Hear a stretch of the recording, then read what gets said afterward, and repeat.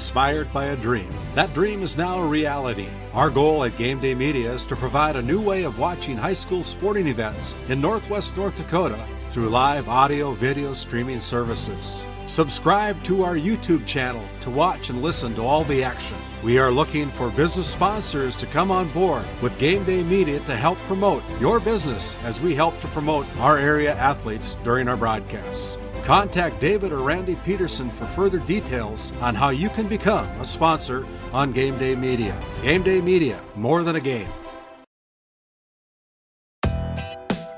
Today's District 7 Boys Basketball Tournament coverage is brought to you by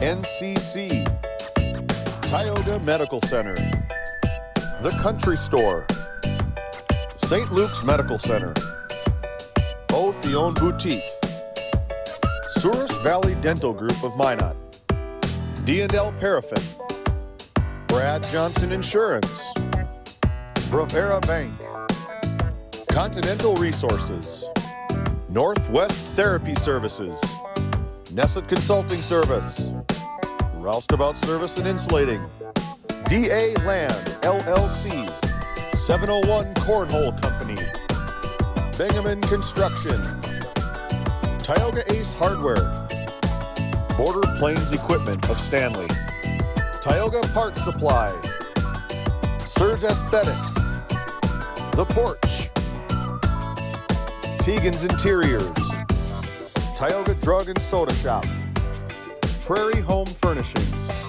Tech Next Solutions, Montreal County Health Center, Brandy Larson Insurance Agency, Thrivent, Kyle Hansen, Financial Advisor, Murex Petroleum Corporation, TNT Measurements Incorporated, MC Property and Maintenance LLC, Tioga Pirates Booster Club, Bethel Baptist Church of Powers Lake, Gustafson Septic Service Incorporated, Border Mobile Grain Cleaning, Powers Lake Athletic Booster Club, RTC Networks, the City of Ray, United Quality Cooperative, Busy Bees Hot Oil Incorporated, Game 1, Patriot Oilfield Service Incorporated, Burke Divide Electric Cooperative, Alexander Public School Foundation,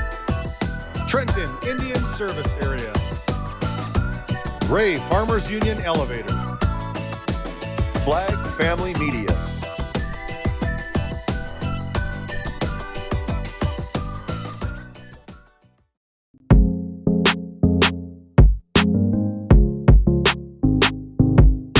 This copyrighted telecast is presented by the authority of Game Day Media, LLP, and may not be reproduced or retransmitted in any form. And the accounts and descriptions of this game may not be disseminated without express written consent by Game Day Media, LLP.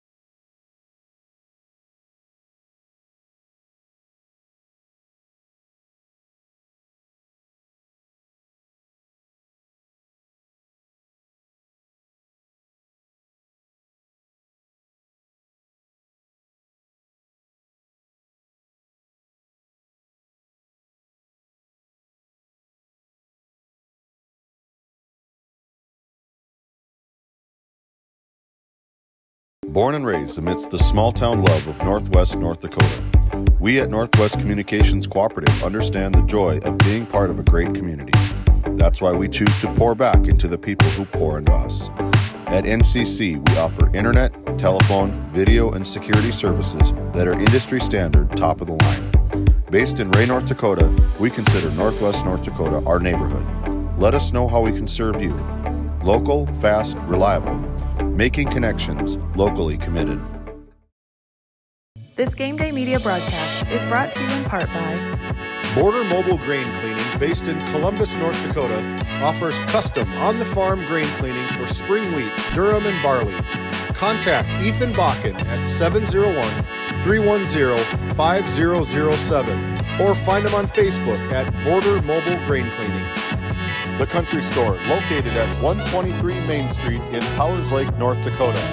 If they don't have it, you probably don't need it. Since 1961, Tioga Medical Center has been providing quality health care to Northwest North Dakota patients. With a newly built clinic in Tioga, where primary care providers along with visiting specialists are caring for patients every day. Primary care clinics in Ray and Powers Lake also. Call for an appointment today at 701-664-3368. Tioga Medical Center. Great staff making a difference in the lives of patients every day. This Game Day Media broadcast is brought to you by Othion Boutique. Shop in person in downtown Tioga or visit their website at shopothion.com. Nessa Consulting, located in Tioga, North Dakota. Visit nessaconsulting.com. Frames by Ryan James, located in Crosby, North Dakota. Follow them on Facebook and Instagram at Frames by Ryan James.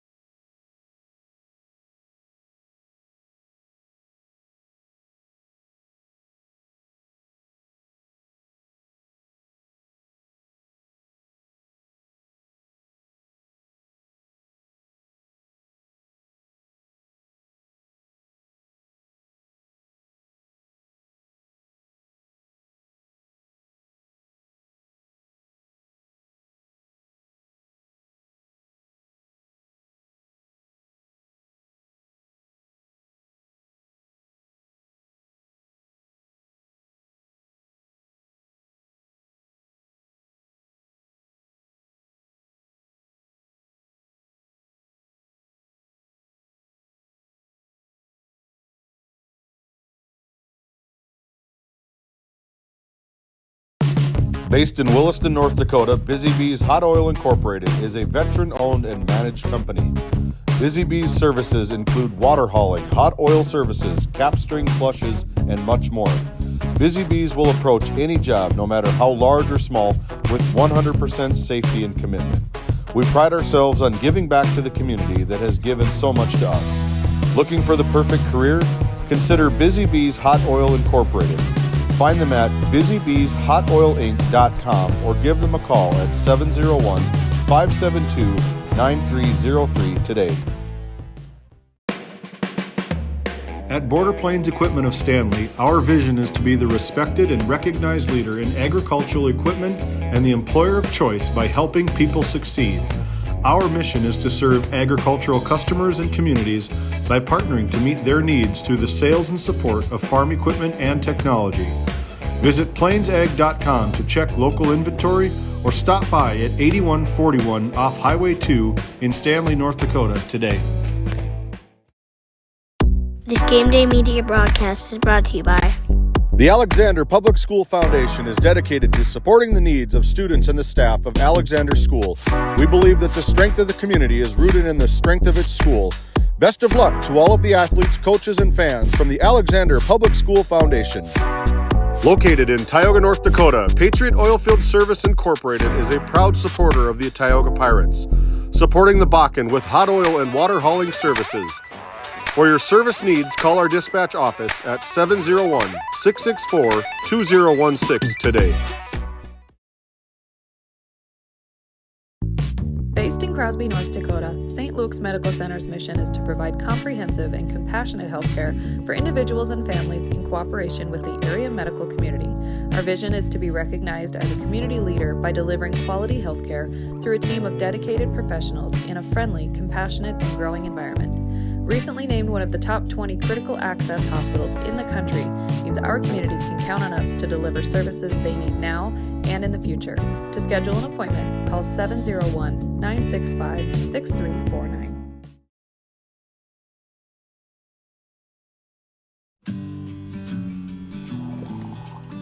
Hey Dad, will you check the cows? Use this instead, Grandpa. The cows look fine, Dad. In my day, we had to sleep in the barn to check the cows. Combining tradition and technology, respecting the past while embracing the future. RTC Networks. This Game Day Media broadcast is brought to you by The Alexander Public School Foundation is dedicated to supporting the needs of students and the staff of Alexander School. We believe that the strength of the community is rooted in the strength of its school. Best of luck to all of the athletes, coaches, and fans from the Alexander Public School Foundation.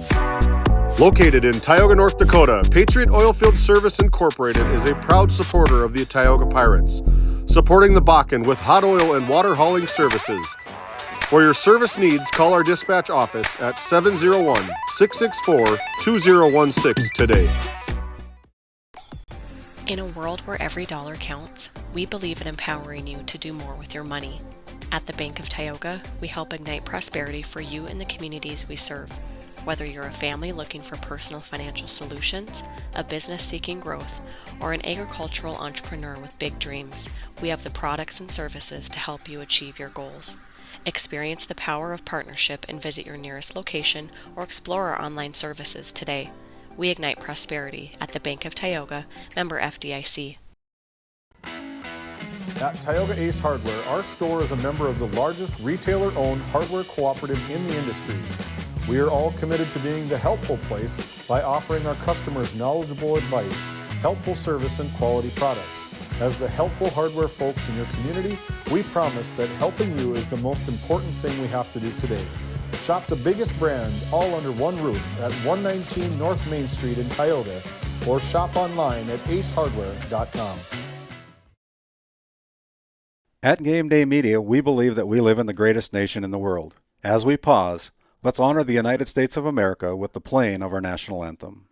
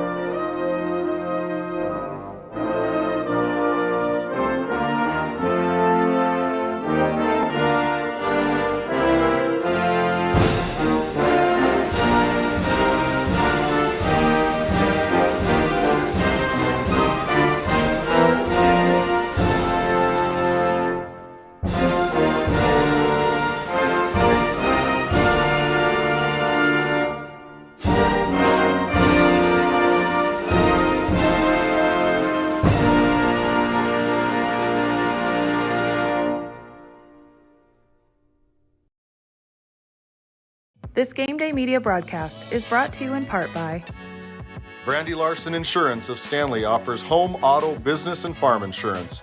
For a quote, call 701-628-1414. Your local Farmers Union insurance agent.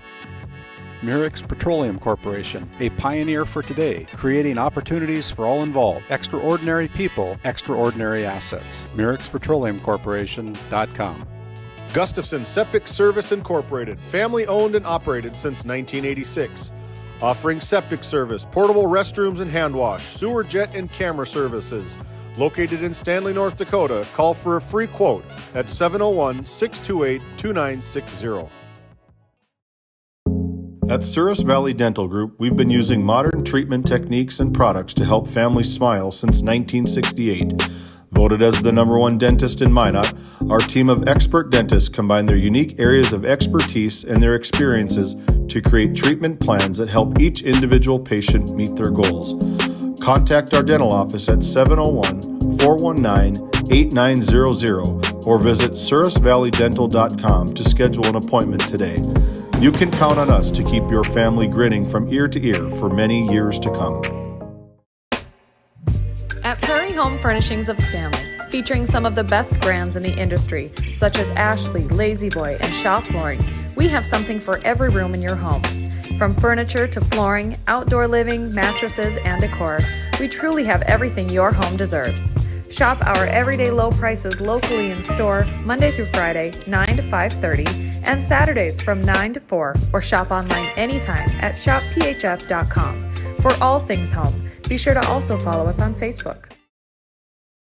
This Game Day Media broadcast is brought to you in part by Roustabout Service and Insulating, servicing the oil and gas industry since 1963.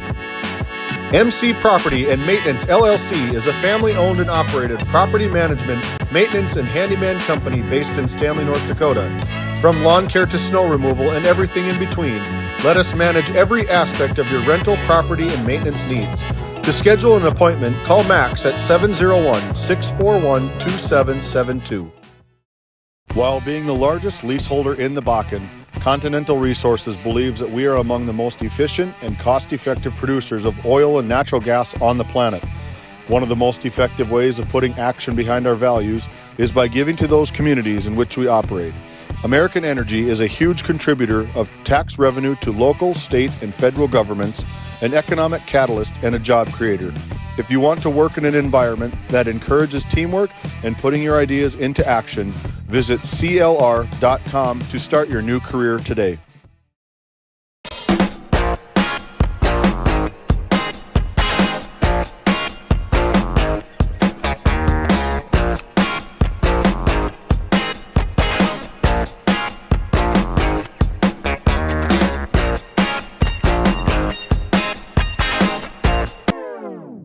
This Game Day Media broadcast is brought to you by Napa Tioga Parts Supply, located at 105 North Main Street in Tioga.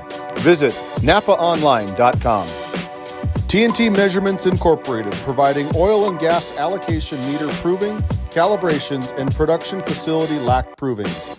To schedule your proving, contact Derek Thompson at 701-421-1351. At Haugland Insurance Services, we are passionate about protecting farmers and ranchers. With extensive agricultural knowledge, we have the tools to protect your profit and minimize risk.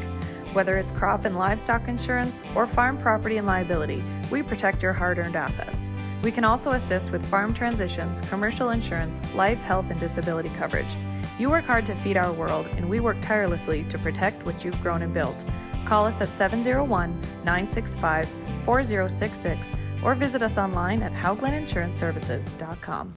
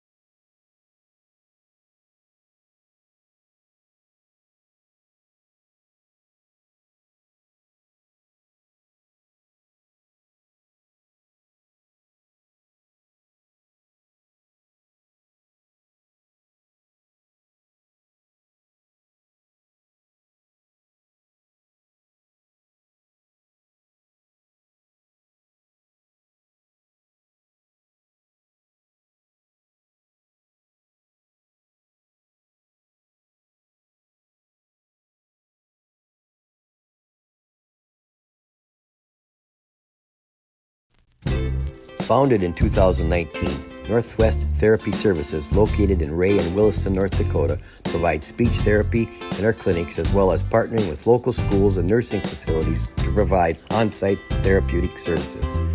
Our therapists offer language therapy as well as therapy for social, cognitive, communication, swallowing, feeding, and voice disorders. We are dedicated to providing the highest level of quality services.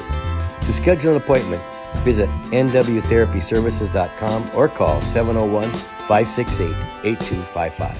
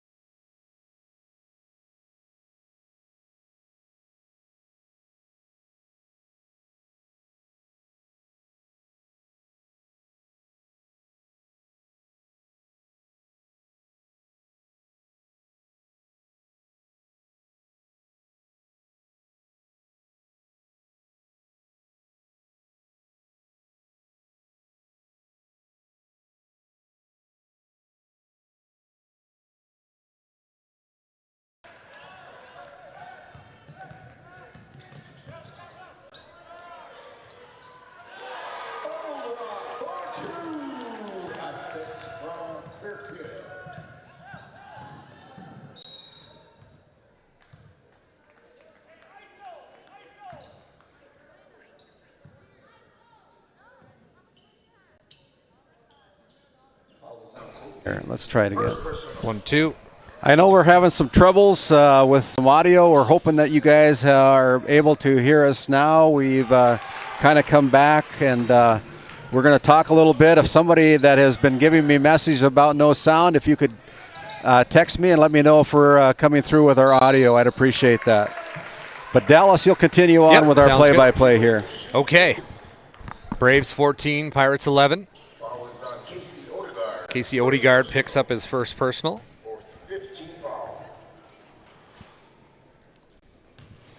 All right, we're live, cooking with gas, Dallas. Sorry about all you guys that are out there. Thank you so much. We kind of figured it out. Sorry, KTGO listeners, but we're back on track now from what I understand. And thank you for being patient with us here, and we appreciate everybody. River Quirkwool picks up a pair to make it 16-11. Pirates find themselves down. Brennan Johnson now. He's going to be fouled. Foul will go against Old Rock. Dwight Old Rock picks up his first. So Brennan Johnson will get it back to Odegaard. Odegaard now on the right wing, back over to Davis. Davis swings it back to Hayes. Hayes on the right wing, the seventh grader.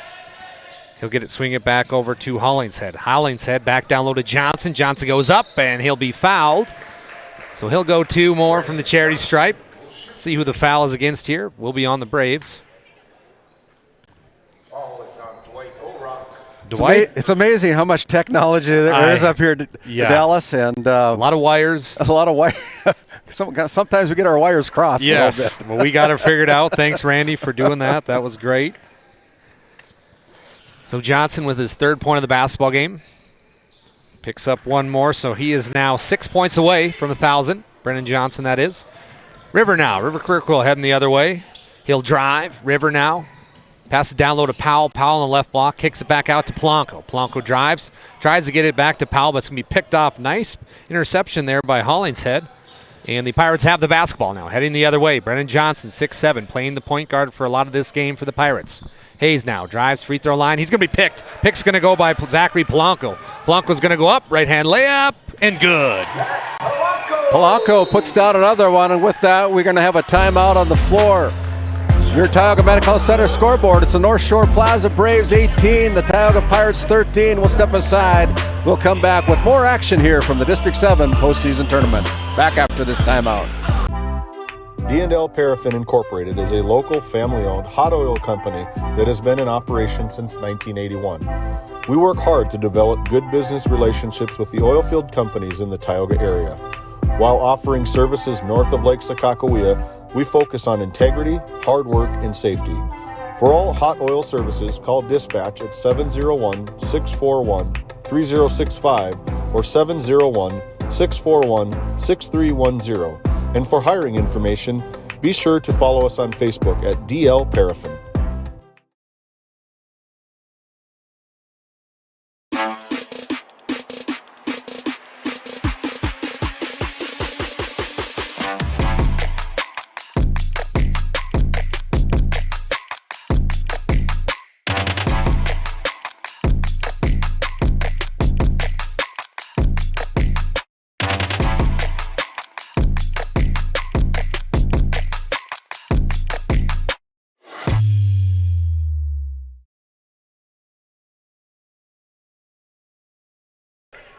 Welcome back to Newtown Forebears Event Center. Appreciate your patience here in Game Day Media as we had a little glitch there in the system. We got it figured out thanks to Randy Peterson, tech-savvy producer today. Gets her figured out. Rebound goes to the Braves. They will head the other way. It's going to be Colton Davison back over to River. River over to Old Rock. Old Rock now to Polanco. Polanco on the left wing gives it back to River, top of the key. But Braves doing a good job swinging the basketball tail now. Davis picks it off. Davis heading the other way, left-hand layup. Good. Nice play there by Hunter Davis to score his first points of the basketball game as the Pirates now only down 3. Partial Braves have played a pretty clean game until lately, a couple possessions here in the second quarter. Polanco on the right wing. A little too much dribbling here for the Braves as Polanco stepped out of bounds. Good defense by the Pirates as they force them out of bounds, and Gunnar Moberg and Ryland Hollingshead doing a great job over there. Odegaard, the senior for the Pirates, trying to make his way to get to regionals. Odegaard now drives, free throw line, kicks back out to Hollingshead. Hollingshead drives, kicks back out to Moberg. Moberg, bang! Gunnar Moberg, everybody. Gunnar Moberg hits the 3 as that makes the score 18 all. Pirates now fighting back. Braves have played well offensively. Find themselves in a little bit of a lull now. They'll get it down low over to Davison. Davison, and one basket. Colton Davison. Nice play, great cut, great find. Braves playing great team basketball here on the last possession. Colton Davison now will go to the line to complete the old school three-point play. Goes to the Souris Valley Dental Group for the and one. And we're going to have white ball. They're going to wave it off. I believe got in the lane. He's going to Dwight Oldrock jumped the gun there and went by the line, so no basket. Braves still have a 20-18 lead here with 5:08 left in the first half. Hunter Davis now drives, lost the handle. We're going to have a foul. Foul on the ground as Davis hit the floor. Our referees tonight, Jeremy Melhoff, Richard Seiner, and Lance McKeefe. Both all-season vets here in the district and region. Checking in the ballgame will be Jeff Viscasi. Viscasi is senior. Also joining him is Memphis Walking Elk. Walking Elk will check into the ballgame. Odegaard under his own basket. Looking for Johnson. Johnson not there. Kicks it back out to Hollingshead. Hollingshead hoists up a 3. No good. Rebound goes to Elk, but Elk stepped out of bounds. Walking Elk, that is, stepped out of bounds. So what? Good hustle by Gunnar Moberg. Gunnar Moberg making that turnover happen against the Partial Braves. Brennan Johnson, a couple away from 1,000 here, gets it into Odegaard. Odegaard back to Johnson. Johnson at the free throw line. Nice little spin move. Kicks back out to Gunnar Moberg. Nothing there. As Gunnar can't find the three-point line. 4:47 left here in the second quarter. Braves basketball. They find themselves up 2. Down low to Powell. Powell, nice move, Powell, and he'll go up. Joaquin Powell, 10 points so far, and that was a great move. What a play by Joaquin. Went right around Brennan Johnson. Odegaard on the right wing. Kicks it back over to Moberg. Moberg back to Odegaard. Odegaard drives. Finds Hollingshead. Hollingshead. He's going to travel. Turnover on the Pirates. That's their 5th of the basketball game so far. 4:22 left here in the first half. Partial Braves, Tioga Pirates playing here in a winner-go-home situation. Partial North Shore Plaza Braves. Find themselves up as it will be River. Now bringing it down for Polanco. Polanco on the left wing. Gets back over to Jeff Viscosi. Viscosi back over to Walking Elk. Walking Elk drives. Nobody home. Back to Powell on the wing. Polanco now trying to get down low to Viscosi. He'll drive. Polanco. Nice fake from Blanco. Back iron, no good. Rebound goes to the Pirates. Pirates finding a way offensively last couple possessions. Brendan Johnson now. He'll hoist up a three. No good. Rebound goes down. Looks like last touch by the Pirates. Braves basketball. Didn't hit the three-pointer, and Pirates couldn't control the offensive rebound. They got their hands on it, just couldn't control it as the Braves come into the front court with a 4-point lead. Head coach Josh Johnson, his first year being the head coach here for the Partial North Shore Plaza Braves. He was with North Shore for a long time as Powell goes up with one. No good. Got numbers. Now here come the Pirates, 3-on-1. Back over to Davis. Davis goes up and good. He didn't miss that one. He missed the first one that he did when he had a breakaway with the right side, but he's very comfortable with that left-handed shot, Dallas. Hunter Davis picking up his 4th point of the basketball game. Walking Elk now for the Braves, gives it back to River. River, a very good point guard here in this district. As you watch these handles, look at River go. Woo. Oh, almost got the flashy play there, but it's going to be going the other way now, Pirates. We're going to have a whistle and a push. Push will go against the Braves, an off-ball foul. Interesting, Randy. It'll go against Jeff Viscosi. He's going to say, what did I do wrong? Richard Steiner saw something he didn't like and whistled him up for a personal foul. That'll be bonus now. That is the Braves' 5th foul of the basketball game. Sends Brennan Johnson to the free throw line. He's got 4 so far. Needing 6 more to eclipse the 1,000-point mark. First one is in and out, no good.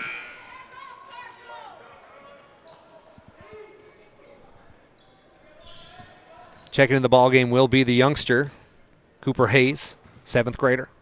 Johnson, second one from the stripe, is good. Brennan Johnson, 5 points away from 1,000. With 3:09 left here in the first half, Braves up 1. Polanco gets it down to Powell. Powell in the right block. Trying to find somebody. He says, I'll just take it myself. Kicks back out to Polanco on the left wing. Polanco backs over to Walking Elk. Walking Elk from the top of the key drives, kicks back out to Polanco.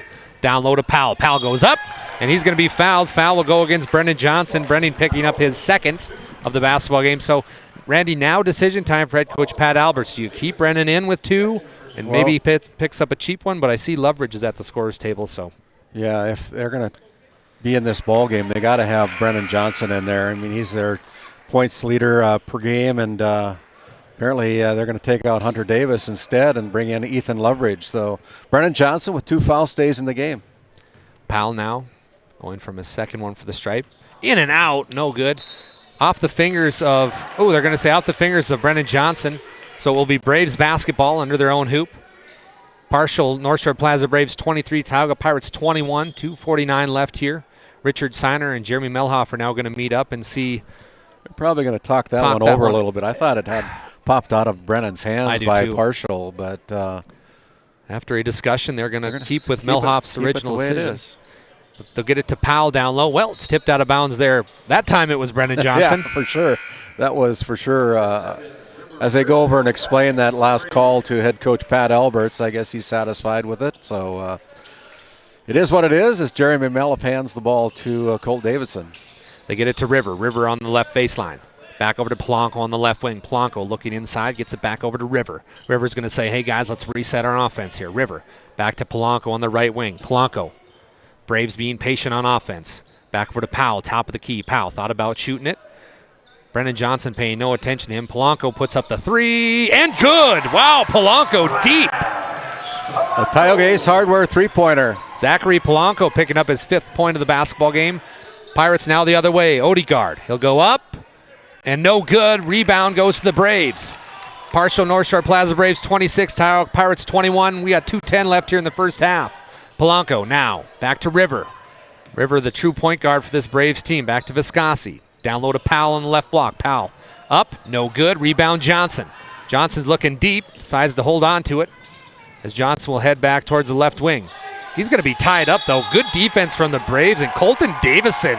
Colton Davison is not barely 6 foot. He's going against a 6'7" Brendan Johnson, Randy. A nice job defensively. Yeah, that was good defense by Jet, for sure, and tied up Brendan Johnson. The possession arrow goes back over to the Partial North Shore Plaza Braves.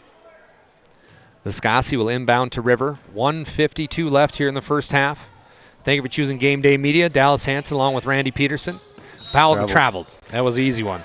Yeah, Powell we'll have traveled. our Bank of Tioga halftime report at the conclusion of this first half of play, so stick with us for that. We'll recap all your individual and team stats when we come back. Pirates quickly going the other way. Loveridge now gets it. Loveridge puts up a shot, and good. That's a good little play there. I'm not sure what all the activity was on the floor there, but Ethan Loveridge with the finish. Loveridge with his first points of the basketball game. It'll be River. Kicks back out to Davison. Davison hoists up a three. He's going to be fouled. Colton Davison gets fouled on the three-pointer. The foul is going to go against the Pirates and Gunnar Moberg. So, Randy, wow, you can't close out that hard, and he fouls Davison. Over, I don't know, trying to play hard, I guess, and put him at the free throw line, make him earn it from the free throw line, I guess. Davison will have 2 more free throws now. His second one of 3 is no good. Braves 27, Pirates 23. Checking in the ball game now will be Callan Breen. Breen remains scoreless. He'll come in for Viscosi. Viscosi has 2 fouls. Davison, last one from the stripe. He connects. So Davison goes 2 for 3. Got fouled on the three-pointer. 1:27 left. Odegaard almost got fouled there, but great job by Odegaard to retain the possession. They get it to Loveridge. Back to Hayes. Hayes will hoist up a 3. Ooh, looked good from here. No good. Rebound goes to Powell and the Braves. And I just can't get over, Randy, how big Joaquin Powell looks down there. He's huge. He's a man amongst kids. Very well put. River now, top of the key, gets it back to Polanco. Polanco shooting the basketball extremely well in this game. River now on the right wing. He's going to drive. Nice little spin move with great defense, though, from Odegaard. They get it back to Polanco. Polanco blocked! Odegaard, it's a block party. Everybody's invited. Good job by Casey Odegaard there, playing double defense on 2 players. Wasn't even his man, but he came over to block. We're going to have a foul. Foul will go against the Braves. Is Brennan Johnson, were they going to call a shooting foul? Yep. Yeah, they are. So Brennan Johnson will go to the line. Johnson with 5 points, needs 5 more to break that 1,000-point barrier. Also something new today on Game Day Media. Kennedy Keever going to be helping us out here for some post-game, pre-game, halftime comments. Kennedy is going to North Dakota State. She's a senior at Tioga High School. She is going to provide some insight.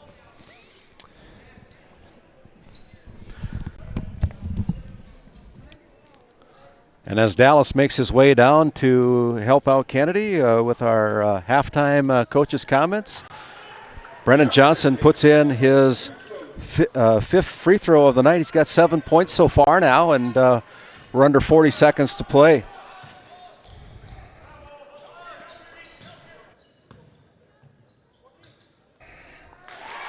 As we come back in here, it'll be the Pirates. Pirates going back out. Here is Brennan Johnson. 17 seconds remaining. Pulls the trigger from 3. No good. Long rebound comes out to Moberg. Moberg can't connect. Gets his own rebound. And here is Ethan Loveridge putting up the shot. That one's no good. So the Pirates with 3 cracks at it. Couldn't bring it down, and here's a steal by Cooper Hayes. As the buzzer sounds, the bucket is no good, and we go to halftime. We're going to turn it down and send it back down to Kennedy Keever and Dallas Hanson. And Dallas, can you introduce Kennedy Keever? As they're going to hunt down Pat Alberts a little bit here, and we're going to have a quick...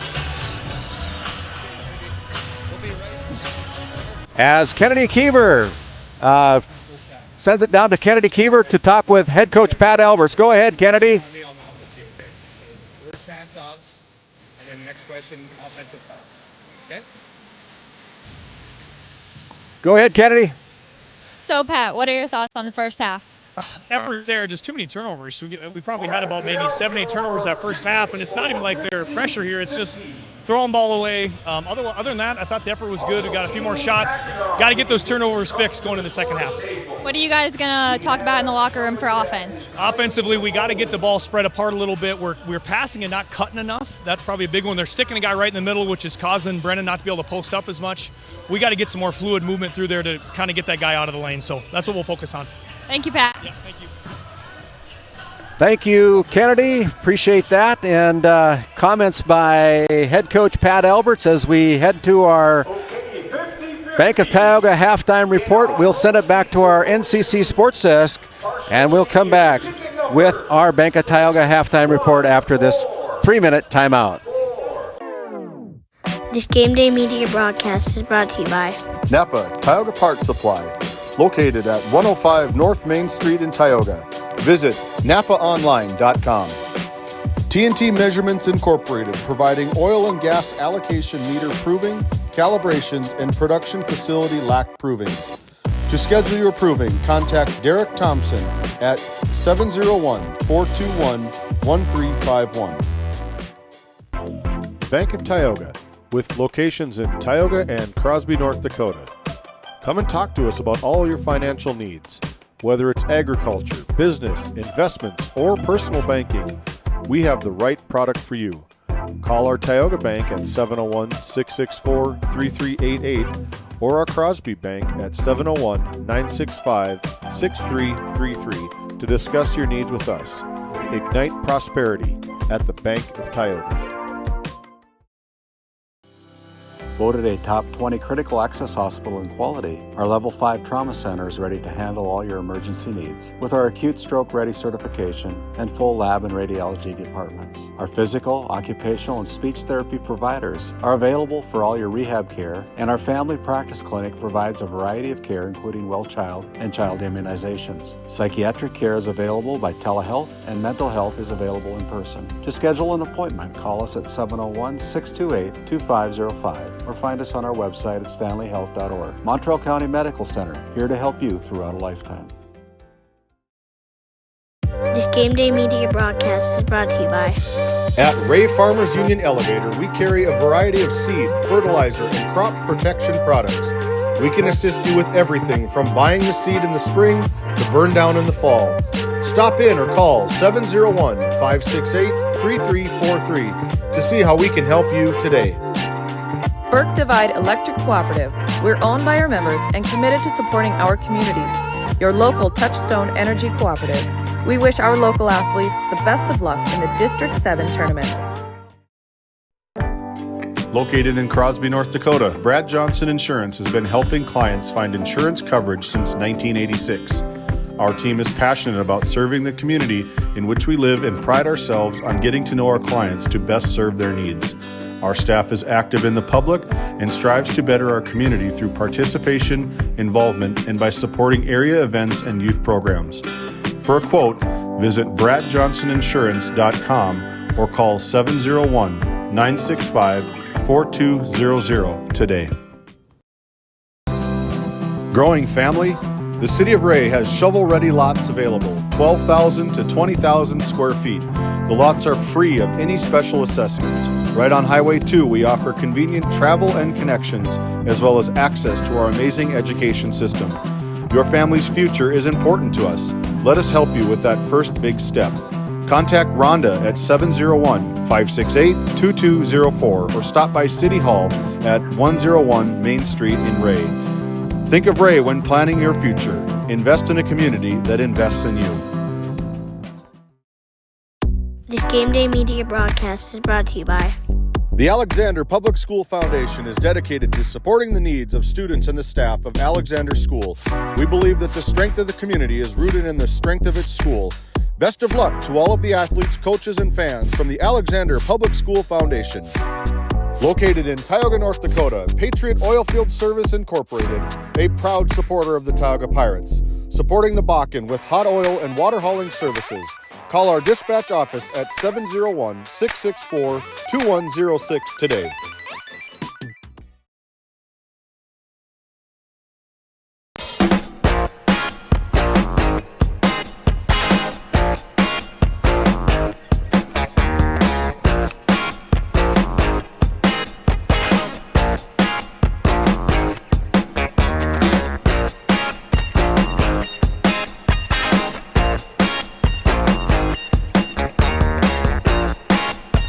And as we come back to our Bank of Tioga halftime report, It is the partial North Shore Plaza Braves holding the lead by 5, 30-25 over to the Tioga Pirates in this loser out game. The winner will continue their season on Tuesday in a region qualifying game. The Pirates or the Braves, depending on whether they win or lose. If you lose, your season is over. You pack away the uniforms and call it a season. So both teams are trying to keep their season alive. As we go to the books and look at the scoring here, the the Braves got 5 points from Zachary Polanco. River Quillquill's got 4 points. Colton Davison with 4 points, 2 points put in by Dwight Oldrock, and 11 points put down by Joaquin Powell for the Braves as they look to extend their season here tonight with a 5-point lead so far at the halftime. And for the Pirates, 7 points for Brennan Johnson, 6 points for Ethan Loveridge, 5 points for Cooper Hayes, 4 points for Hunter Davis, 3 points for Gunnar Moberg, and 2 points for Casey Odegaard for a total of 25 points here tonight. And when we have our partial Braves come out of the locker room, we're going to have our sideline reporter Kennedy Keever talking with head coach Josh Johnson, the partial say that 3 times, partial North Shore Braves. when they finally come out of the locker room. We're about 2.5 minutes away, but we're going to send it back, and once they come out, we're gonna talk with head coach Josh Johnson back after this quick timeout.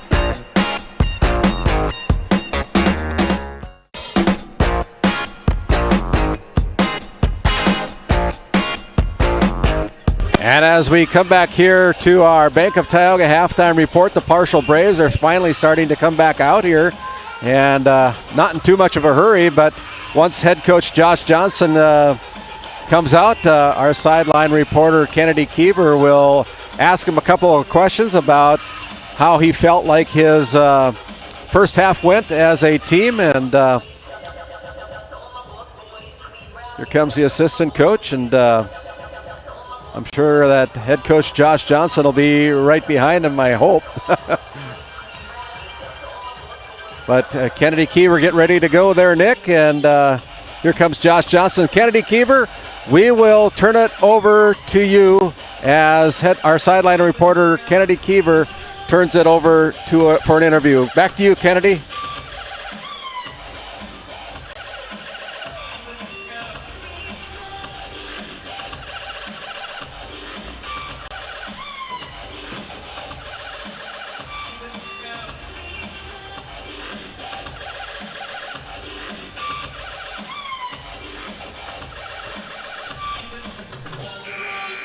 Thank you, head coach Josh Johnson of the partial Braves, as it'll be our Northwest Therapy Services start of our third quarter.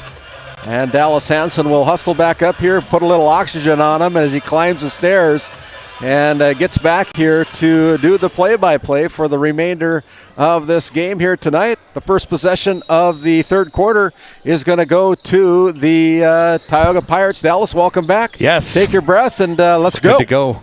Odegaard now gets it back over to Davis. Davis on the right wing. Looking around, gets it back to the little guy, Hayes, back to Johnson. Cooper Hayes now the 7th grader, back low to the junior Johnson. Johnson blocked by Powell. Nice block there by Powell to get the Braves the basketball back. It's going to be River on the right wing. Back to Powell on the left elbow. Powell gets it back over to Davison. Davison now to River. Down low to Powell. Powell goes up. Nice move, but no good. Brendan Johnson gets the basketball. Cooper Hayes now on the left wing. Ooh, grabbed that pivot foot, but he goes up. No call, Randy, and that was close. Yeah, that was close. He could have been a call for a travel. The officials let it go. Here comes Polanco. Polanco now kicks it out to Davison. Davison on the partial Braves. Picks up his dribble. Kicks back out to River. River can shoot this. He'll go up and there he good. Goes. Nice from the Tioga play. Ace Hardware three-point line. River puts down one from deep. Queerquill now with his first 3 of the game. River, if he can come alive, Randy, this Braves team can be nasty. Going to go the other way to Moberg. Moberg back to Davis. Hunter Davis over to Hayes. Hayes on the left wing. Back to Davis. Top of the key over to Brennan Johnson. Johnson's going to shoot a 3. No good. Rebound goes to Powell and the Braves. Kick it back out to River, the speedster. Partial Braves 33. Tioga Pirates 25. Davison. Nice fake from Davison. Up and good. Colton Davison playing the game of his life so far. 6 points. It's up to a 10-point lead. It was 5 at the end of the half. 6:20 left here in the third quarter. River almost gets the steal, and it's going to go out of bounds. Odegaard got the challenge from River, and he goes off on Odegaard's foot, so Braves will retain the possession after the turnover on the Pirates. Yeah, another Tioga turnover, and I mean, things kind of getting away here from Tioga. They're down double digits as Odegaard tries to steal it back. Great effort, just can't keep the ball alive. But the quick-handed, quick-footed Casey Odegaard doing his best to try to amend that last turnover that he had. Polanco now with 6:14 left in the third quarter gets it back to River. River, the true point for this Braves team, if you will, takes a screen from Powell. We're going to have a running through the screen foul, if you will, on Odegaard, I believe. Foul is on number 5, Casey Odegaard. Casey kind of ran through the screen, it looks like. His second foul of the basketball game.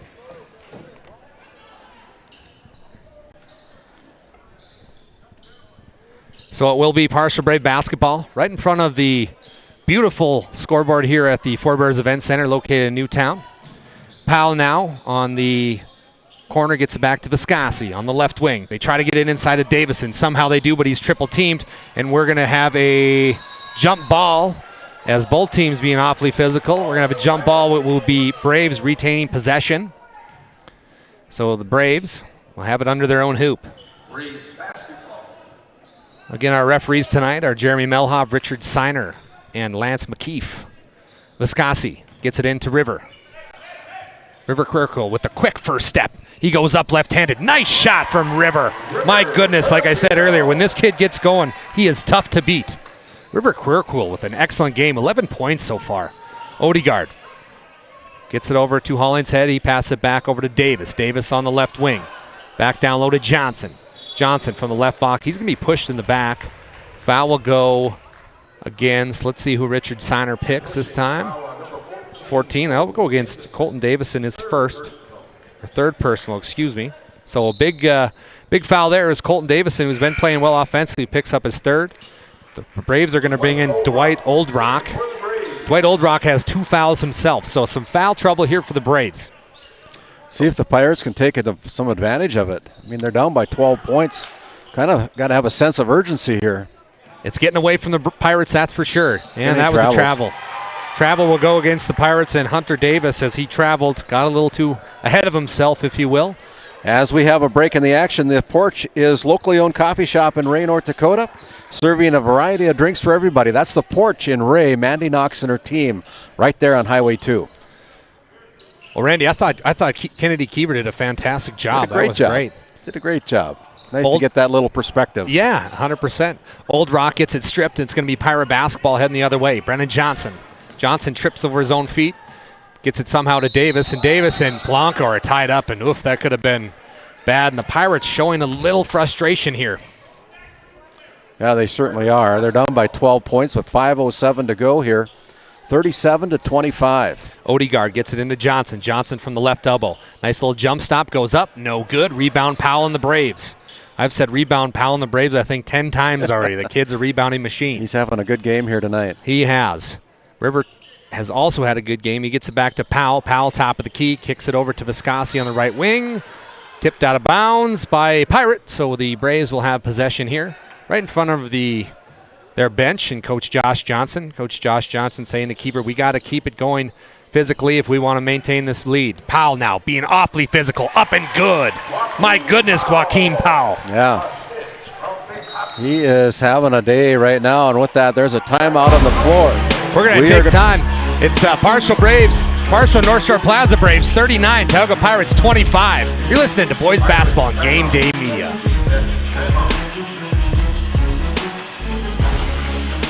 This Game Day Media broadcast is brought to you by The Alexander Public School Foundation is dedicated to supporting the needs of students and the staff of Alexander School. We believe that the strength of the community is rooted in the strength of its school. Best of luck to all of the athletes, coaches, and fans from the Alexander Public School Foundation.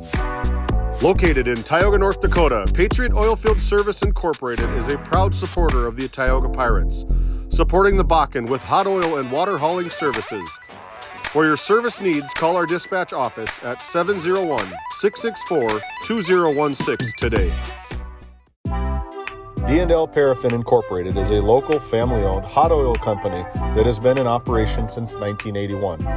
We work hard to develop good business relationships with the oilfield companies in the Tioga area. While offering services north of Lake Sakakawea, we focus on integrity, hard work, and safety. For all hot oil services, call dispatch at 701-641-3065 or 701-641-6310. And for hiring information, be sure to follow us on Facebook at DL Paraffin.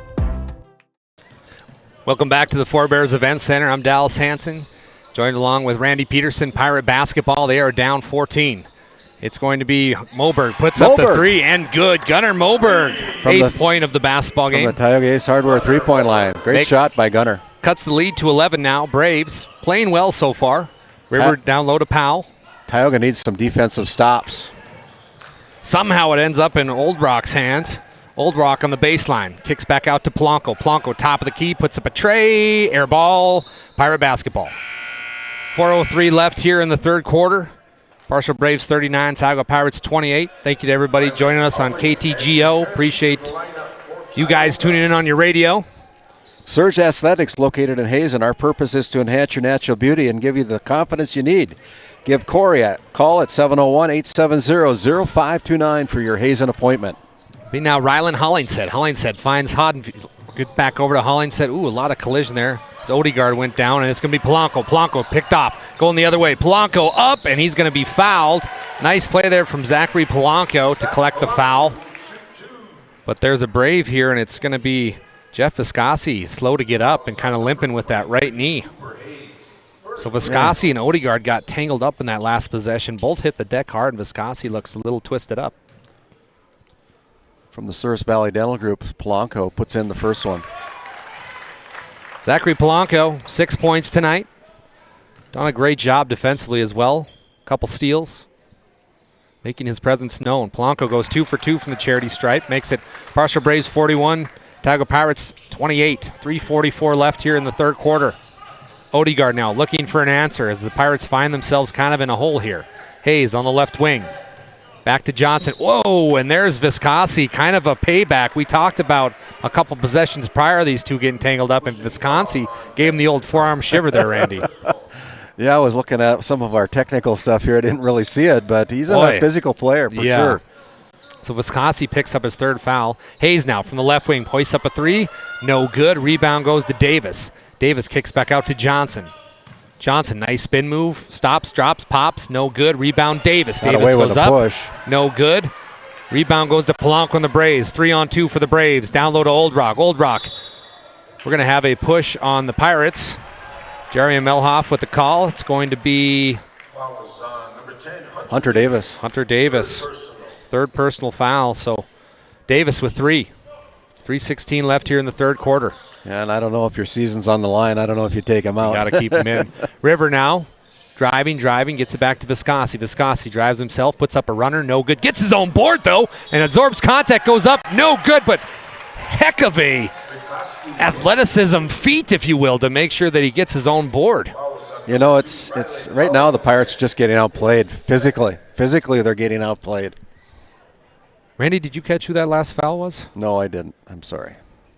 One of the things when we're high up here at our vantage point from the NCC Sports Desk is we're opposite of the scorer's table as the officials go over and tell who the score desk is, which is important, but it doesn't help us out any. Yeah, exactly. Viscosi goes 0 for 2 from the free throw line. Nice rebound there from Odegaard. Pirates now with the basketball. Gets it up to Hayes. Hayes kicks back out to Johnson. Johnson on the left wing. Nice spin move, but he lost his handle. And Polanco, who else? Polanco with the steal, heading the other way. He passes over to Powell. Powell! Oh, he thought about going up. Powell goes up again and gets Doesn't it. matter. We almost saw Dwight Howard dunk, Randy. Dwight Howard, yeah. Joaquin Powell. That shows you how old you are, Dallas. Brendan Johnson's three is no good, but Powell, my goodness, got us excited way up here in the booth. River now. He's going to be picked up by Brendan Johnson, the Pirates. Brendan Johnson heading the other way. Nice spin move from Johnson. Good. Johnson. He is 1 away, folks. 1 point away from 1,000. 999th career point there from Brendan Johnson. As he is 1 away again from 1,000. Powell now, top of the key. Kicks back out to River. And, folks, I cannot explain to you how well this River has played tonight for the Braves, as it will be Old Rock shooting the three. No good. Rebound goes to Hollingshead. Hollingshead is going to drive out of control, picked off there by River. And he's going to head the other way. Old Rock now, baseline. Goes up, charge! Old Rock going to be called for the charge. Yeah, he put his shoulder down and he bowled over the 6'7" Brendan Johnson with 1:50 to go here in the third quarter. So the Pirates find themselves down by 13, a chance to put themselves another point on the books and get it closer and see what happens in that fourth quarter. Stop score, stop mentality for the Pirates right now, just 10 seconds under 2 minutes. Old Rock will come out of the basketball game now. Checking in will be Jace Foote along with Kalen Breen. Odegaard, top of the key for the Pirates. Finds Hayes on the right wing. Hayes back over to Davis. Davis finds Odegaard in the corner to get it down low to Brendan Johnson. Johnson kicks out to Hollingshead. Hollingshead hoists up a three, no good. Rebound goes to Powell. Powell has played excellent big man ball for the Braves. Yeah, he's played a whale of a game here tonight. Stepped up big. Horace Perkins now also in the game for the Braves as he has the basketball. Kicks back out to Polanco. Polanco on the left wing. Gets it down low to Powell. Powell, he's picked off. Nice play there and good read from Hunter Davis. Brendan Johnson, 1:07 left here in the third quarter. Pirates down 13. Johnson, it's going to be off of a Brave, and Johnson says, no, it was tipped, and Jeremy Melhoff says, nope. I've got 20-20, man. I'm good. Melhoff. 1 minute left here in the third quarter. Partial Braves 43, Tioga Pirates 30. Polanco finds Powell on the left wing. Powell gets it back over to Breen. Breen, he'll drive, puts up a runner, no good. Rebound goes to Odegaard and the Pirates. Casey Odegaard, he's been a main staple for this Pirates basketball program. Back over to Hollingshead. Hollingshead drives baseline, kicks to Davis, back out to Hayes. Hayes goes up, no good, almost looked good though, and it will be rebounded by Horace Perkins and the Braves. Jace Foote now on the left wing, down low to Powell. Powell going against Brendan Johnson. Johnson, charge! Another offensive foul. Nice play there by Brendan Johnson to absorb all that contact from Powell.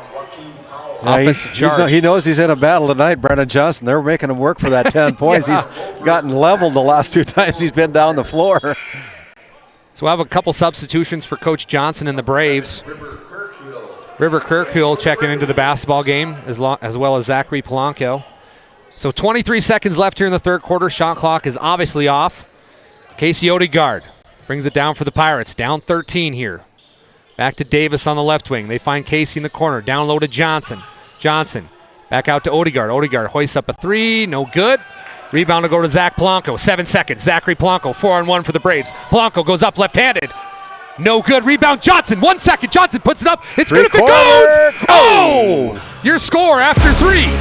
The Partial Braves 43, Tioga Pirates 30. You're listening to Division B basketball here on Game Day Media. At Souris Valley Dental Group, we've been using modern treatment techniques and products to help families smile since 1968. Voted as the #1 dentist in Minot, our team of expert dentists combine their unique areas of expertise and their experiences to create treatment plans that help each individual patient meet their goals. Contact our dental office at 701-419-8888 888-8900 or visit surusvalleydental.com to schedule an appointment today. You can count on us to keep your family grinning from ear to ear for many years to come. Founded in 2019, Northwest Therapy Services, located in Ray and Williston, North Dakota, provides speech therapy in our clinics as well as partnering with local schools and nursing facilities to provide on-site therapeutic services. Our therapists offer language therapy as well as therapy for social, cognitive, communication, swallowing, feeding, and voice disorders. We are dedicated to providing the highest level of quality services. To schedule an appointment, visit nwtherapyservices.com or call 701-568-8255. Event Center. Thank you for choosing Game Day Media. Wherever, however, we appreciate you viewing us and tuning us in. I'm Dallas Hansen, joined along with Randy Peterson. Randy Peterson doing an excellent job producing, having some color, and also being a tech wizard here as we had Got to some be trouble. an octopus up here, Dallas. We appreciate everybody sticking with us here. Had a few technical difficulties in the first quarter, but weathered the storm, and here we are. River puts up a shot. Nice play. Quirkrell now, River Quirkrell with his 13th point of the basketball game, and he's done so many little things throughout this game. It's been a lot of fun to watch and a big part of this Braves' success so far today. We're going to have a foul on the floor. River Quirkrell with the foul. 45-30. Yeah. First personal foul of the ball game. Parcel Braves 45, Toga Pirates 30, beginning of the fourth quarter. Winner moves on, loser goes home. And this is our first game. We've got 3 more games to go, Randy. It's going to be a lot of fun tonight. Yeah. Odegaard back over to Gunnar Moberg. So we're going to have a foul on the floor, as that Johnson is at 9 points tonight on the ball game. He needed 10 for 1,000, so he's literally sitting at 999, waiting for his 1,000th point, as it's going to be a lot tougher now as Joaquin Powell will check back into the basketball game. Joaquin Powell and Brendan Johnson have been just going back and forth all night, as Odegaard will bring it in for the Pirates. He gets it over to Hayes. Hayes on the three-point line. Back over to Davis. Gets it to Odegaard on the right wing. Finds Brendan Johnson. Johnson goes jump stop, up, no good. Rebound Davis. Davis goes up, no good. And it'll be tipped out of bounds as the Pirates will retain possession. Hunter Davis looking a little frustrated here. Yeah, he's frustrated with himself. Odegaard and the Pirates under their own hoop again. Gets it into Davis. Davis back to Odegaard in the corner. They try to get it down low for Brennan, but it's picked off by the Braves. And they get it tipped out of bounds by Gunnar Moberg, so Braves will retain possession. Yeah, that ball went off the hands, according to Richard Siner off Tioga. It'll stay with the partial Braves. 7:22 to go. Both teams fighting to keep their season alive here in the fourth quarter. Zachary Polanco now with the basketball for the Braves. Meets at half court with Hayes. Gives it back over to Old Rock. Old Rock back to Powell, top of the key. Gives it back to Polanco now. Polanco driving, gives it back to Quirquill. Quirquill, nice handles on this kid. Nice pass down to Powell, but it's going to be tipped out of bounds by Powell, and it will be Tioga Pirate basketball.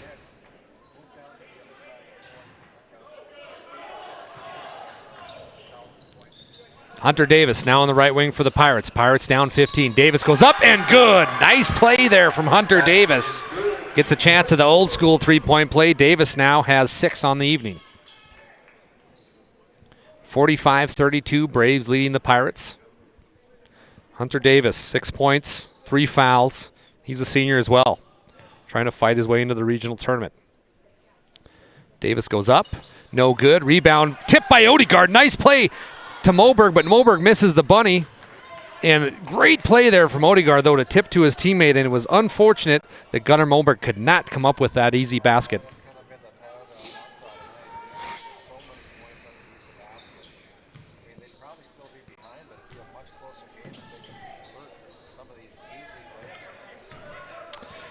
River Quirquill now heading down, guarded heavily by Odegaard. Back to Zachary Polanco on the left wing. Polanco takes a screen from Biskoski. Polanco on the right elbow. We're going to have a foul. Foul will go against Gunnar Moberg, I believe. Gunnar was being awfully physical there. No, they're going to call it on Hunter Davis, his 4th. So Hunter one more, and he's done for the evening. We're going to have another tip basketball. It'll be Braves basketball as it tipped out on by a Pirate. Melhoff and Seiner will now meet up again as the officials to discuss it. And they're going to change it, so it will be Pirate basketball. We're going to have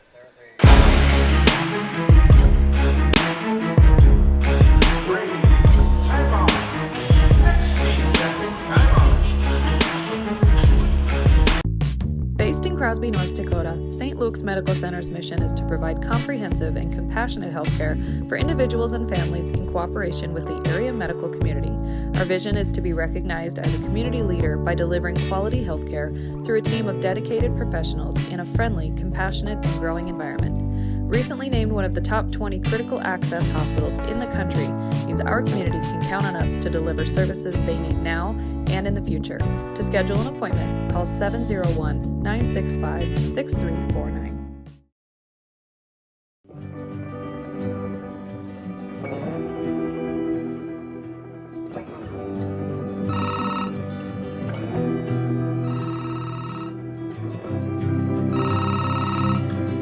Hey, buddy. Hi, Dad. Can you hang out with Grandpa for a bit? I'm down in the barn.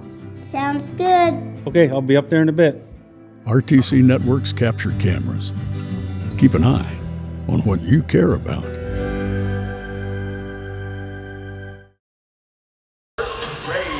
Welcome back to the Forebears Event Center on Game Day Media. I'm Dallas Hanson, joined along with Randy Peterson. We've got the Partial Braves playing the Tioga Pirates.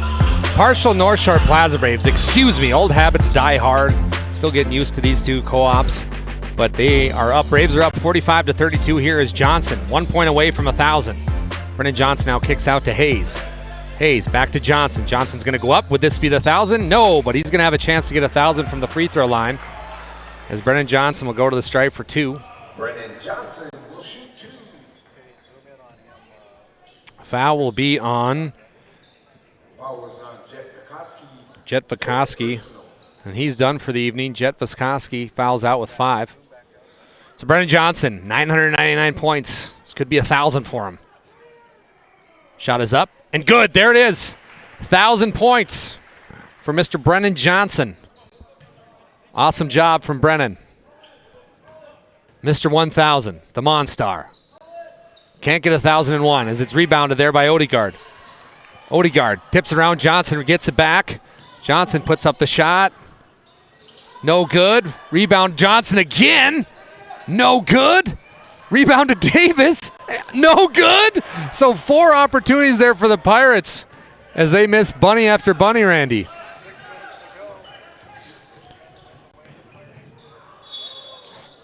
Double dribble by Zachary Polanco. As the P announcer here at Forebears Event Center tells the stadium that he has 1,000 points as the fans stand and acknowledge Brennan Johnson for 1,000. Congratulations, Brennan. Brennan gets 1,000. Partial North Shore Plaza Braves 45, Tioga Pirates 33, 5:52 left here in the fourth quarter. Winner go home type game, opening game tonight. We got 3 more left. All will be on Game Day Media. Johnson goes up left-handed, no good. Rebound goes to Powell and the Braves. Back to River. River at the Old Rock. Old Rock on the baseline. Nice pass to Powell. Beautiful pass from Old Rock to Powell. Powell not able to get it.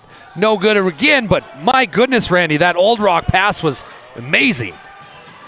Hayes now for the Pirates. Kicks out to Moberg. Moberg down low to Odegaard. Odegaard tries to spin. He's corralled around. And we're going to have a timeout on the floor. It's going to be timeout by the Pirates. It'll be Braves 45, Tioga Pirates 33. Don't go anywhere. We got 5:19 left here on Game Day Media. At Tioga Ace Hardware, our store is a member of the largest retailer-owned hardware cooperative in the industry. We are all committed to being the helpful place by offering our customers knowledgeable advice, helpful service, and quality products. As the helpful hardware folks in your community, we promise that helping you is the most important thing we have to do today. Shop the biggest brands all under one roof at 119 North Main Street in Tioga, or shop online at acehardware.com. Welcome back to Newtown. I'm Dallas Hanson, joined along with Randy Peterson. You're listening to opening round here of Division B basketball. Winner go home type thing as We've got 3 more games to go here tonight in what's been a fun opening round. So far, so good for the partial North Shore Plaza Braves as they are up 12. 5:19 left. They're going to get into Odegaard. Odegaard puts up a shot. No good. Rebound by the Braves. Shooting woes continue for the Pirates. Zachary Polanco now on the free throw line.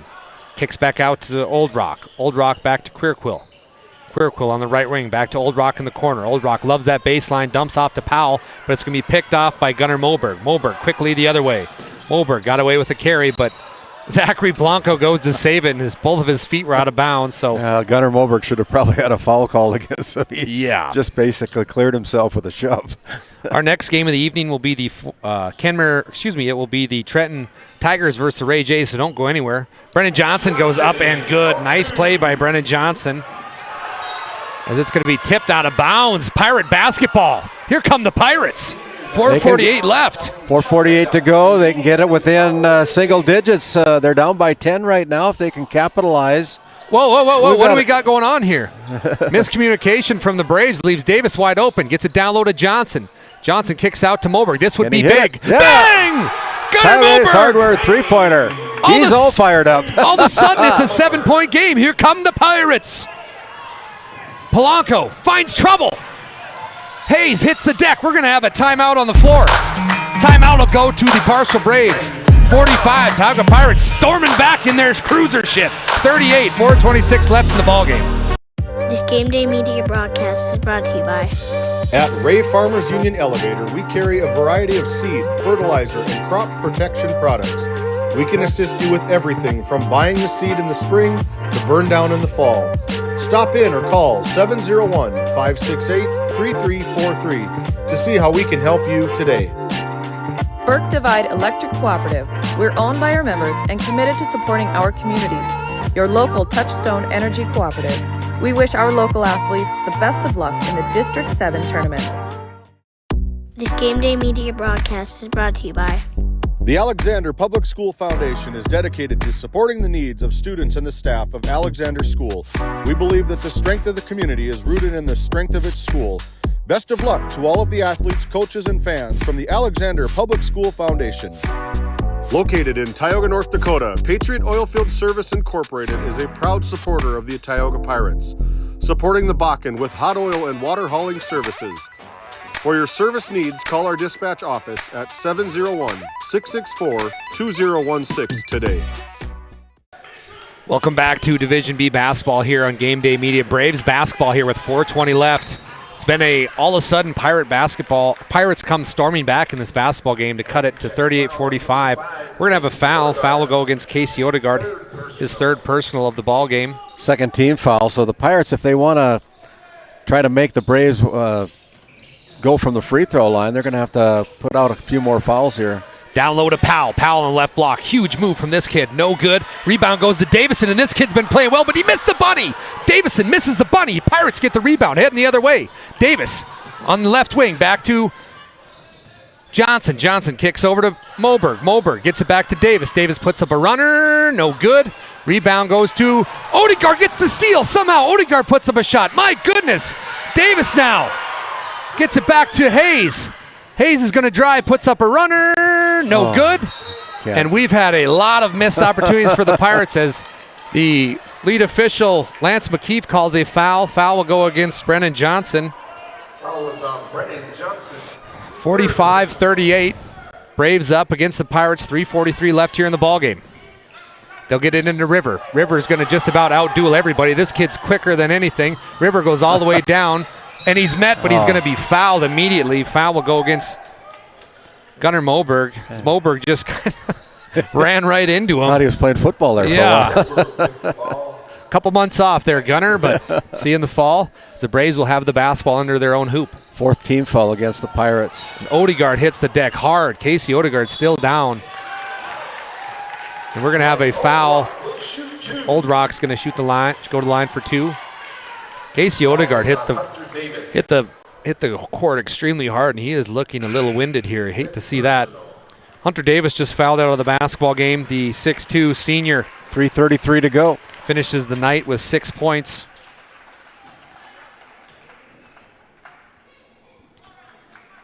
So as Randy just mentioned, with 3:33 to go here, Braves will be shooting double bonus. That's the new rule here this year with North Dakota High School Activity Association. Yep. Every quarter the fouls. I kind of like that rule. I like it. I like it too. Every quarter the fouls reset. First 1 to 5 shoots double bonus, as Old Rock can't connect on his first of a pair. Old Rock shoots his second one from the charity stripe. Be up and good. Dwight Old Rock, third point of the basketball game. Pirates down 8 here, trying to find an answer and find their way back with 3:30 left in the ball game. Hollingshead kicks over to Moberg. Moberg back to Hayes. Hayes can shoot it for a youngster, but he just got picked off by Old Rock. Old Rock heading the other way quickly. Old Rock puts up a shot, no good. Rebound, Brennan Johnson, the Pirates. Brennan going storming the other way. Brennan Johnson puts up a left-hand runner, no good. Rebound goes to Hayes, and good. There you go. Cooper Just Hayes. like that. There's a timeout on the floor. Pat Alberts gets his team within 6, 46-40, 3:03 to go. Timeout on the floor. We'll take one as well. You're watching Game Day Media coverage of the District 7 postseason tournament. Back after this timeout. At Prairie Home Furnishings of Stanley, featuring some of the best brands in the industry, such as Ashley, Lazy Boy, and Shaw Flooring, we have something for every room in your home. From furniture to flooring, outdoor living, mattresses, and decor, we truly have everything your home deserves. Shop our everyday low prices locally in store Monday through Friday, 9 to 5:30, and Saturdays from 9 to 4, or shop online anytime at shopphf.com. For all things home, be sure to also follow us on Facebook. As we come back, the Tioga Pirates getting themselves within 6, 46-40 with 3:03 to go here from the Forebears Event Center. This break in the action gives us an opportunity to thank DA Land LLC, established in 2021, providing quality skid steer attachments, farm and ranch supplies, feed and pet supplies to the Tioga area. That's DA Land LLC. Also, Technex Solutions, offering measurement, sales, and service support for oil, water, measurement equipment in the Bakken. Call Jason at 701-641-0647. Braves now trying to get it in, and Braves will be fouled immediately by the Pirates. It's going to go against Cooper Hayes. Cooper Hayes picks up his first personal. So River Queerquill going to go to the Souris Valley Dental Group charity stripe to shoot the double bonus, Pat. Or Dallas, excuse me. Thinking about Pat. I don't want to be Pat right now. I'd be having a heart attack. Queerquill, excellent free throw shooter. First one is up. Ooh, we jinxed him. Tony Romo jinx. Sorry, Braves fans. Queerquill will go to the line for one more. 46-40. Partial North Shore Plaza Braves up 6 with 3 minutes left to go. Winner go home game here. River's second one is up and no good, but it's tipped back by Powell. Powell gets it back to River Queerquill. Nice play. Old Rock on the baseline. Goes up. No, he's going to pass to Powell. Powell go up. No good. Rebound by Johnson. Boy, oh boy, is Brennan Johnson battling. Full court pass to Moberg, and it's no good. Missed opportunity there by the Pirates. They fight and fight and fight for rebound, then throw it out of bounds. Ooh, that's been the kind of the night for Tioga. Oof to Ole. Yeah. As it will be the Braves now. 2:46 left in the ball game. Up 6. Can they put this one on ice? Zachary Polanco beats Hayes off the basketball. Polanco now past the midcourt stripe. On the right wing. Brings himself back to the top of the key. Polanco back to Queerquill on the right wing. Pirates trapping. Back to Davison on the left wing. Davison back to Queerquill, top of the key. Davison, right wing, down low, baseline to Old Rock. Old Rock gets it down to Powell somehow. Powell is going to be throwing it out of bounds to Zach Just Polanco. about threw it out of bounds. Just about. We're going to have a foul finally as the partial North Shore Plaza Braves are letting their opinions be known to this reffing crew. All in good sportsmanship. Gunnar Moberg picks up his third foul. Sends Zachary Polanco to the free throw line, the junior. Polanco goes up and good. Zachary Polanco scores his 8th point of the basketball game to make it partial North Shore Plaza Braves 47, Tiger Pirates 40. Hey folks, don't go anywhere. We've got a good one coming up after this one. The number 7 Trenton Tigers are going to play the number 6 Ray Jays. Polanco misses another one. Old Rock kicks it to Powell, and Powell almost dunked that one.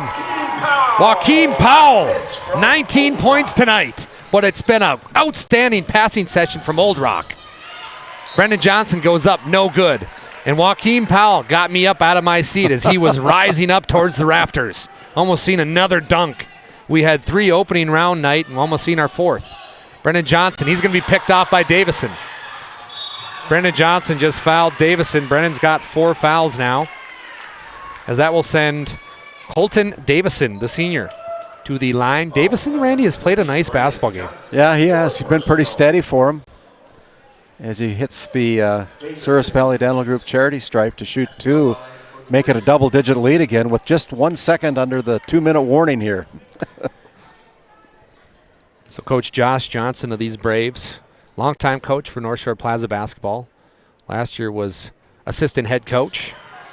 And now he finds himself in the head position, trying to get his team another shot to go to regionals. As Davison's first one from the charity stripe is no good. Davison's second one with just under 2 minutes is up and good. Nice shot there from Colton Davison, who has 7 on the evening. Cooper Hayes, the 7th grader, will now head the other way on the right wing. He'll hoist up a 3. Hayes good. And good. Nice play from Cooper Hayes. Pat Alberts is asking his teams to rise up, play some defense. Old Rock, who's been getting his inner Jason Kidd on tonight. It's picked off. It's going to go the other way. Odegaard, 3-on-1, and Odegaard's fouled. Foul will go against River Quirquill. River Quirquill is visibly upset after that foul call. Needs to keep his head in the game, and Odegaard is hurt. Odegaard hurt that right knee on a few possessions prior. He just took a heck of a shot, so Odegaard limping around here. The senior battling through some injuries here late. He's working on the back of that knee. Yeah. He was kind of grabbing it like players do when they have a knee injury, but it must have been a muscle cramp or something, and he's sitting at the Souris Valley Dental Group free throw line. Odegaard goes up, and he is really hurt. He's going to have to take a break. It looks like Casey Odegaard scores his 3rd point of the basketball game. I wonder if that's a cramp almost. I hope that's all it is. I hope it's a cramp too. Casey, a phenomenal player in this district. He'll go up, and he makes it. And he's going to be a sub in. Casey's going to get some water and get a little treatment with that muscle. I think it must be a calf cramp. Calf cramp as he's got the roller on it now. Ethan Loveridge checks in for Odegaard. Old Rock now, the phenomenal passer, gets it into Quirquill. Quirquill's doubled. It's going to be tipped out of bounds by Ethan Loveridge. 50-45, 5-point game here with 1:37 left. Braves. Pat Albers is pleading for his team to play some offense, but we're going to have more offense after this timeout. Your Tioga Medical Center scoreboard on this St. Luke's Medical Center timeout. It is the Braves 50, the Pirates 45. We'll step aside. We'll come back with more action after we come back for this quick timeout. At Border Plains Equipment of Stanley, our vision is to be the respected and recognized leader in agricultural equipment and the employer of choice by helping people succeed. Our mission is to serve agricultural customers and communities by partnering to meet their needs through the sales and support of farm equipment and technology. Visit plainsag.com to check local inventory or stop by at 8141 off Highway 2 in Stanley, North Dakota today. And as we come out of that St. Luke's Medical Center timeout, this segment is brought to you by Farmers Union Insurance, the Larson Vossen agency located in Crosby, North Dakota, where they sell crop, farm and ranch, home, auto, commercial, and health insurance. You can give the mayor a call, Chell or Robbie. At Farmers Union Insurance, Larson Vossen Agency, a call at 701-965-6335 today. Also want to thank Hidden Beauty Salon and Spa, located on Main Street in Tioga. They're your full-service salon and spa. You can follow them on their Facebook page at Hidden Beauty. Also, Kyle Hansen, your thriving financial agent. For all your financial planning needs in Northwest North Dakota, give Kyle Hansen or Becky Kettle a call at 701-628-2384. Braves get it into Old Rock. Old Rock back down low to Powell. 1:30 left. Back to Old Rock. Beautiful basketball and one. Nice play there from Powell to Old Rock. Dwight Old Rock. Huge basket there with 1:29 left. Powell, Joaquin with the beautiful pass. He noticed a slashing and dashing Old Rock and got him the basketball. Huge play for the Braves. Southpaw at the line. It's no good. Rebound goes to Powell, and Powell's going to be fouled. And boy, has Joaquin Powell hit the deck a few times this evening. as he's limping. He knows that he's been in a battle here today. Ethan Loveridge. So it's going to be double bonus the rest of the way for the Braves. As Joaquin Powell. First one is up, no good. Partial North Shore Plaza Braves 52, Tiger Pirates 45, 1:27 left in the ball game. Good sign here. Odegaard running back onto the floor. Odegaard trying to get over these muscle cramps. Got some help there from assistant David Peterson. It's going to be Pirates with the rebound. They're going to head the other way. Hollingshead now. Back over to Hayes. Hayes can shoot the three. He puts up a shot. Air ball. River Quickrill gets it to Davison. Davison back to Old Rock. Old Rock down low to Powell. Powell's going to dunk! Oh, missed it. And he almost got the dunk down. And Powell will go to the free throw line for two. But Joaquin Powell, 19 points tonight. 19 points with 1:11 left. As he'll try to put this one on ice for the Braves. And it bounces in. Shooters roll. So one more shot for Joaquin Powell with 1:11 left here in the fourth quarter. Don't forget about our D&L Paraffin post-game show, along with our Brad Johnson Insurance Player of the Game. We'll have an interview from the winning head coach and along with the star of the ball game. It's going to be Brennan Johnson. He gets an easy layup and good. Nice play there by Brennan Johnson, 54-47. Braves going to go deep now to Old Rock. Old Rock caught him sleeping. And he missed the layup! He missed the wide open layup, but it's rebounded by Powell. Powell gets it back over to Davison. Davison, no good. Another layup missed. Pirates had every opportunity. Powell goes up again. Oh my goodness, Pat Alberts is sick. Old Rock missed the wide open layup, Randy. Wow. And Joaquin Powell is hurting. Hopefully they've got some ice here at the Four Bears Event Center for Joaquin Powell, because he is been all over this hardwood tonight. 45 seconds left in the basketball game. Partial North Shore Plaza Braves 54, Tiger Pirates 47. Joaquin Powell puts up his first one, no good. Joaquin Powell, he's got 21 tonight. I think he's missed some points. He's left some points on the floor from that first charity strike. I think he could have about 40. Not the best free throw shooter, but trying to get his Braves to move on. As his second one will be no good as well. Rebound will go to Moberg. Gunner now heading the other way. Gives it over to Hayes on the left wing. Hayes, about a 10-second difference between the game clock and shot clock. We get it back to Moberg. Moberg. Pirates got to move the basketball here. They're running out of time. Hayes hoists up a three. No good. Rebound will go to Old Rock, and the Braves are going to move on, looks like. Up 7 with 23 seconds left. We've got 3 more ball games to go tonight. After this, we've got the Trenton Tigers playing the young and youthful, skillful Ray Jays, a fun team to watch. Then after that, it's going to be the Kenmare Bowbells Honkers playing the Alexander Comets, and our nightcap will be the great and powerful Wilson Trinity Christian Crusaders playing a title town team, if you will, the Powers Lake Burke Central Ranchers. That'll be the 2 versus the 3 seed, so all good games left, those semifinals. Tell your friends, share the Facebook Live, because it's going to be good basketball. Braves can't hit the pair, and it's going to be picked off here by River Quirkwool, and excellent save, but no, it's going to Brennan Johnson. 15 seconds left on the game clock. Kicks it back out to Moberg. Moberg, 3 is good. Tioga Ace Hardware 3-point, kissed it off the glass from the left baseline. And don't go anywhere. We're under 10 seconds here as Moberg just made the score 50-54. So, Randy, let's put on the coaching ad here just to shade under 10 seconds.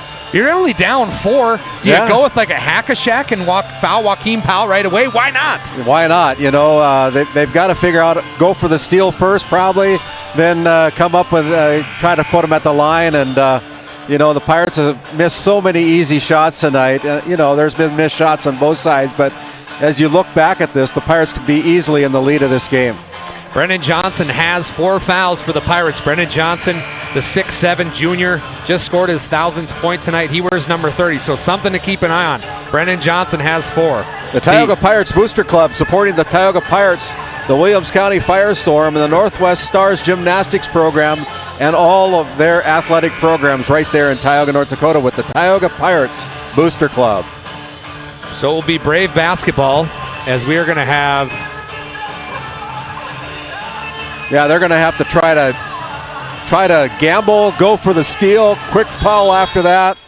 Davison now inbounds it for the Braves, gets it to River. River back over to Davison, but it's going to be River Queercool. He's going to be fouled, go to the line.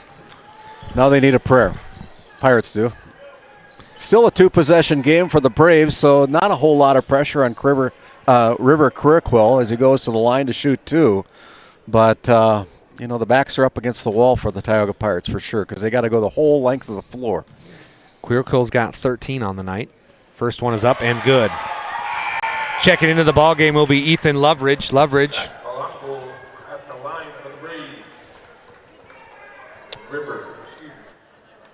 Rylan Hollingshead checks out of the basketball game.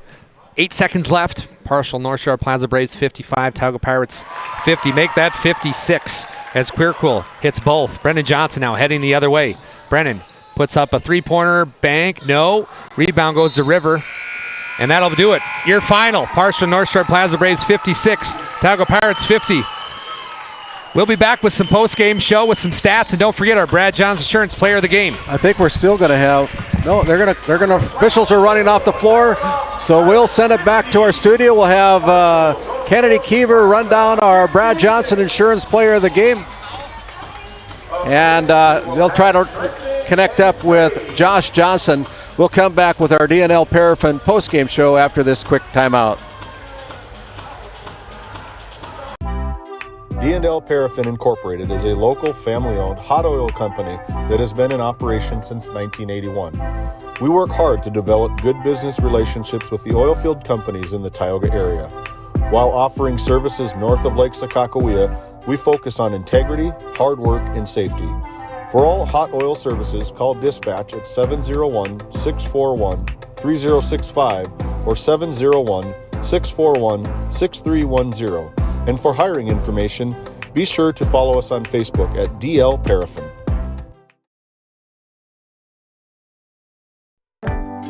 Located in Crosby, North Dakota, Brad Johnson Insurance has been helping clients find insurance coverage since 1986.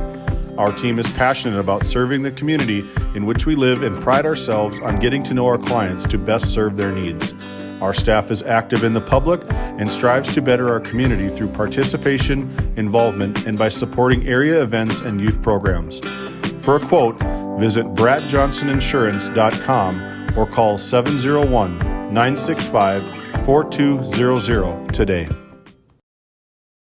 And as we come back to Kennedy Keever, your final score from our first game, it was the Partial North Shore Braves 56, the Tioga Pirates 50, as we head down to our sideline reporter, Kennedy Keever. She's got our Brad Johnson Insurance Player of the Game, Joaquin Powell, to ask him a few questions about his thoughts on the game. Go ahead, Kennedy.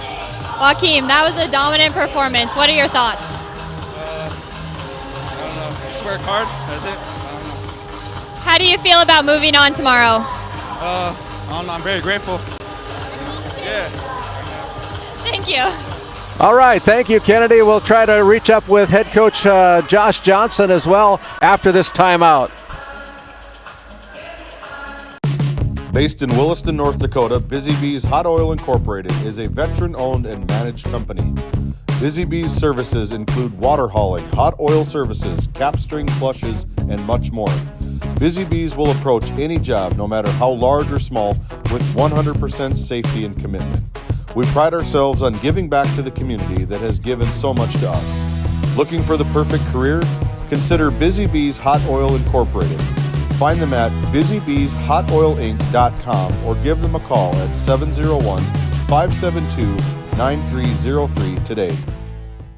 And Kennedy, take it away. We got head coach Josh Johnson of the victorious Partial North Shore Plaza Braves. Go ahead, Kennedy. That was a great performance today. What are your thoughts? The guys battled. I think the guys battled it. Tournament time. It's going to be a grind, and I was happy that we just kept battling. I thought everybody on the bench contributed. Everybody put in really good minutes, and we just kind of found a way to win.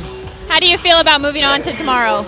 Well, great. You know, tournament time, it's the best time of year, so as long as you just survive in advance, you never know what's going to happen. So we're happy to be in this situation. All right, thank you. Congratulations to Josh Johnson, our Brad Johnson Insurance Player. It goes to River Quirquill.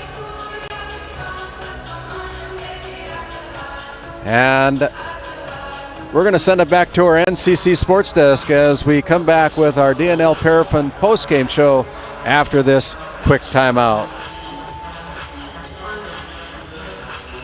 This Game Day Media broadcast is brought to you in part by Roustabout Service and Insulating, servicing the oil and gas industry since 1963.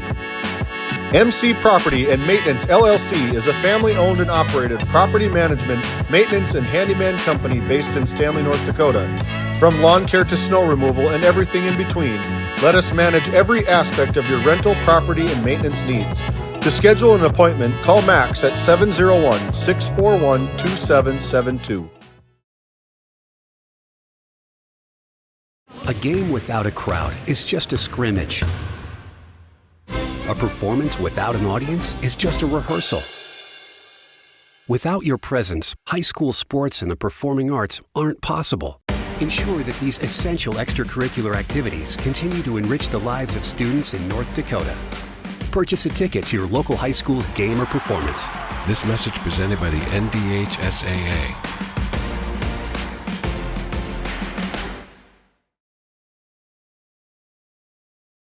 This Game Day Media broadcast is brought to you in part by Brandy Larson Insurance of Stanley offers home, auto, business, and farm insurance.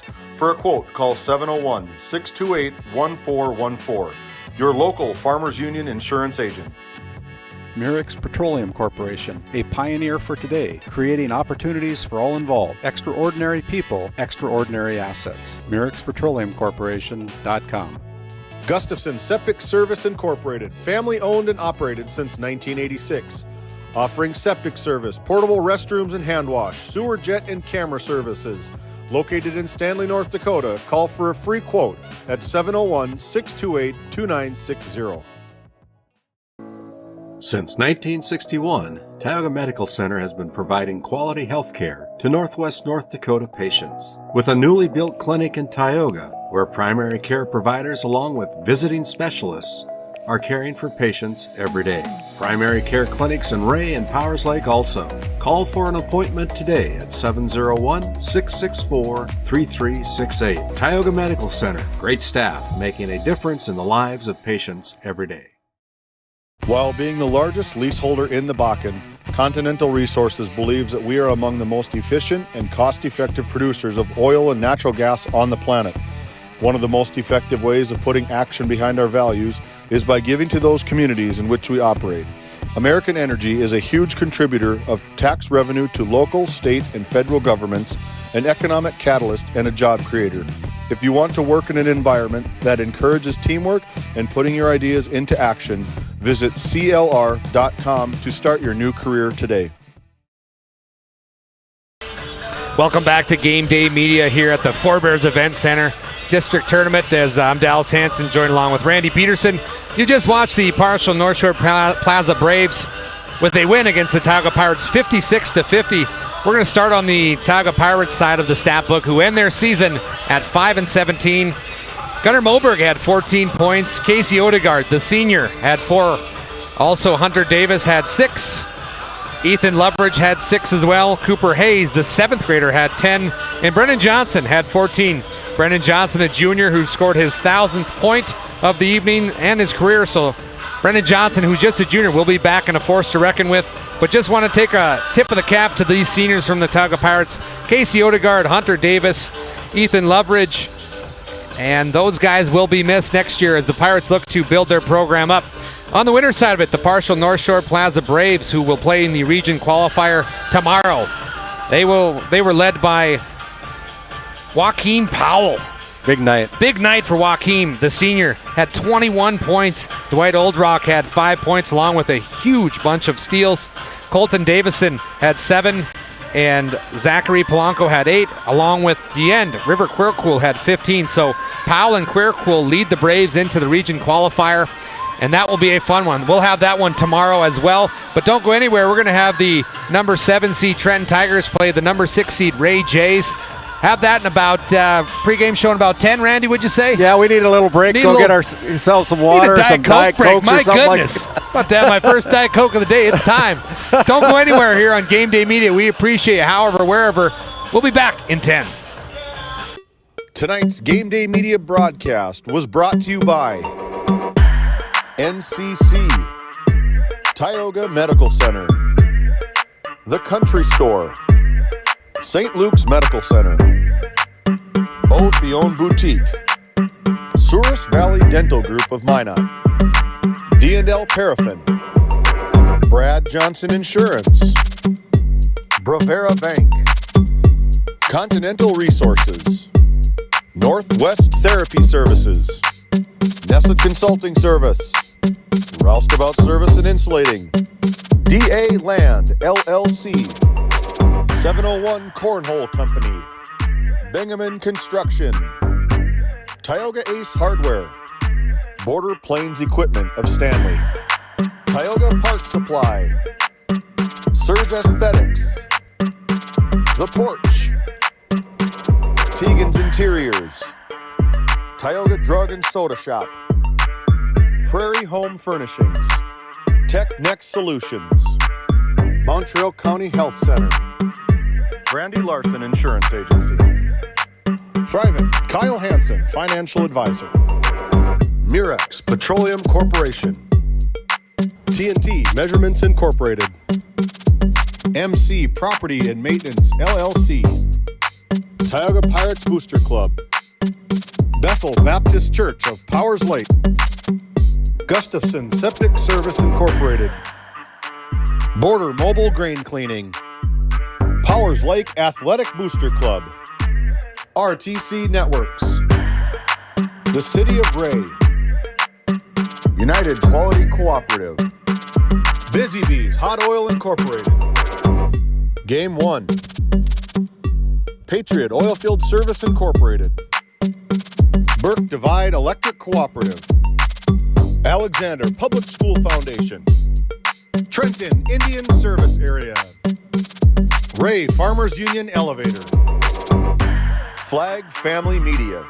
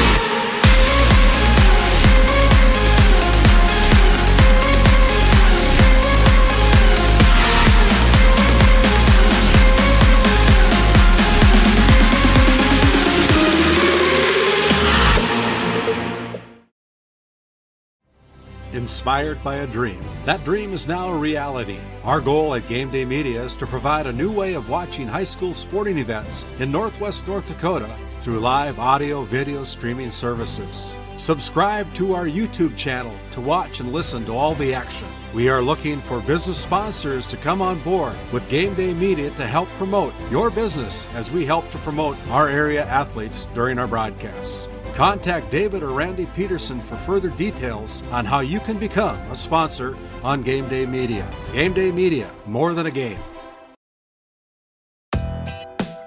Today's District 7 Boys Basketball Tournament coverage is brought to you by NCC, Tioga Medical Center, The Country Store, St. Luke's Medical Center, O'Theone Boutique, Souris Valley Dental Group of Minot, D&L Paraffin, Brad Johnson Insurance, Bravera Bank, Continental Resources, Northwest Therapy Services, Nesset Consulting Service, Roustabout Service and Insulating, DA Land LLC, 701 Cornhole Company, Bingaman Construction, Tioga Ace Hardware, Border Plains Equipment of Stanley, Tioga Parts Supply, Surge Aesthetics, The Porch, Tegan's Interiors, Tioga Drug and Soda Shop, Prairie Home Furnishings, Tech Neck Solutions, Montreal County Health Center, Brandy Larson Insurance Agency, Thrivent, Kyle Hansen, Financial Advisor, Murex Petroleum Corporation, TNT Measurements Incorporated, MC Property and Maintenance LLC, Tioga Pirates Booster Club, Bethel Baptist Church of Powers Lake, Gustafson Septic Service Incorporated, Border Mobile Grain Cleaning, Powers Lake Athletic Booster Club, RTC Networks, the City of Ray, United Quality Cooperative, Busy Bees Hot Oil Incorporated, Game 1, Patriot Oilfield Service Incorporated, Burke Divide Electric Cooperative, Alexander Public School Foundation, Trenton Indian Service Area, Ray Farmers Union Elevator, Flag Family Media.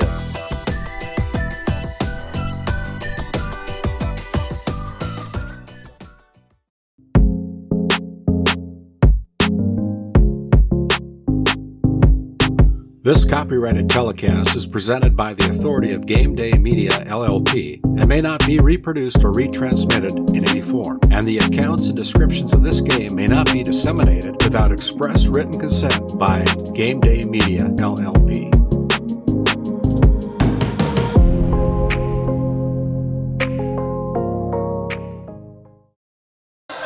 And as we come back here to the Four Bears Event Center for our second elimination game tonight, it'll be the Ray Jays. It'll be the visitors on the scoreboard tonight. The Trenton Tigers will be the home team wearing their white uniforms. The Ray Jays wearing their black uniforms. And we're just about ready for our Haugland Insurance Services starting lineup here tonight. But we had a close game in the first game. Yeah. Too many missed bunnies by the Tioga Pirates, probably too many turnovers and too many missed free throws, but it was still a 6-point game.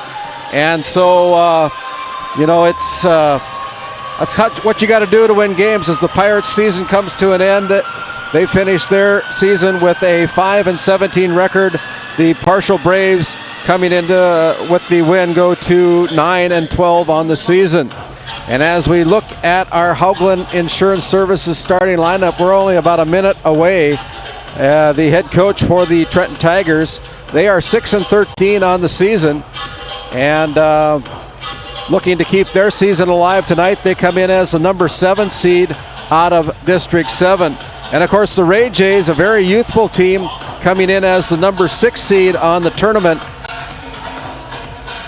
They are coached up by Michael Bergstrom and assisted by longtime head coach Arlie Larson as well as Matt Ray. And of course the Trenton Tigers are assisted by Mr. Psycho, I believe his name is. He switched to girls. He's doing girls this year. Oh, Cody okay. Kryl. Cody Kryl's Cody assistant. Kryl, okay, yeah. Yeah, Lucas went to girls. All right. So we're about 15 seconds away from our PA announcer, Damon Brady, tonight here at the Four Bears Event Center. We want to encourage everybody to come in and fill the stands and fill the scenes. And, you know, it's a good place to be here. Yeah. Good venue. And, man, we've got a great vantage point here from our NCC Sports Desk. They do a good job hosting this tournament, Randy. It's fun. Each team gets a suite, and excellent little center they have for coaches, players, and press there. So they do a good job. So it'll be the Ray Jays that are introduced first. They're wearing their black uniforms coming into this game with an 11-9 record on the season. And the Trenton Tigers wearing their white uniforms with blue and gold trim. And again, the Ray Jays taking on the Trenton Tigers. These teams met up during the regular season, and the Ray Jays were able to come away with a victory over the Trenton Tigers.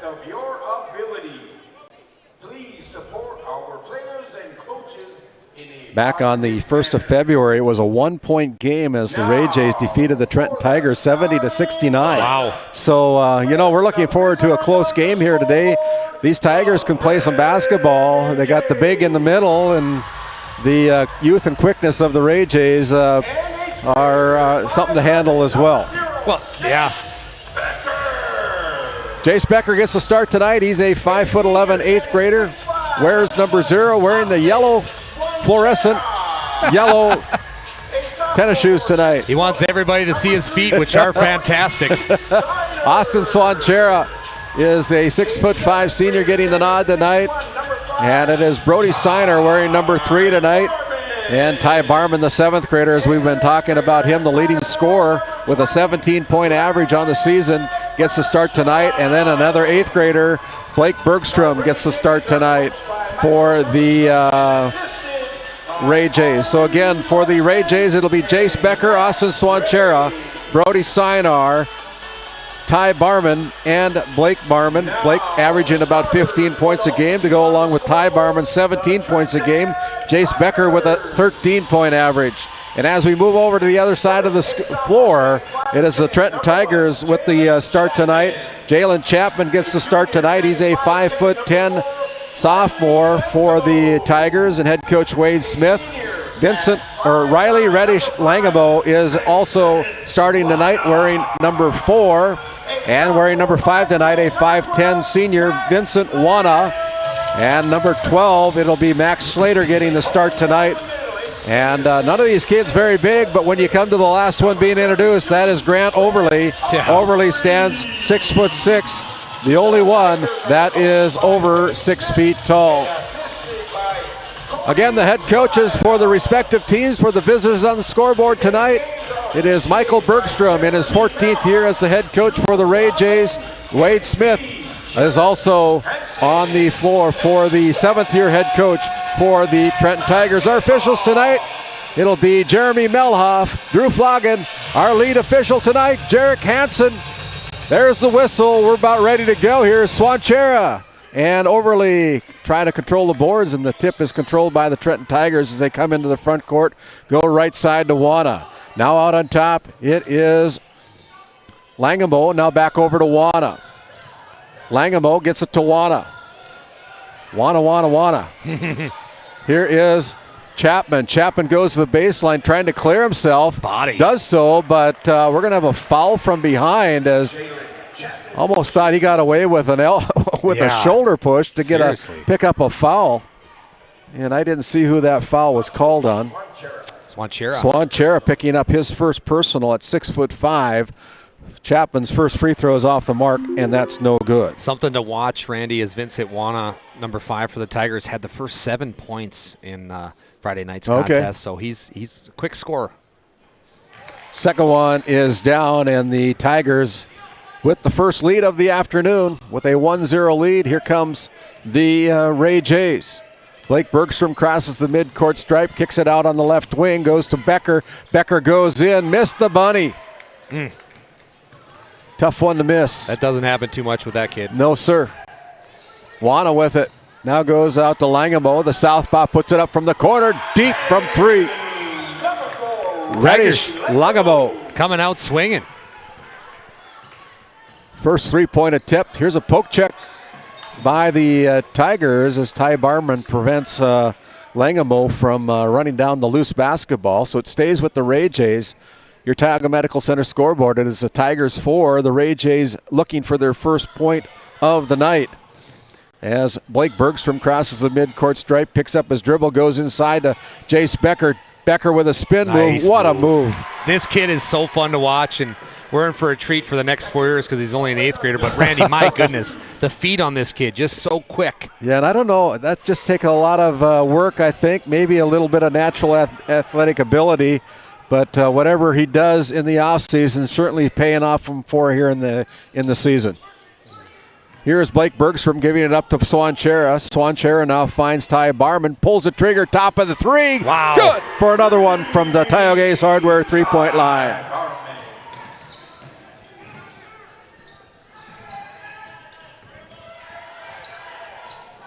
Here's Chapman trying to go inside. There's a steal. Barman, nice Barman play. with the steal. First turnover against the Tigers as Siner crosses the midcourt stripe, now slows things down. Resets the offense for the Jays. As the Jays with a 1-point lead. Kicked out to Bergstrom. Bergstrom with a little dribble. Puts it down low to Becker. Becker with a kick out to Blake. Blake drives the baseline. Gets stuck in trouble. Back out to Jace. Jace with a 3-point throw. No good. The rebound taken away by Slater. Wana comes into the front court for the Tigers. Gives it up to Jalen Chapman, the 5'10" sophomore. Now they go over to Wana, and Wana throws it away. Another turnover. That is the second of the night, Dallas, for the Trenton Tigers. Yeah, and that's going to make head coach Wade Smith, his hair is going to turn a little more gray as we've got a timeout on the floor, 32nd for the Tigers. You're listening to Game Day Media. At Souris Valley Dental Group, we've been using modern treatment techniques and products to help families smile since 1968. Voted as the #1 dentist in Minot, our team of expert dentists combine their unique areas of expertise and their experiences to create treatment plans that help each individual patient meet their goals. Contact our dental office at 701-419-8900 or visit sourisvalleydental.com to schedule an appointment today. You can count on us to keep your family grinning from ear to ear for many years to come. As we come back here, the Ray Jays with a 1-point lead, 5-4 with 5:29. And 5-4. Inside they go to Becker again. Let's see what Becker's footwork can find him here. Here's another fake. And it's going to be a foul. It's going to be called on the floor. I believe they're going to whistle up Vincent Wana with his first personal foul. And as Blake Bergstrom comes into the front court, he'll inbound the basketball underneath his own basket left side. Goes out to Ty Barman. Quick trigger for the 7th grader is no good. The long rebound comes away to the Trenton Tigers. And there's Wana missing the shot. The rebound is on the floor. Slater picks it up, and here is a steal. Barman with his second steal of the ball game. Barman all over the place as Blake Bergstrom throws it up from 3. Boom! So fun to watch. That kid just, you can see he's spent a lot of time in that Ray gym, and just when he puts it up, he holds that follow through, and you know it's going in. When he's holding it, you know it's close, right? Yeah, exactly. Overly misses it. That's another turnover, the 4th of the night for the Tigers. As the Jays have doubled up, now the Trenton Tigers 8-4, and here is Ty Barman getting blocked by Grant. Good defense there with the help by Grant Overly. It's a good timeout there by Coach Bergstrom to get his squad, kind of the youthful squad, back in the ball game here, and you can tell as they went on a little bit of a run. So we'll see if the Trenton Tigers can weather this storm. 17 on the shot clock, 4:12 to go. It's an 8-4 game here in our second elimination game of the afternoon. We'll have 2 more after this one when we have semifinal round action. And here is a foul against Brody Sinar, picking up his first personal foul. And so a fresh 35 goes on the shot clock for the Tigers. 4:01 to go on the game clock here, as we welcome in all of our listeners on KTGO Radio, 1090 AM and 92.7. Your source for conservative talk show radio. Also make sure you download that free KTGO mobile app. Ian Slater into the game for the Tigers. Here's Overy with the shot as the Ray Jays fight for the rebound. Yeah. And it comes away and controlled by the Jays as Becker with it. Becker kick out to Barman again. He's comfortable from 3. This time he's off on that 3-point attempt. Ty's been a little short tonight on every shot. I wonder if his legs are okay, because he's not usually that type of shooter. He's really pure and usually spot on, so I wonder if something's going on with his legs. But he just got another steal as the Ray Jays head the other way. Here's Blake Bergstrom with a little runner. No good. And Blake comes away empty on that one. Boy, he's very good. He's more comfortable, I think, in the paint when he does those little runners, but he's got a little patented little shot there that's pretty nice. He's not afraid to shoot it either, and he's a proud kid. He's worked on his game a lot. And there it is. is. Wana rattling at home with a 2-point field goal. The Tigers are going to be successful tonight. It's going to have to be a heavy dose of Vincent Wana. And you know, these kids from Ray, you know, in talking to Michael Bergstrom, they got these shooting machines where they can count shots and things like that. I know that they're probably over 1 million shots right now on those things. They were, before the season start, they were just under 1 million. So Sinar putting up the 3-point effort is no good. Yeah, they wear those machines out. They do. They're always buying, selling, trading shooting machines, and the kids just wear them out, but that's a good thing. You know, you get better between the months of April and October, right? Yep. A 3-point effort is no good by the Tigers, but the Tigers with the long rebound. Here's Chapman with the shot. That one's no good. The Ray Jays are fighting for it along with the Tigers. It's going to come away to Brody Sinar. If Ray wants to be successful tonight, I'd like to see Brody Sinar hit a few more shots. It seems like when he gets it going offensively, they're a little bit tougher to beat. Becker has his pockets picked, and that is a turnover by the Ray Jays as Chapman gets it out to Ian Slater. That's no good. Here come the Ray Jays again as Sinar comes into the front court, slows things down, now finds Becker. Becker's in a hurry. He'll go up, throws it up, no good, and she'll go to the free throw line to shoot 2 as Grant Overy send Jace Becker to the deck. Yeah, literally. Grant Overy picks up his first personal foul at the 1:23 mark. That's kind of that senior power from Overy going against the 8th grade power. Overmatched him a little bit, but Decker got that finesse move to get to the foul line. Becker misses the front end, still with 2 points here on the shooting foul as Ethan Evans will check in for head coach Wade Smith with 1:23 remaining here in the first quarter. Again, if you're joining us here, glad to have you aboard on Game Day Media. Second one by Becker is good. He's got 3 points on the afternoon. Make sure you like and subscribe. Give us a thumbs up every once in a while if you would. We'd appreciate that. And it just helps us all in YouTube land. And here's the ball. A turnover caused by Kaysen Bergstrom with good defense by Kaysen. And that's the 5th turnover against the Trenton Tigers. Yeah, if you'd like us on Facebook at Game Day Media. Subscribe at no cost to us. Follow us at no cost. You can subscribe to our YouTube channel at no cost and enjoy all the games that we have here as the Trent Tigers are going to be guilty of a foul. Let's see who they whistle against. 14. Corey Kendall into the game. His first personal foul. It is the 3rd team foul. Inside to Becker. Becker had his shot altered. Now here is the Ray Jays with it as Grady Parisic gets the ball back. Awfully physical down there, Randy. The refs are letting him play a little bit. Yeah, it's probably a different way of basketball during the district postseason play than it is during the regular season. I don't know. As I'm sure it's not intended, but there is a shot put up by Blake Bergstrom. Bergstrom, they say he's 5'9". I don't think so. If I had a Stanley ruler, I think we'd have a little discrepancy on that. And he's going up against 6'6" Grant Overy as Blake Bergstrom misses the front end of a free throw. Yeah, I love Coach Bergstrom, but I think he moved the ruler a little bit on that one. But that's all right. Maybe that'll be his size next year, hopefully. But yeah, he's a good little player no matter what his height. I like watching this kid play. Yeah, he's awesome. Blake Bergstrom with 4 points on the night now for the Ray Jays. The Ray Jays with a 4-point lead. We're under 40 seconds to play here in the first quarter.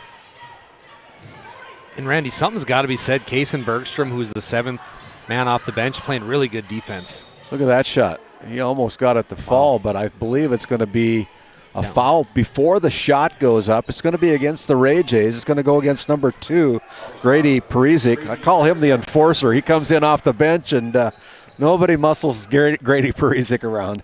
Ray Jays switching that 2-3 zone on out-of-bounds plays. Corey Kendall gives the ball up to Evans. Now back out on top to Chapman. Chapman with the basketball. 15 on the game clock. Almost a steal it is. Turnover number 6 against the Tigers. And now here's a turnover by the Ray Jays, giving it right back. Chapman finds Evans. Evans is going to get called for the travel with another turnover. That's turnover number 7 against the Trenton Tigers here in the first quarter. We got 2.5 seconds remaining before the buzzer sounds here as Brody Siner pushes it up. Buzzer sounds. That's the end of the first quarter. Your score at the end of 1. And it is the Ray Jays 10, the Trenton Tigers 6 on your Tioga Medical Center scoreboard. We'll send it back to our NCC Sports Desk. We'll come back with our Northwest Therapy Services start of our second quarter after this timeout. Born and raised amidst the small-town love of Northwest North Dakota, we at Northwest Communications Cooperative understand the joy of being part of a great community. That's why we choose to pour back into the people who pour into us. At NCC, we offer internet, telephone, video, and security services that are industry standard, top of the line. Based in Ray, North Dakota, we consider Northwest North Dakota our neighborhood. Let us know how we can serve you. Local, fast, reliable. Making connections, locally committed.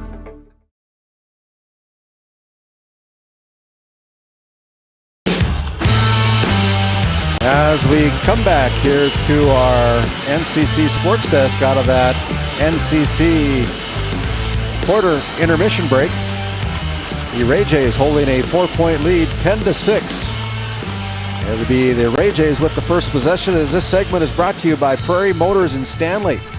Matt Evans and his team over in Stanley devoting themselves to helping and serving their customers with high-quality vehicles and service. Right on Main Street, you can find Prairie Motors in Stanley. The shot attempt goes to the hands of Jace Becker, and Becker is no good as well. And here's a shot put up by Wana, no good, as Overy fights for the basketball, goes out to Wana. Wana dribbles inside the three-point line, puts up the shot, good. Vincent Wana on a second opportunity puts it down for his 4th point of the night. Yeah, and Wana cuts this lead to 2 as here come the Trenton Tigers all of a sudden. Good screening. That's the old flex, Randy. The old flex offense. As Brody Siner missed the bunny.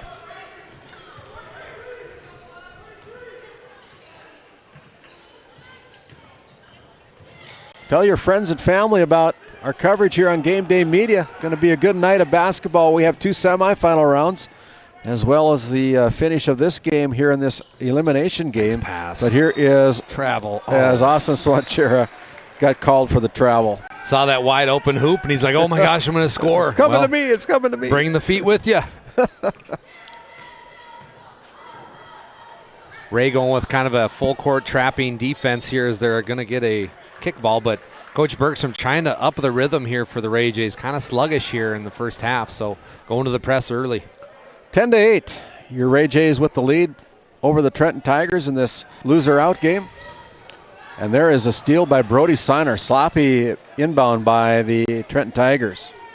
Now here is Ty Barman missing it. No good. Lands on the hands of Bergstrom or Swanchera. And Swanchera gets the roll. Austin Swanchera with the roll. We're back up to a 4-point lead. And here's another steal. Ty Barman again. Man, he's all over the floor. Seriously. He's comfortable from shooting inside, shooting outside. He gets the ball into Austin Swanchera. And Swanchera and Blake Bergstrom not on the same page as Swanchera throws it away for their 5th turnover of the night. Coming into the game is Ian Slater again, wearing number 11. So it is Wana, Langamo,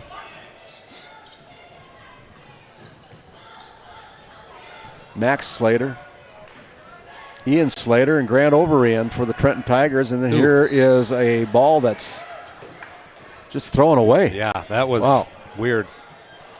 Turnover number 9 against the Trenton Tigers with 6 minutes to go here in the first half of play. We'll have our Bank of Tioga halftime report after the conclusion of this first half, as Jace Becker altered his shot there because of Grant Overeem. And there's a southpaw from the baseline. That's no good. That's Langamo pulling the trigger from 3.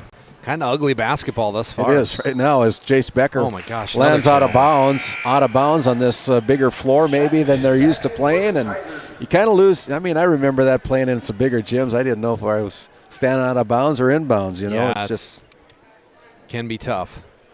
Both teams, like, there's just no rhythm right now to this game on both sides. Still a 12-8 game. The Ray Jays out on top by 4 as the Tigers come into the front court. They go to Ian Slater. Slater now finds Chapman at the top of the key to Langamo on the left wing. They go inside to Overy. Overy with a kick out. Goes out to number 1. Chapman pulling the trigger from 3. The long rebound comes away to the Tigers with a kick out. Here is Ian Slater for 3. That one missed everything. So the ball goes back over to the Ray Jays with 5:05 to go. 12-8 on your Tioga Medical Center scoreboard. The Ray Jays with the lead. They are the number 6 seed in the tournament. The Trenton Tigers are the number 7 seed. And here is a shot as Siner comes up with a little hitch in his giddy-up. Might have twisted an ankle there for Siner. He's in some pain. He's hurting, struggling it out as Kason Bergstrom will come in. Next opportunity for head coach Michael Bergstrom as Wana puts up the shot that's no good from the paint. And right now there's no flow of anything right now for the Ray Jays with a kick out to Siner. Siner pulls the trigger from 3. That's short. Still 12-8. Yeah, not the best performance here from either, but hopefully somebody will catch a little bit here. There we go. Chapman with the 2-point field goal from the free throw line. The lead is 2 for the Ray Jays, 12-10 with 4:10 remaining.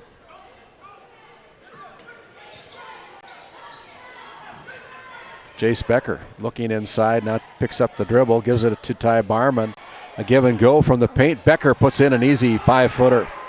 Jace Becker. Becker. There's a point for the Ray Jays. It's 14-10. As the Tigers break the press, they bring it into Ian Slater. Now they go to Overy. Overy, and a charge goes to the bucket. No good. Here come the running Jays again. Blake with it. Blake with a little scoop shot's no good. Thought he got bumped. And no call. Here come the Tigers. Langamo looks inside now with a kick out to Chapman. Chapman goes out on top with the dribble through his legs 2-3 times. Now gives it up. Goes to Overy. Chapman again. Seems like he's the quarterback of the team. Things go through him as Chapman goes to the paint. No good. And the rebound comes away to the Ray Jays. Ray Jays in a hurry into the front court as Brody Siner seems to have good defense. Kind of shaken off any leg injury that I had, but here's another turnover for the Jays. Their 5th of the quarter. 14-10. Under 2:40 to go here in the half. There's a shot put up there and put down by Vincent Wana. With that, we have a timeout on the floor. So Ray Jays 14 and the Trenton Tigers 12 on your Tioga Medical Center scoreboard. We'll send it back to our NCC Sports Desk. You're watching Day 2 of the District 7 postseason tournament. My name's Randy Peterson alongside Dallas Hansen. Back after this timeout. This Game Day Media broadcast is brought to you by At Bethel Baptist Church in Powers Lake. Come join us for Sunday school at 10 and worship at 11. If you can't join us in person, make sure to find us on Facebook for messages, weekly devotionals, podcasts, and important Bethel updates at Bethel Baptist Powers Lake. United Quality Cooperative is your local co-op offering propane and bulk fuel delivery, as well as ag, feed, and livestock equipment with brands including AeroQuip, Payback, and High Qual. Shop our locations in Newtown, Parshall, Ross, and Keene, or check us out at our website at www.uqcoop.com. As we come out of that St. Luke's Medical Center timeout, the Ray Jays with the basketball. There's the and one. As Ty Barman puts it in, he is just effortless. Yeah, Ty Barman, the 7th grader, really good job controlling his body, and he's a big kid, going to get even bigger. But it's good to see him kind of get back into the game as he was kind of struggling outside of the three-point line. He finds a flow of things. There we and go. He can put up points in a hurry, that young man. Got size 14 feet, looks like, with those red shoes. There There's he is a steal. again. Look at that. Ty Barman. All over the place. Challenges Overy. Ooh. No good. Swanchera with the kick rebound. He's going to challenge Overy, and Overy, no good. Altering the shot by Swanchera. Chapman now in a hurry, and he's going to get slowed down there. It'll be Kaysen Bergstrom with the foul before the shot happened. That'll be Kaysen's first personal foul. It's a 5-point lead for the Ray Jays, 17-12 with exactly 2 minutes to go here in our 2-minute warning. As Vincent Wana will trigger the inbounds pass. Chapman wasn't ready for it. I don't know, there's almost a violation there. Look at that. Defense by Kaysen. Another interception. As they go up front to Jace. Jace with the nice fake, head fake, and it's another 2 points off the turnover for Jace Becker. And here comes Wana from the paint with the little runner. That's no good. Blake Bergstrom with the basketball, goes behind his feet, and it's going to be a timeout that's going to be called, as there was some pretty good defense put on there by Ian Slater, and Michael Bergstrom saw that his young son was in trouble. Yep. Calls a timeout. Good timeout by the Ray Jays. Your Tioga Medical Center scoreboard. It's the Ray Jays 19 and the Trenton Tigers 12. We'll send it back to our NCC Sports Desk for a word from one of our great Game Day Media sponsors. This Game Day Media broadcast is brought to you by The Alexander Public School Foundation is dedicated to supporting the needs of students and the staff of Alexander School. We believe that the strength of the community is rooted in the strength of its school. Best of luck to all of the athletes, coaches, and fans from the Alexander Public School Foundation. Located in Tioga, North Dakota, Patriot Oilfield Service Incorporated is a proud supporter of the Tioga Pirates, supporting the Bakken with hot oil and water hauling services. For your service needs, call our dispatch office at 701-664-2016 today. Out of the St. Luke's Medical Center timeout, the Ray Jays with the basketball and the lead by 7. As they find Blake Bergstrom. Bergstrom steps out of bounds. Turnover number 6 of the quarter, 8 of the game.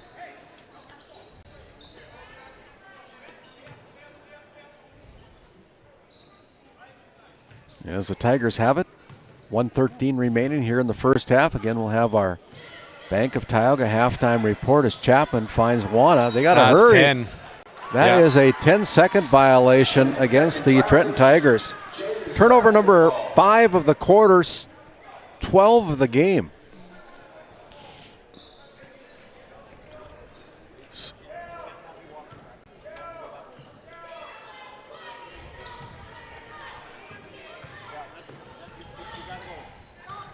Here is the Ray Jays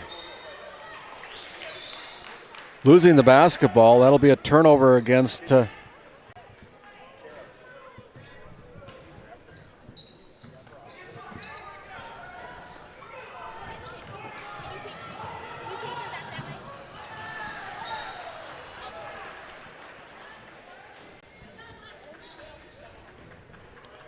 All right.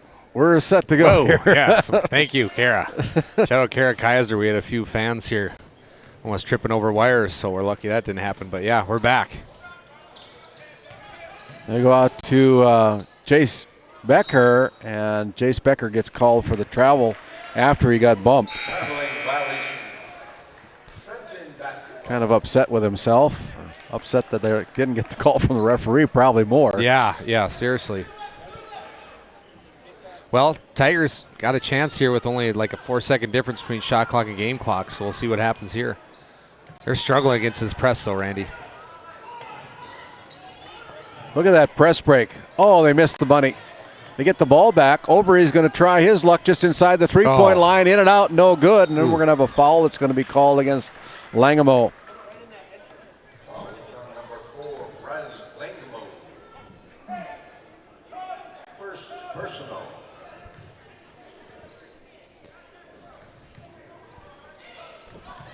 Ray J's in a hurry as they come into the front court.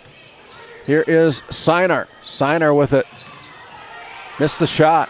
Rebound by the Tigers. They got to hurry.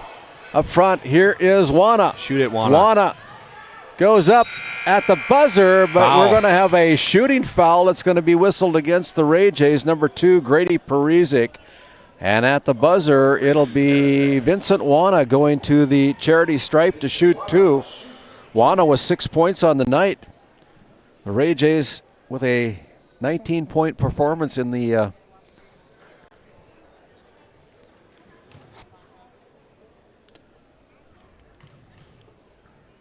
Wana goes to the charity stripe to shoot 2, puts in the first of 2.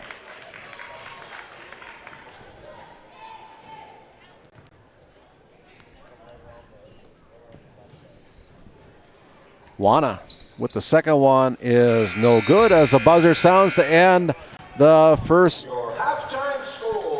Buzzer sounds, your halftime score. It is the Ray Jays 19, the Trenton Tiger 13. We'll step out and get your 50-50 tickets ready. Just got Wade Smith right there. We're going to have our halftime sideline reporter, Wade Smith, talking to our sideline reporter, Kennedy Keever. And Kennedy, if you're ready to go, take it away. So that was a hard-fought half with you guys trailing. What are you guys going to focus on? We need to be way more patient on offense. We are not moving the ball around. We have a guy 6'6" down low, and our guys aren't even looking at him, and we got to make some changes on that. What are you going to say during halftime to motivate them? Well, now we got one half left in the season potentially. So it's win this game or we're done, and I can't deny the effort. The effort's been great. So if we keep that effort up and make some changes on offense, we might be able to pull out a win here. Thank you. Back to you, Randy. Thank you, Kennedy. That was Wade Smith of the Trenton Tigers. And when Michael Bergstrom comes back out of the locker room to begin the second half, Kennedy will run him down with a few comments as well here on our Continental Resources Coaches Comments at halftime. Kind of a new feature we've implemented here today. Kennedy, great the All-Star. job, Kennedy. She's doing a great job for us tonight. She's a senior at Tioga High School. We'll step aside. We'll send it back to our NCC Sports Desk, have a couple words from our great sponsors, and we'll come back after this timeout. This Game Day Media broadcast is brought to you by The Alexander Public School Foundation is dedicated to supporting the needs of students and the staff of Alexander School. We believe that the strength of the community is rooted in the strength of its school. Best of luck to all of the athletes, coaches, and fans from the Alexander Public School Foundation. Located in Tioga, North Dakota, Patriot Oilfield Service Incorporated, a proud supporter of the Tioga Pirates, supporting the Bakken with hot oil and water hauling services. Call our dispatch office at 701-664-2106 today. Based in Crosby, North Dakota, St. Luke's Medical Center's mission is to provide comprehensive and compassionate health care for individuals and families in cooperation with the area medical community. Our vision is to be recognized as a community leader by delivering quality health care through a team of dedicated professionals in a friendly, compassionate, and growing environment. Recently named one of the top 20 critical access hospitals in the country means our community can count on us to deliver services they need now and in the future. To schedule an appointment, call 701-965-6349.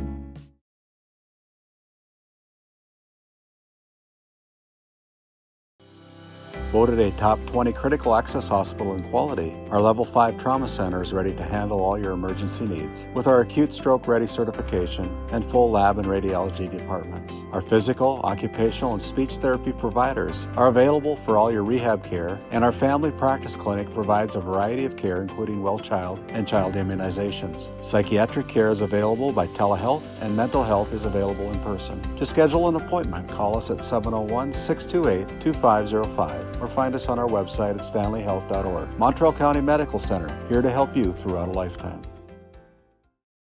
This Game Day Media broadcast is brought to you in part by Roustabout Service and Insulating, servicing the oil and gas industry since 1963. MC Property and Maintenance LLC is a family-owned and operated property management, maintenance, and handyman company based in Stanley, North Dakota.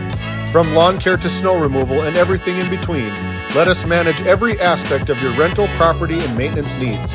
To schedule an appointment, call Max at 701-641-2772.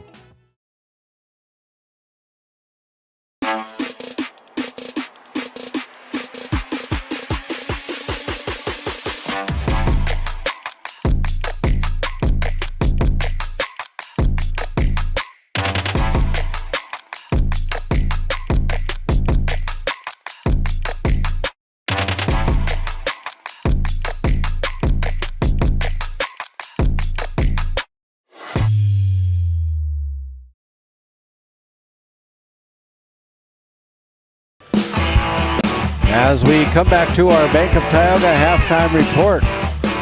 At the half, it's the Ray Jays 19, the Trenton Tigers 13. And as we go to the numbers for the Ray Jays, they were 7 out of 26 from the field in the first half of play.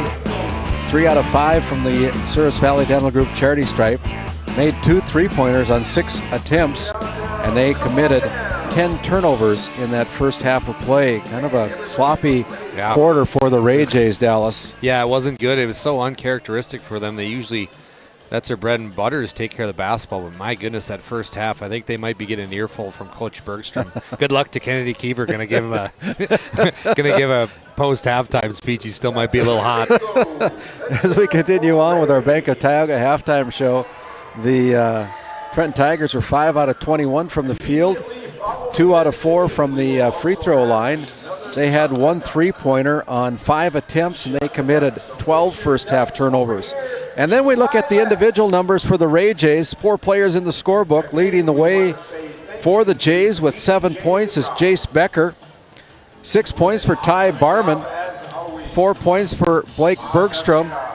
And 2 points for Austin Swanchera, for a total of 19 points tonight here so far in the first half for the Ray Jays, and only 3 players on the other side of the scorebook for the Trenton Tigers. Vincent Wana with 7 and 3 points. Jalen Chapman and 3 points for Riley Langamo. And so we're going to turn it back over to Kennedy Keever as soon as head coach Michael Bergstrom comes out. We'll send it back to our NCC Sports Desk for a quick commercial.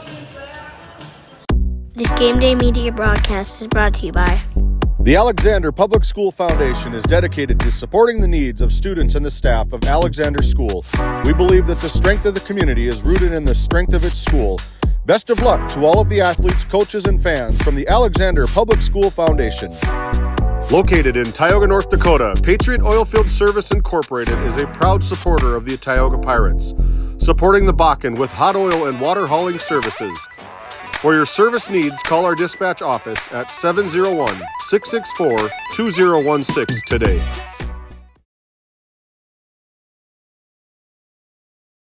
Kennedy Keever, take it away with head coach Michael Bergstrom. So that was a really fast-paced game. What did you think about that? Well, we're trying to make it into a little bit of a track meet. I think we're a little faster maybe than Trenton is, but they're quite a bit bigger and more physical than us, so we're going to try to keep that pace up second half. So is that what it's going to take to win this game?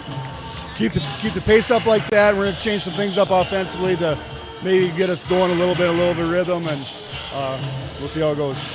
Thank you. Back to you, Randy. Thank you, Kennedy. Nice interview with the leading head coach right now, Michael Bergstrom, as he heads back to the bench. We're about 2.5 minutes away from the start of our second half. We'll send it down to our NCC Sports Desk for a couple of words from a few of our great Game Day Media sponsors. At Haugland Insurance Services, we are passionate about protecting farmers and ranchers.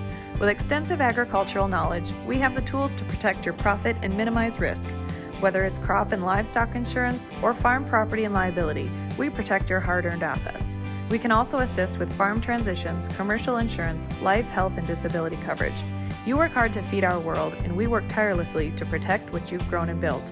Call us at 701-965-4066 or visit us online at hauglandinsuranceservices.com.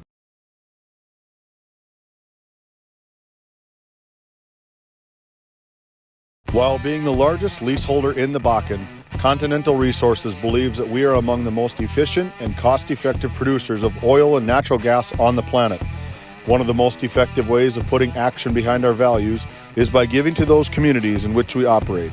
American Energy is a huge contributor of tax revenue to local, state, and federal governments, an economic catalyst, and a job creator. If you want to work in an environment that encourages teamwork and putting your ideas into action, visit CLR.com to start your new career today. D&L Paraffin Incorporated is a local family-owned hot oil company that has been in operation since 1981. We work hard to develop good business relationships with the oilfield companies in the Tioga area. While offering services north of Lake Sakakawea, we focus on integrity, hard work, and safety. For all hot oil services, call dispatch at 701-641-3065 or 701-641-6310. And for hiring information, be sure to follow us on Facebook at DL Paraffin. While being the largest leaseholder in the Bakken. As we come back here to the Four Bears Event Center, my name is Randy Peterson.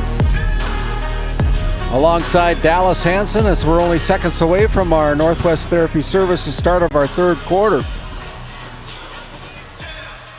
Your halftime score, it's the Ray Jays 19, the Trenton Tigers 13. There's the whistle from Jarek Hansen, our lead official tonight, as the Trenton Tigers come into the front court with the first offensive opportunity here in the second half, as Chapman with the basketball now goes over to Wana. Wana with the basketball now goes over to Chapman again.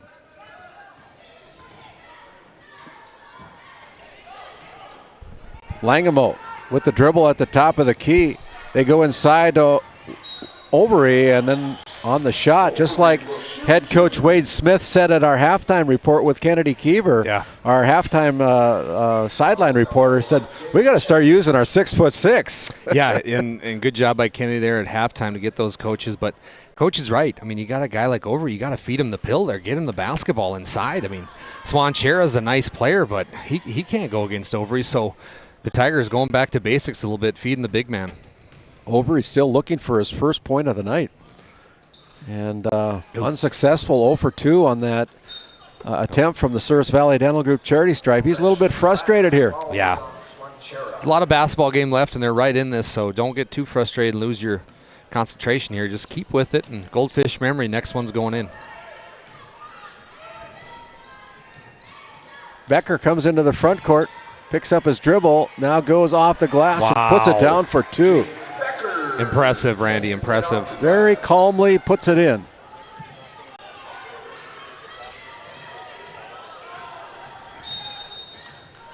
Timeout. Timeout on the floor.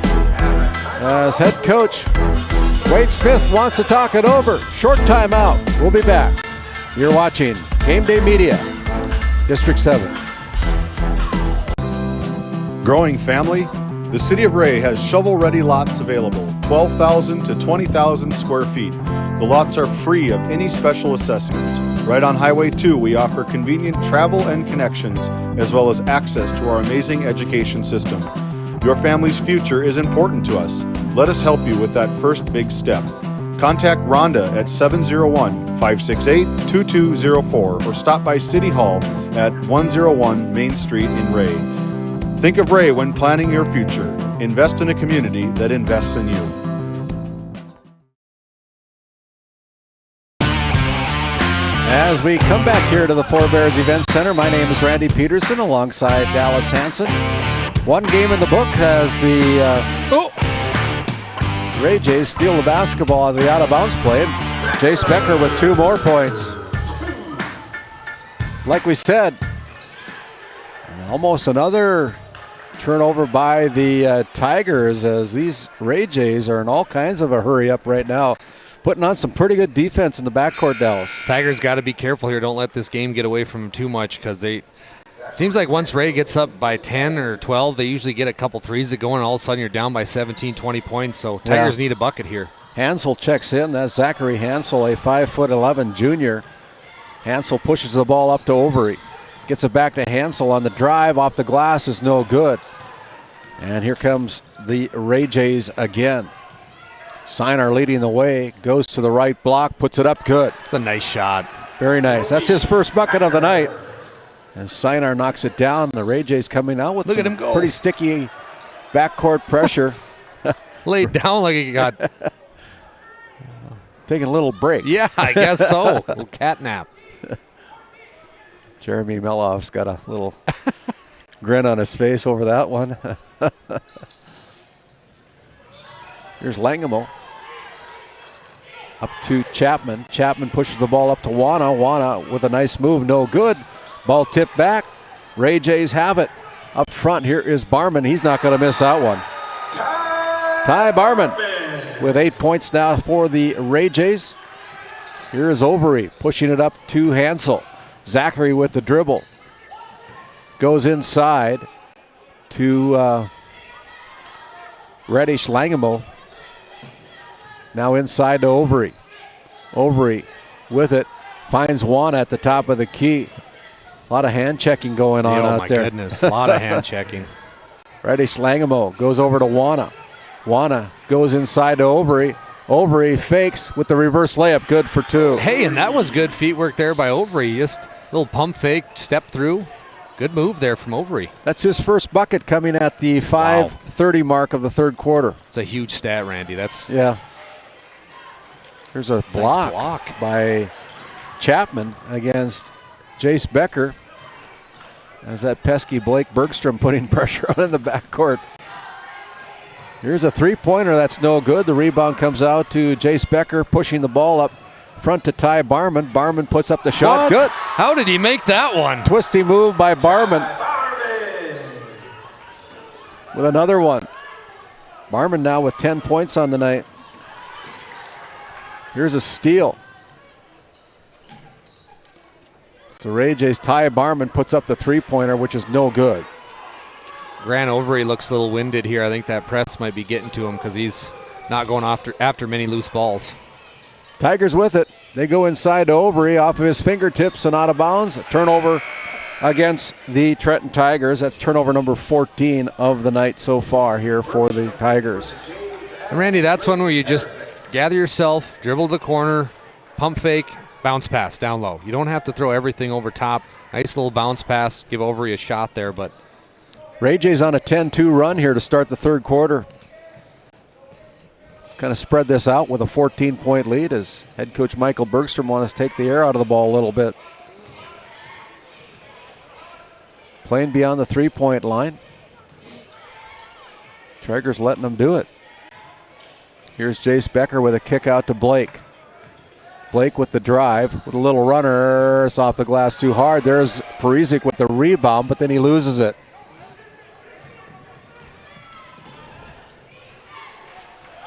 Tigers now with it.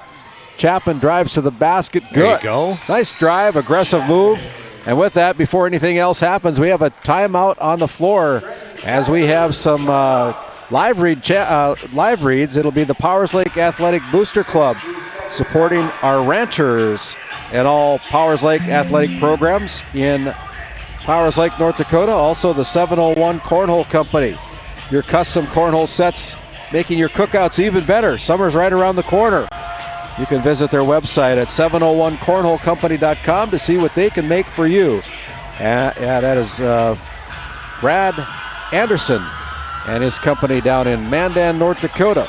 701cornholecompany.com. Rivera Bank, located over in Stanley, North Dakota, a proud supporter of the Stanley community and the Stanley Blue Jays, helping you, our customer, forge new paths to achieve your financial goals. That is Heath Hetzel, the market president over in Stanley at Rivera Bank, located right there on Main Street. 3:46 to go here in the third quarter. The Ray Jays have spread it out to a 12-point lead, and if you're Wade Smith, coach, what do you need to do? Just settle down a little bit offensively. I haven't seen them really pull it out or use any of the shot clock. I mean, it hasn't gone below 20 seconds, so Trenton just needs to settle in a little bit, get some better offensive sets. It seems like they've been rushed all night, Randy. Yeah, they have. Jace Becker getting pushed, then they lose it. There's a turnover by the Ray Jays. Swana slows things down, finds Overy at the top of the key, who dishes it off to Hansel. Now on top to Chapman. Chapman with it, goes behind his back, goes to the free throw line, shots up, no good, as they're going to have a foul that's going to be whistled against the Trenton Tigers. Yeah, Parizek ended up on the ground there. I think Hansel pushed him down. Zachary picks up his first personal.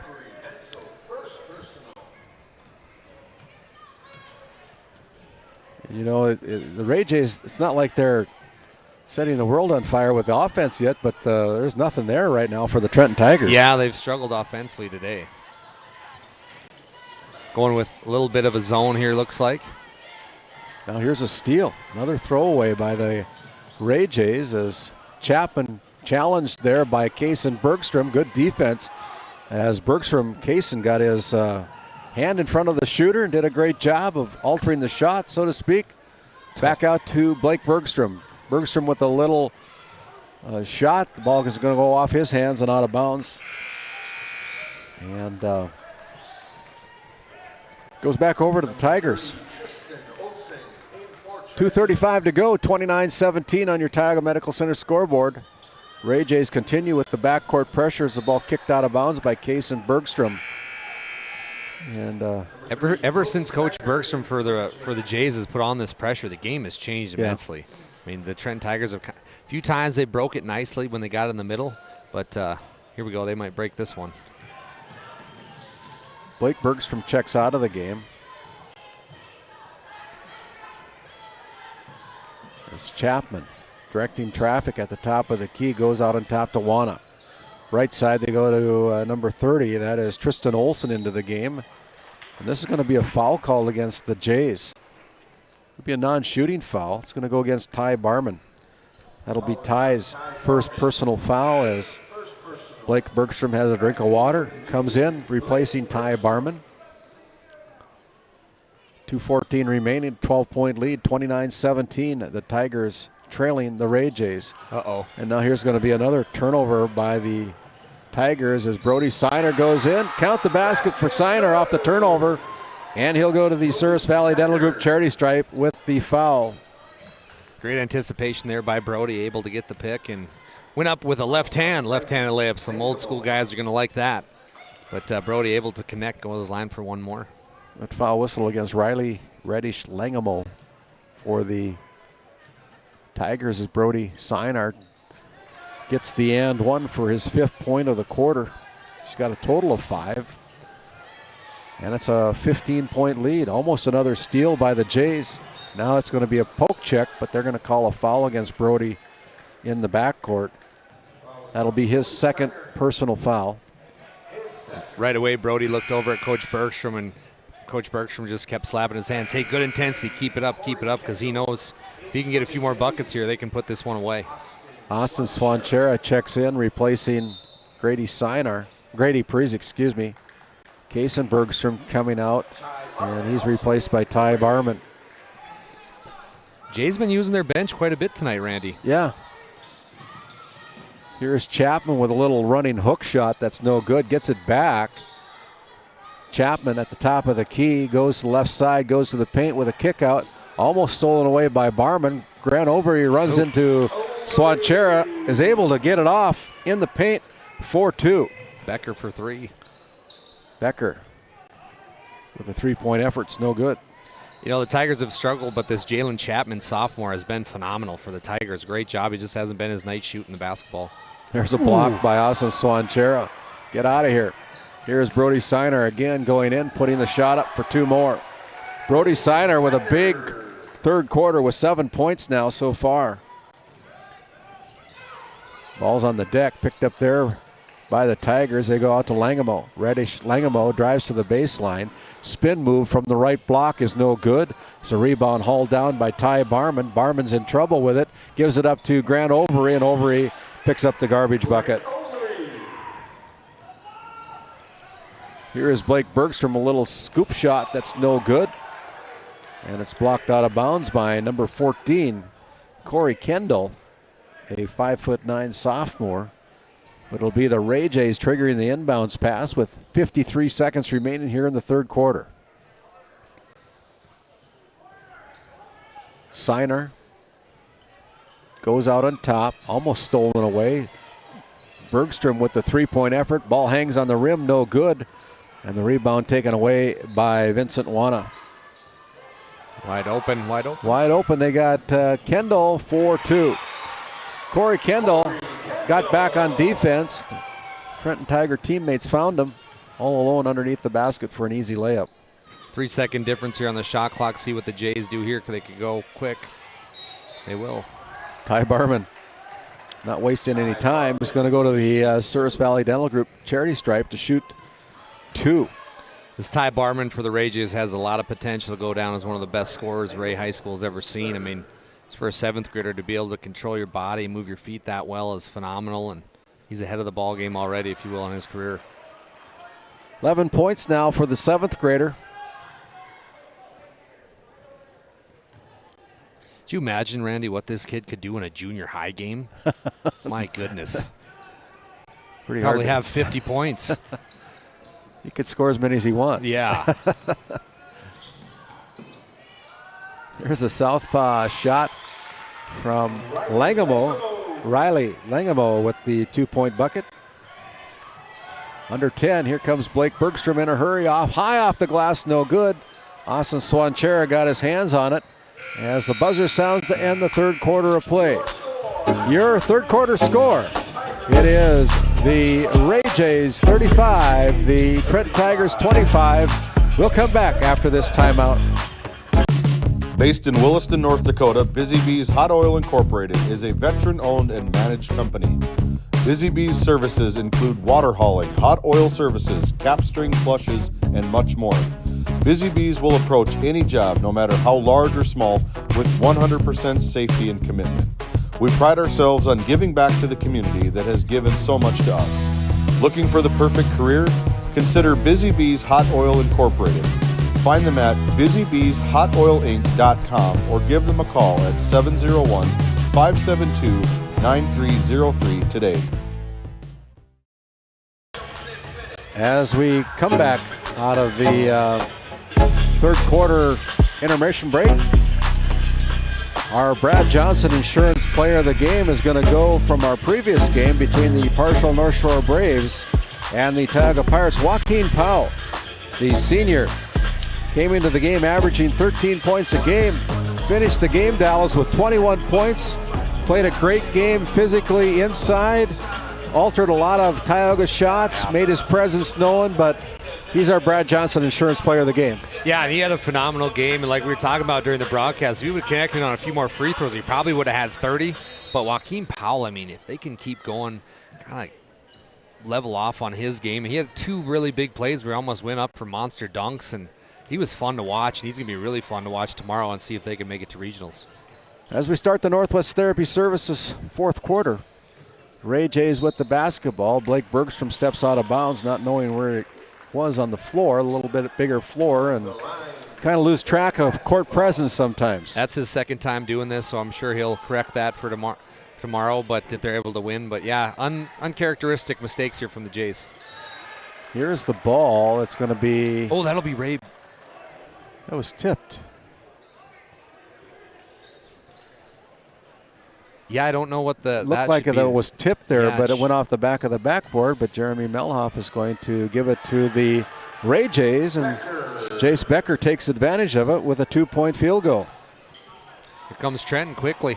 He's got 13 points. Underneath, it's Langamo missing the reverse layup. Made it harder than he needed to. Yeah, he did. Now here's a steal. They had Austin Swanchera with this dribbling the basketball. Now we're going to have a foul over the back against the Tigers. I believe they're going to whistle up number 11, Ian Slater, with his first turnover of the night. It's getting a little herky-jerky out there, Randy. First foul of the night, excuse me. Dallas, didn't mean to jump on you there. No, you're good. It's getting a little physical, a little out of control, both sides, so good to see the officials kind of take control here.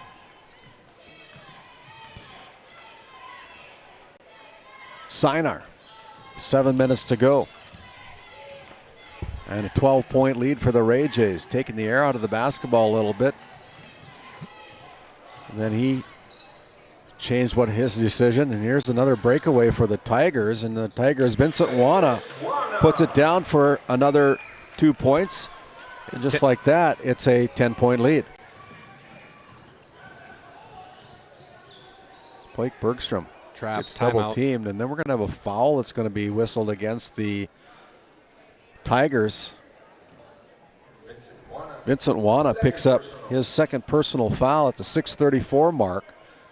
It'll be Blake Bergstrom. All of 5'9", the 8th grader, triggering the inbounds pass, gets it back from Jace, and then Blake loses the handle on it. It goes out of bounds. Last touch by Blake. Another turnover against the Ray Jays as Grady Parizek is checking in for Blake Bergstrom, as head coach, Father Michael Bergstrom, talking to his son a little bit. Yeah, he's just going to tell him, hey, settle down, buddy. It's all good. You know, we're up here, but you gotta remember, you're the point guard. We go as you go, so just relax, take it all in. Tigers Wana with the basketball. Chapman now. And we're going to have a foul called on the drive. It'll be a non-shooting foul against Brody Siner with his third personal foul. And just like that, Siner with 6:14 to go picks up number 3 in the foul department. 2-3 again for the Ray Jays. Top of the key might be open. There it is. Chapman. Langamo with three-pointer. Big one from Langamo. All of a sudden, it's a 7-point game, Randy. Here we go.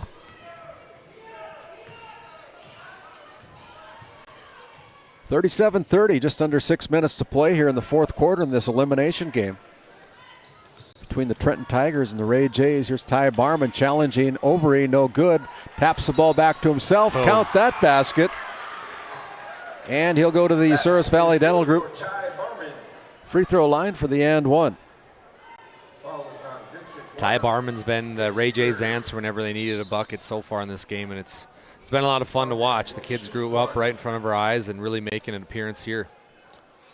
Blake Bergstrom checks back in for head coach Michael Bergstrom, replaces Austin Swanchera. Ty Barman goes for the and one from the Souris Valley Dental Group free throw line, comes away empty with 13 points. Barman and Becker each with 13 points so far here. As Wana splits the defense. How did he get through that? I don't know. Pretty shifty dribbling.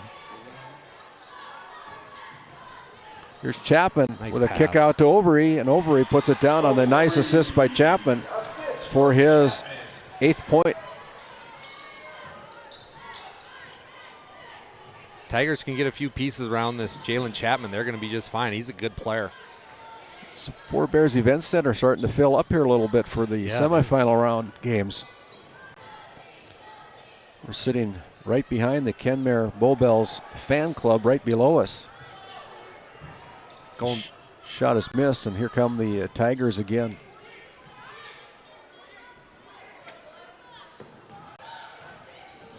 Here's Chapman. Chapman going to the baseline, runs out of territory, and then throws the ball away. Turnover against the Tigers. And here's Siner with a kick out over to Barman. Barman off the glass left side for 2 more. I tell you what, he is smooth. And he's very confident in his skill set. And it shows. As there's a steal by Barman. Just playing basketball, you know.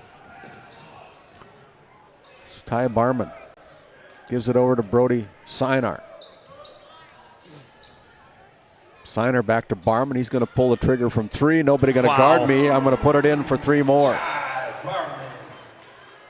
Oh, Trenton threw it away. Here's the Ray Jays with another interception. Brody Signer goes in, and there'll be a foul that's going to be called against Grant Overy. That'll be Grant's second personal foul.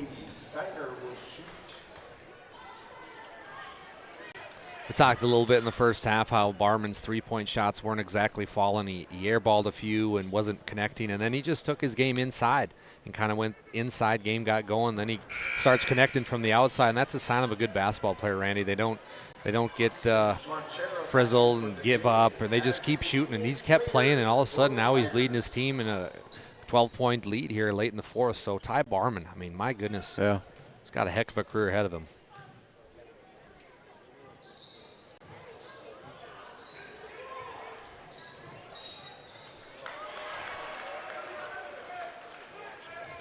Traveling violation, Jays basketball.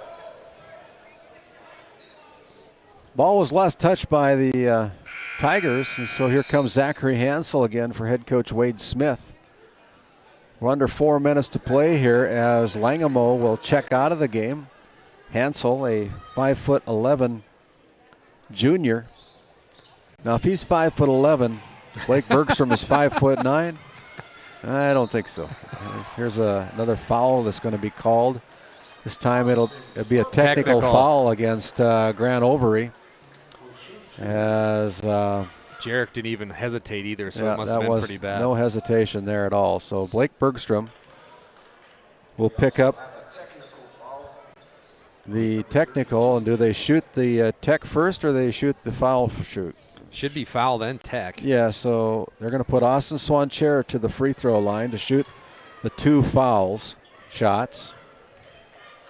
And you hate to see that. I mean, I know it hasn't been Grant Overy's night, but there's no reason to blame it on the officials if you can't make baskets. I mean, you just got to keep it to yourself. And the game isn't over yet. It's just a 12-point game, but now you give them a chance to really extend this lead. Swanchera goes to the charity stripe to shoot the next one. He misses that one. And this time Coach Bergstrom saying, no, you're not shooting the techs. Get Blake in there. Blake will shoot the tech. He was going to stand there and shoot 2 more. I love it. And then, I mean, Blake he probably misses. could have been there. Blake misses. I'd put Barman in there. Can they make a change at the I wonder, yeah. Get the relief in here. Okay, Blake, let's see if we can go 1 out of 4. Yep. There he goes. There he goes.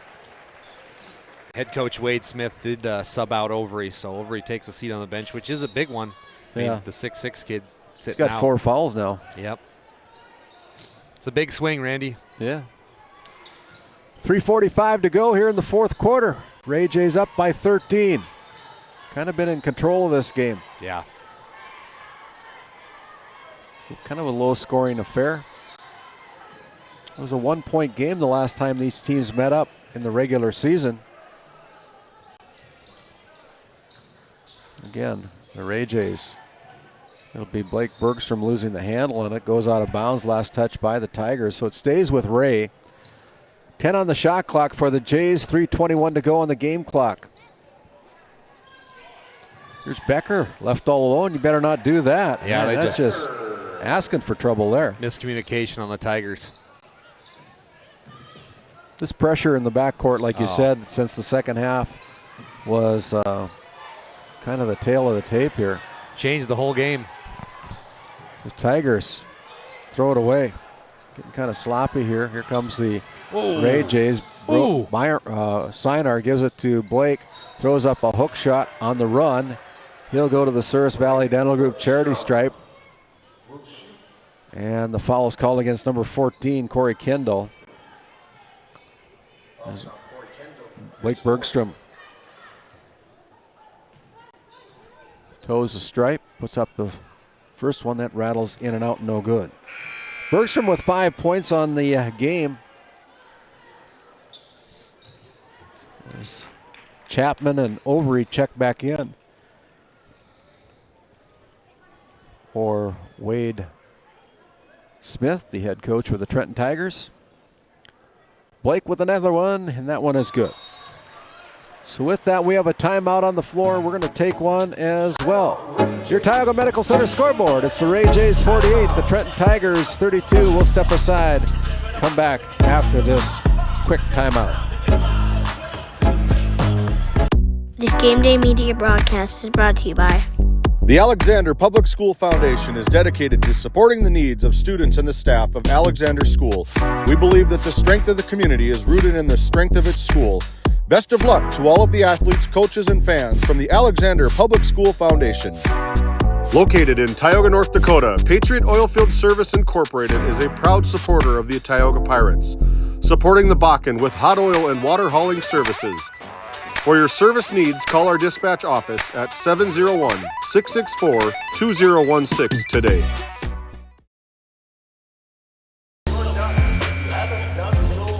As we come back here to our event center in the campus of the Forebears Casino and Lodge down in Newtown, North Dakota. Dallas 253 remaining, 48-32.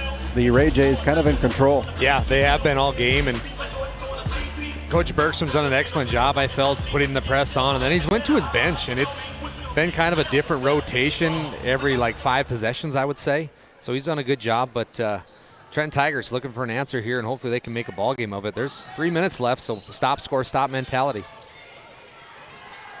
Tigers with it. As the clock continues to wind down, here's Overy going hard to the basket, puts it up off the glass for 2. Got to put some pressure on now in the backcourt if you're the Tigers. 10 points now for Grant Overy. It's down to a 14-point lead for the Ray Jays.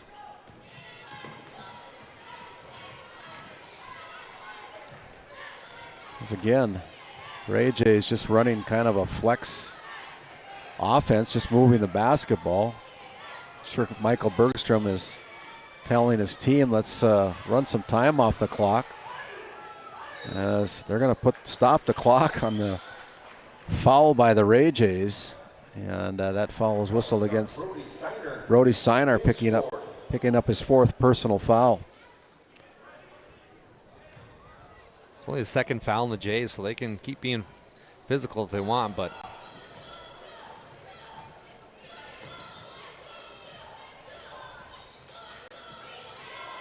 ooh. Look at there, there's a steal. Can't do the cross-court passes.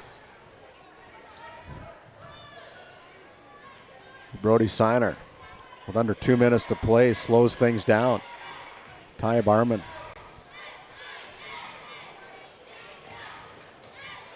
Shots up, that's no good by Blake Bergstrom. And again, the Tigers into the front court trailing by 14. There's going to be a foul from behind against Blake Bergstrom, picking up his 1st personal foul.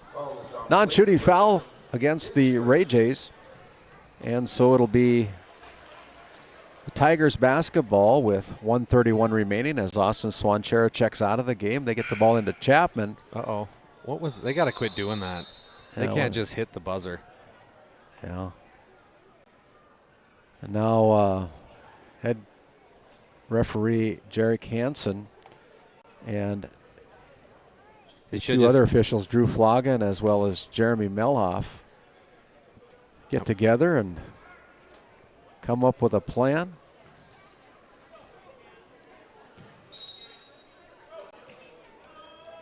It'll be Tigers basketball. They get it out on top. Now over to Chapman on the right wing. Chapman finds Max Slater. Now out to Ian Slater. Out on top to Chapman. Chapman with the dribble. Slips, regains his footing. Goes over to Wana. Wana for the 3-pointer is no good as Kason Bergstrom pulls down the rebound.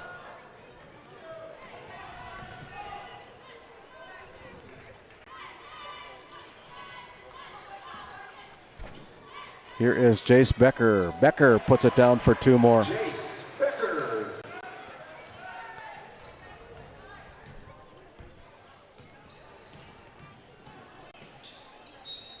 Shot put up, stops the clock. Foul going to be called.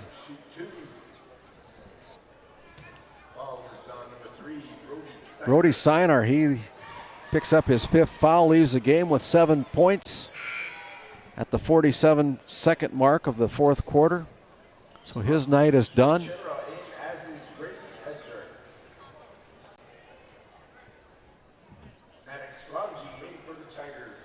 Maddox Longy comes in for Grant Overy. Grant Overy has a seat on the bench as he has played his final game as a Trenton Tiger, the way it appears, as Chapman puts down the first free throw.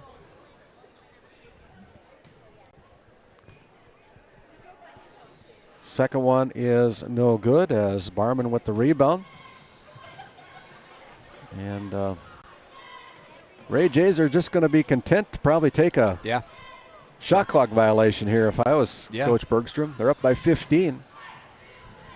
Ty Barman goes to Jace Becker. We'll run down our Brad Johnson Insurance Player of the Game along with Michael Bergstrom, the head coach, as Blake Bergstrom puts up the three-pointer. There he's a dagger.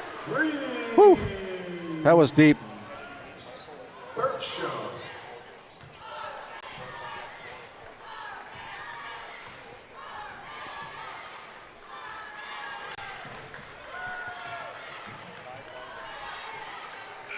At the buzzer, it is no good. And your final score here from the Forebears Events Center, it is the Ray Jays 53 and the Trenton Tigers 35. We're going to take a quick timeout while our sideline reporter Kennedy Keever runs down our winning head coach Michael Bergstrom along with our Brad Johnson Insurance Player of the Game, Ty Barman. We'll be back after this quick timeout. This Game Day Media broadcast is brought to you in part by the Trenton Indian Service Area offers a community health clinic that includes a variety of medical disciplines. Open Monday through Friday. You can find them on their website at mytissa.org.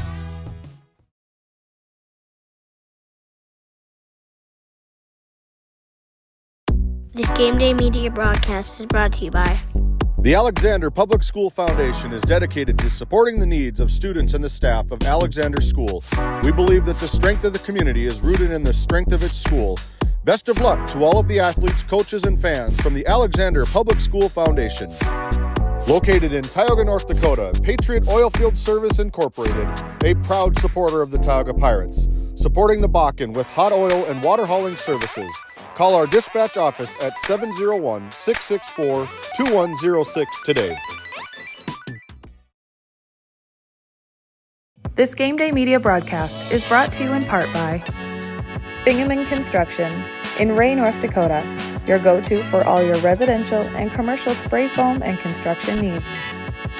Tegan's Interiors, located on Main Street in Crosby, North Dakota. Follow them on Facebook or find them online at tegansinteriors.com.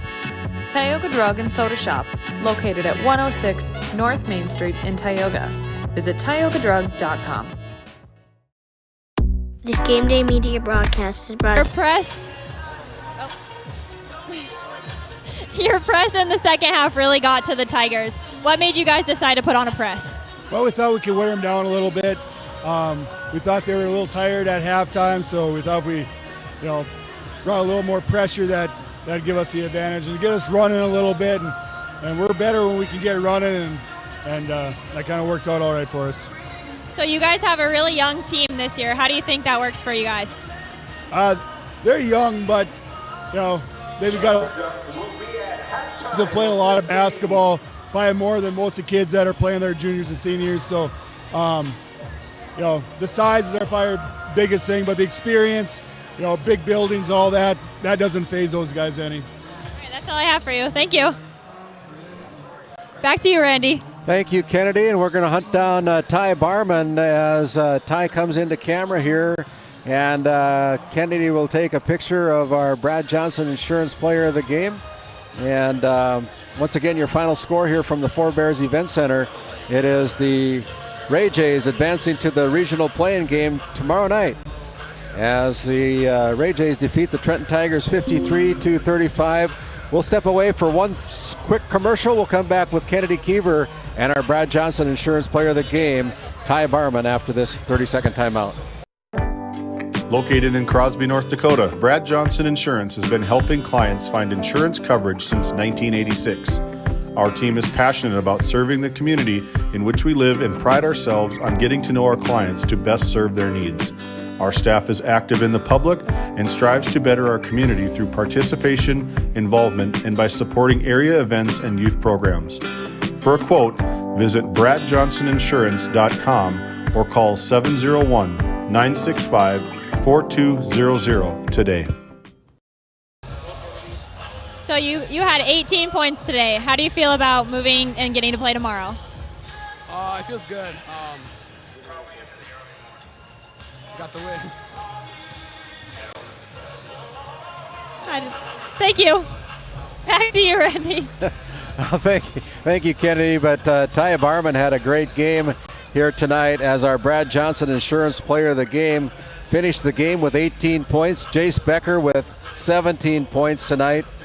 9 points for Blake Bergstrom, 7 points for Brody Siner, and 2 points for Austin Swanchera for a total of 53 points here tonight in the winning effort for the Ray Jays as they improve their record to 12-9 on the season. The season for the Trenton Tigers comes to an end as the Tigers lose to the Ray Jays. As we look at the numbers for the Tigers, Grant Overy concludes his senior season as a Trenton Tiger with 10 points tonight. 9 points put in by another senior playing in his last game, Vincent Wana. And it was 8 points for Riley Reddish Langamo, 6 points for Jalen Chapman, and 2 points for Corey Kendall for a total of 35 points here tonight. Ray Jays just too much for the Trenton Tigers tonight as they take home an 18-point win over the Trenton Tigers. These teams met up in the regular season. The Ray Jays squeaking out a victory. And so a nice victory tonight as the Ray Jays will advance to the regional qualifying game, which will be played tomorrow night. And they'll be at the 6 o'clock game tomorrow night as they take down the Trenton Tigers 53-35. With that, we're going to send it back to our NCC Sports Desk, and we'll take a little bit of a break as we rehydrate and get something to eat here. But it'll be Dallas Hanson with the play-by-play game of our first semifinal round action between the Kenmare Bullbells Honkers and the Alexander Comets. After this timeout, Pat Albert's going to be on the headset providing color commentary along with Dallas Hanson. And we'll send it back to our NCC studio. Once again, your final score here in our region qualifying game. It is the Ray Jays 53, the Trenton Tigers 35. This Game Day Media broadcast is brought to you in part by Bingaman Construction in Ray, North Dakota, your go-to for all your residential and commercial spray foam and construction needs. Tegan's Interiors, located on Main Street in Crosby, North Dakota. Follow them on Facebook or find them online at tegansinteriors.com. Tioga Drug and Soda Shop, located at 106 North Main Street in Tioga. Visit tiogadrug.com. This Game Day Media broadcast is brought to you by At Ray Farmers Union Elevator, we carry a variety of seed, fertilizer, and crop protection products. We can assist you with everything from buying the seed in the spring to burn down in the fall. Stop in or call 701-568-3343 to see how we can help you today. Burke Divide Electric Cooperative. We're owned by our members and committed to supporting our communities. Your local Touchstone Energy Cooperative. We wish our local athletes the best of luck in the District 7 tournament.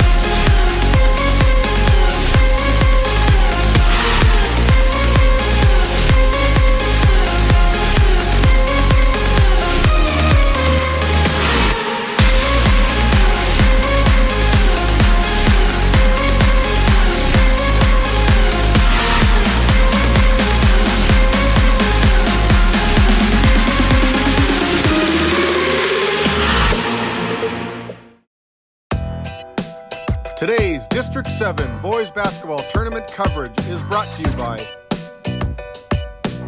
NCC, Tioga Medical Center, The Country Store, St. Luke's Medical Center, O'Theone Boutique, Souris Valley Dental Group of Minot, D&L Paraffin, Brad Johnson Insurance, Bravera Bank, Continental Resources, Northwest Therapy Services, Nesset Consulting Service, Roustabout Service and Insulating, DA Land LLC, 701 Cornhole Company, Bingaman Construction, Tioga Ace Hardware, Border Plains Equipment of Stanley, Tioga Parts Supply, Surge Aesthetics, The Porch, Tegan's Interiors, Tioga Drug and Soda Shop, Prairie Home Furnishings,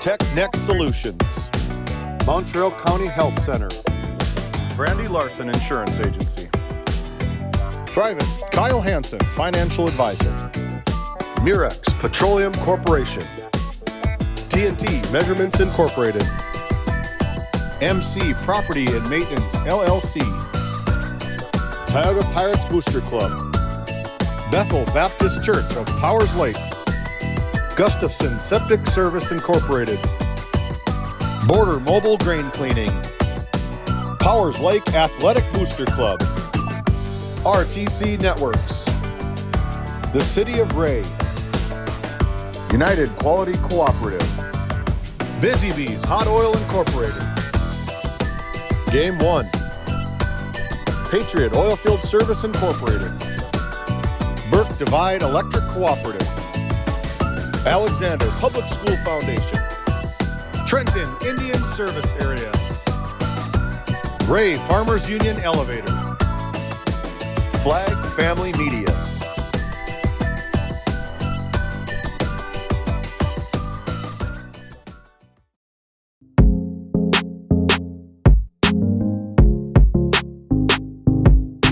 This copyrighted telecast is presented by the authority of Game Day Media, LLP, and may not be reproduced or retransmitted in any form, and the accounts and descriptions of this game may not be disseminated without express written consent by Game Day Media, LLP.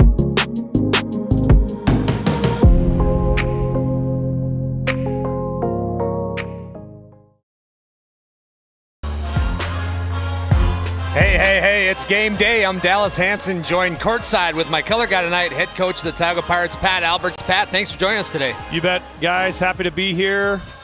Let's get it on. Yes, sir. We're about 2 minutes, 30 seconds away. We're going to start our Border Plains Equipment Show. And, Pat, let's put on the coaching hat. We were just talking a little bit before the air, talking about both teams, and I said, who do you got tonight? And what did you tell me? Well, very evenly matched teams. These guys played earlier in the year, and it was a tight battle. As you said, they played up in Bow Bells, which isn't, probably the most ideal gymnasium in the United States. Who knows? But listen, and if I'm watching football, if I'm watching baseball, if I'm watching high school basketball, if I think it's a 50-50 coin flip, give me the best player on the floor. I'm taking Jack Zimmer tonight and the Kenmare Honkers. Yeah, it's tough to beat Jack Zimmer, looking at a few stats of him, and he is arguably one of the better shooters in the state, if you will. But let's talk about the Alexander Comets a little bit. Pat, they've had their down years. Now they find themselves towards the top of the district, and they're led by Keaton Werman. What do you know about Keaton Werman? Well, Keaton Werman's been playing for this team, I think, since he was about an 8th grader, along with a bunch of other kids. But Keaton is a tall, long, athletic kid, maybe the highest motor for a kid that this tournament's going to see. He never gives up, always gives you 150%. I look for him to really take over on the hustle side of the floor today, and I think the other guys will follow for the Alexander Comets. Talking to Coach Casey Kaiser a little bit before this basketball game, he said we're going to have to not just rely on Zach and Jacob Livingston, but we need our bench to be a big part of that. Would you agree with him, Pat? Well, you get into this game, it's a semifinal game. Both teams are good, whether it's this one and the next game. The bench has to come into a big play. If you get guys in foul trouble, you get guys maybe just don't come out with their best effort. The bench has got to come through in a big part. Both these guys are going to have to rely on their bench today. We are 1 minute away from tip-off. We're going to keep it right here on our Border Plains Equipment pregame show. The Alexander Comets, interesting on their opening round. Their head coach, A.J. Hallard, caught a bad case of the flu. He is back tonight, so Trey Jacobson will retain his assistant role. And Pat, we talked about that a little bit, but my goodness, you're the assistant coach. You get the call the morning of, hey, I'm not able to coach. You got to take the reins. That had to have been a little nerve-wracking. Yeah. I couldn't even imagine. I was assistant coach at one point in my life. I know you are as well. You get into a game like this, to get that call probably would be, end of the world type of thing. But you know what? The Alexander Comets came through. The players played for their coach that night, Allard, who could not be here, and they put him in a great spot here to get to the championship night. We've got two really evenly matched teams. Trip to the championship on the line here, as we've got the Alexander Comets going to play the Kenmare Bowbells Honkers. The Comets wearing their red jerseys with white trim. The Kenmare Bowbells Honkers wearing their white jerseys with maroon and gold trim, if you will. And appreciate you joining us here in Game Day Media, live from the Town North Dakota at the great and powerful Forebears Event Center. This is a great place for a basketball game, Pat. Yeah, coaching as many years as I have, again, you coached for a while, Dallas. You get to see a lot of gyms around the state. There isn't one that really rivals this. Maybe the Dome in Minot. You got the, Grand Forks, Fargo obviously has a couple, but this side of the state, this is the best gym that you could be playing in right now. Ton of people, great scoreboards, great music, and we're about to just have our Haugland Insurance starting lineup as they go through the final commands here from the scoreboard keeper here. But it's going to be fun. The Kenmare Bowbells Honkers, the 1 seed, they came into the ballgame 13-7 record, and they're going to play against the Alexander Comets, who are the 4 seed. They come in with a 15-3 record. These two did match up, as Pat did mention earlier, and Kenmare Bowbells Honkers came on top. We're not sure of the exact score, but the game was played in Bowbells, which is an interesting gym, so a little bit of movement there. But we're going to go off with our Haugland Insurance starting lineup. It's going to start off with the Alexander Comets. Again, they are head coached by A.J. Allard. A.J. Allard is in his 5th season at the helm for the Comets. First off is going to be a 5'8 senior. He wears number 2. That's Max Heen. Max Heen is a guard. Next up is a 5'9 senior, Zane Soysat. He wears number 3. Next up is Bo Ryder. Bo Ryder is a 6'2 senior. Bo wears number 5. Next up is the star of the show, the guy we talked about, a 6'2 senior, Keaton Werman. And this kid can fly. Keaton wears number 12. Rounding it out is going to be Jaden Champion. Jaden is a 6'2 sophomore, and he wears number 25. And Pat, looking at that starting lineup, good players, but their bench is just as good, if not better. Yeah, and you got the Novak coming off the bench, a couple others. These guys like to get up and down the floor. They play very good defense, can shoot from the outside, and then, of course, Weirman underneath. Very well-rounded team. Now shifting our gears to the 1 seed, the Kenmare Bowbells Honkers. Head coach Casey Kaiser in his 12th year as head coach of this program. They're going to go like this. A junior, number 2, Cohen Syme. Cohen Syme playing that true point guard position. Next up is a junior. He wears number 12, Caleb Knutson. Caleb Knutson, an outstanding rebounder. Next up, the star of the show, the best shooter in the land. He's a senior. He wears number 22, Jack Zimmer. Next up is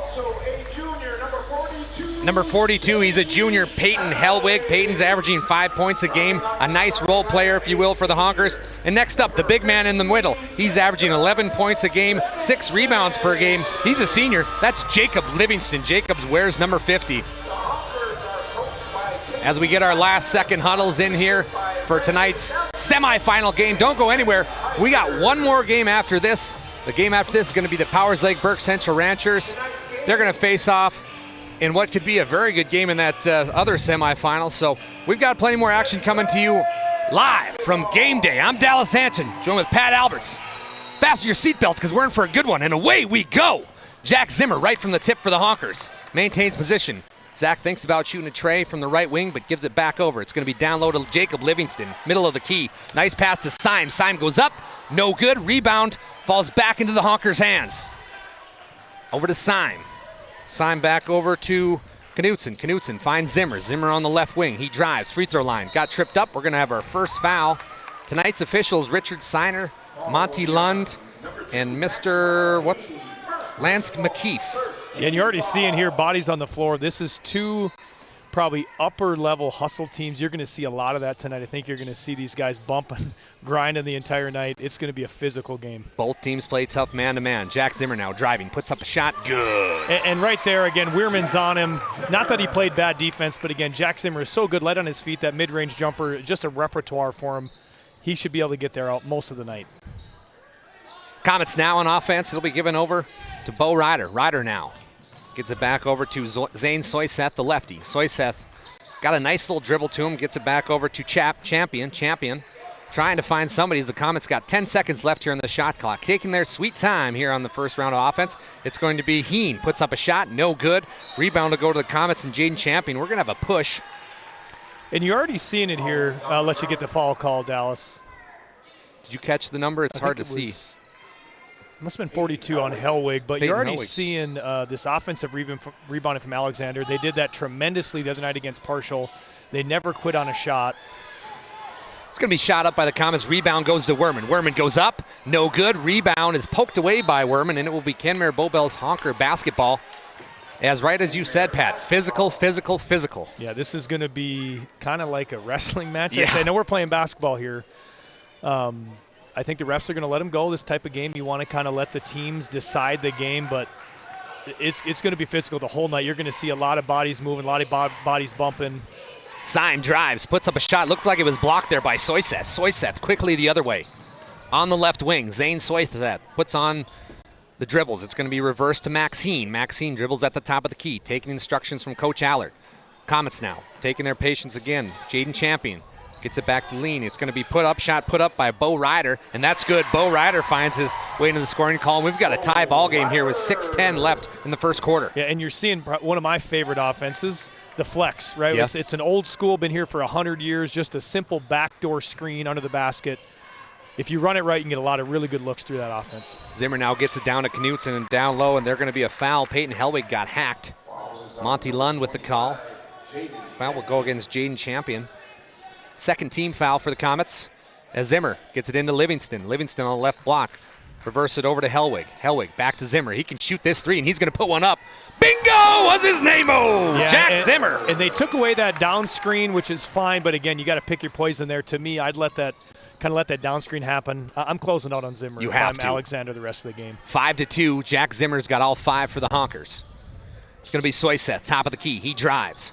Nice little Euro step, but it's reversed back to Heen. Heen puts up a little runner, and good. Nice play there from Maxine, Pat. Yeah, and he's been, again, he started as an 8th grader. The guy's been playing forever.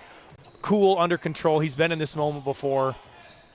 Zimmer hoists up a 3, top of the key. No good. Rebound goes to the Comets, and here they go. Werman going to put up a right-hand layup. And good. Nice play there from Keaton Werman. My goodness. And that was a tough layup. It was very good transition defense by Zimmer. We talked about the effort. Again, Werman, all game long, you're going to see that guy. Nobody plays with more effort than him, in my opinion. Syme for the Honkers, top of the key. Back to Jack Zimmer on the wing. Jack drives free throw line. He's going to be double teamed, but he kicks back out. Shot's going to be by Knutson. Knutson, no good.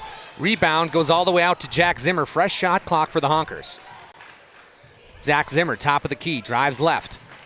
Absorbs contact, puts up a shot, and good! Jack Zimmer, everybody!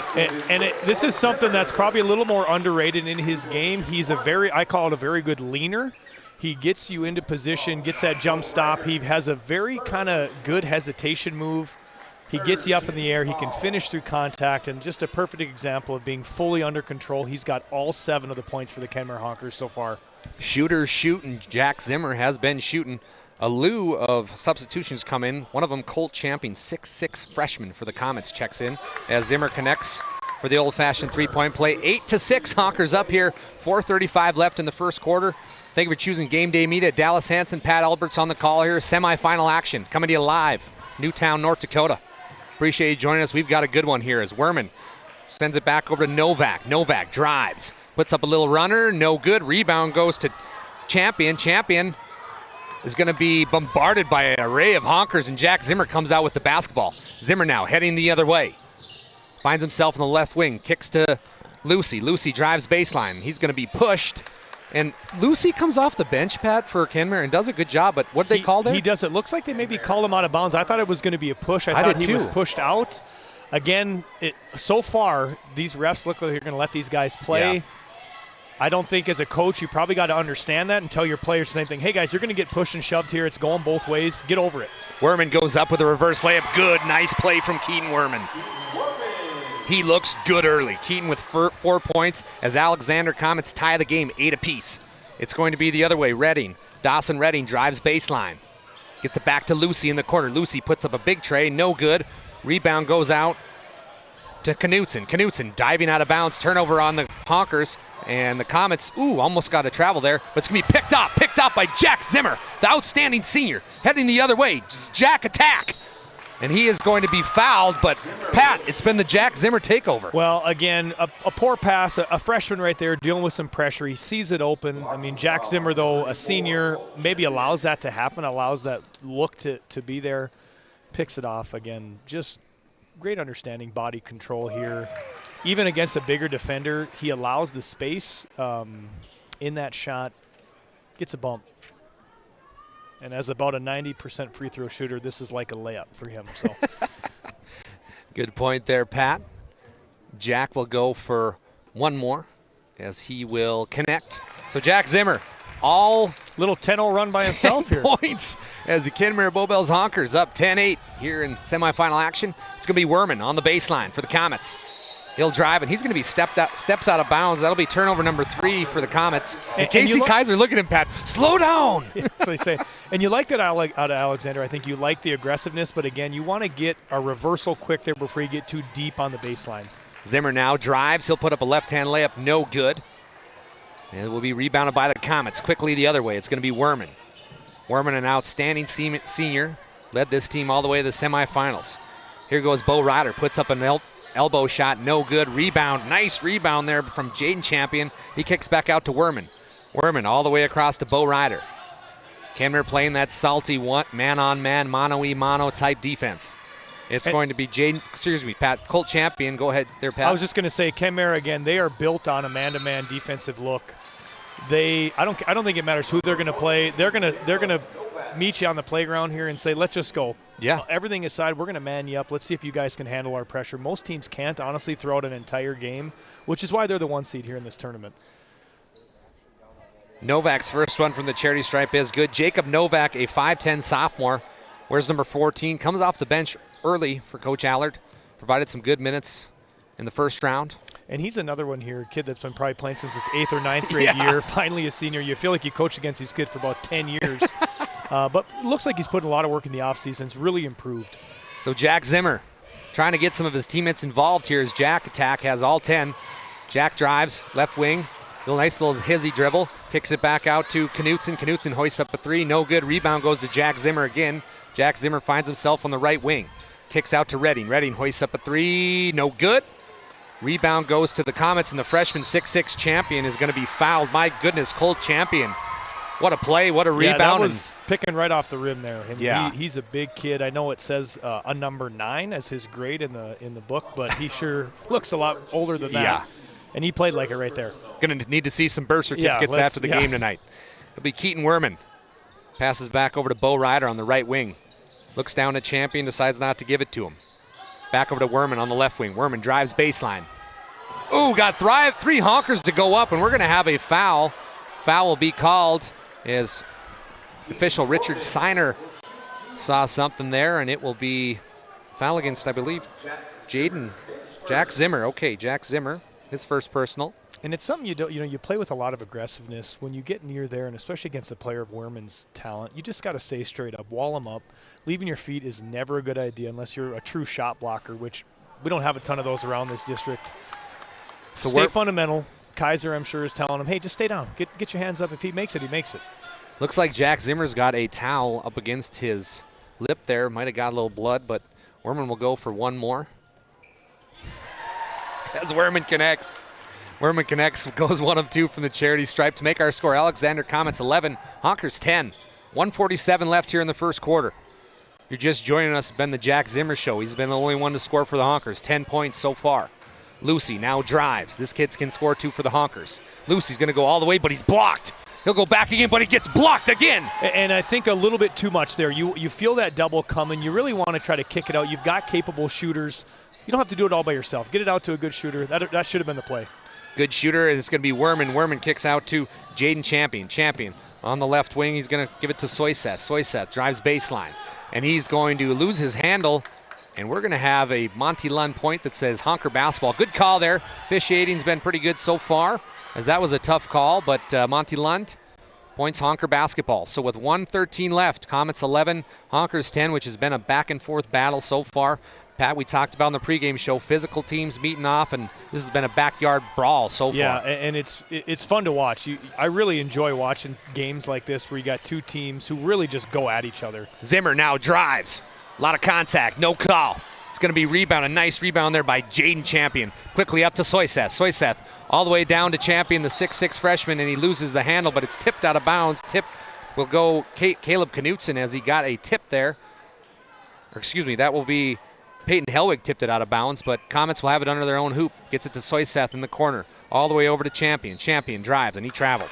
Yeah, and it's a tough play there. Unfortunately, it's a normal high school. I feel like that travel call. You just try to tell a kid, get a dribble down. Again, you're probably getting a little too flustered. Get the dribble down, then attack. 11-second difference between the shot clock and game clock. Ready, NBA range three, all air, no good. Good pass though. Syme now gets the layup and he misses the bunny. 1 second difference between the shot clock and game clock, and the Comets unnecessary turnover. Turnover number 5 of the first quarter.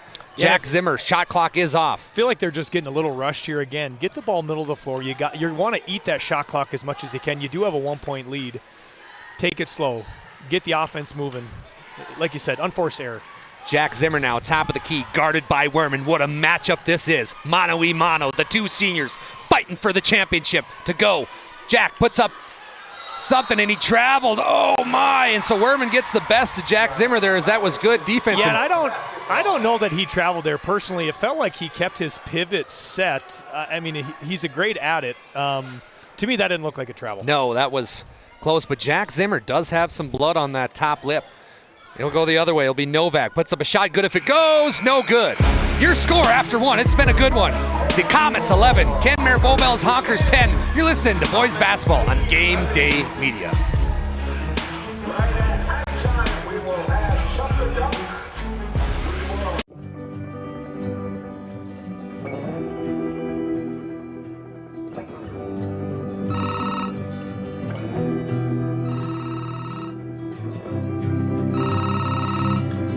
Hey, buddy.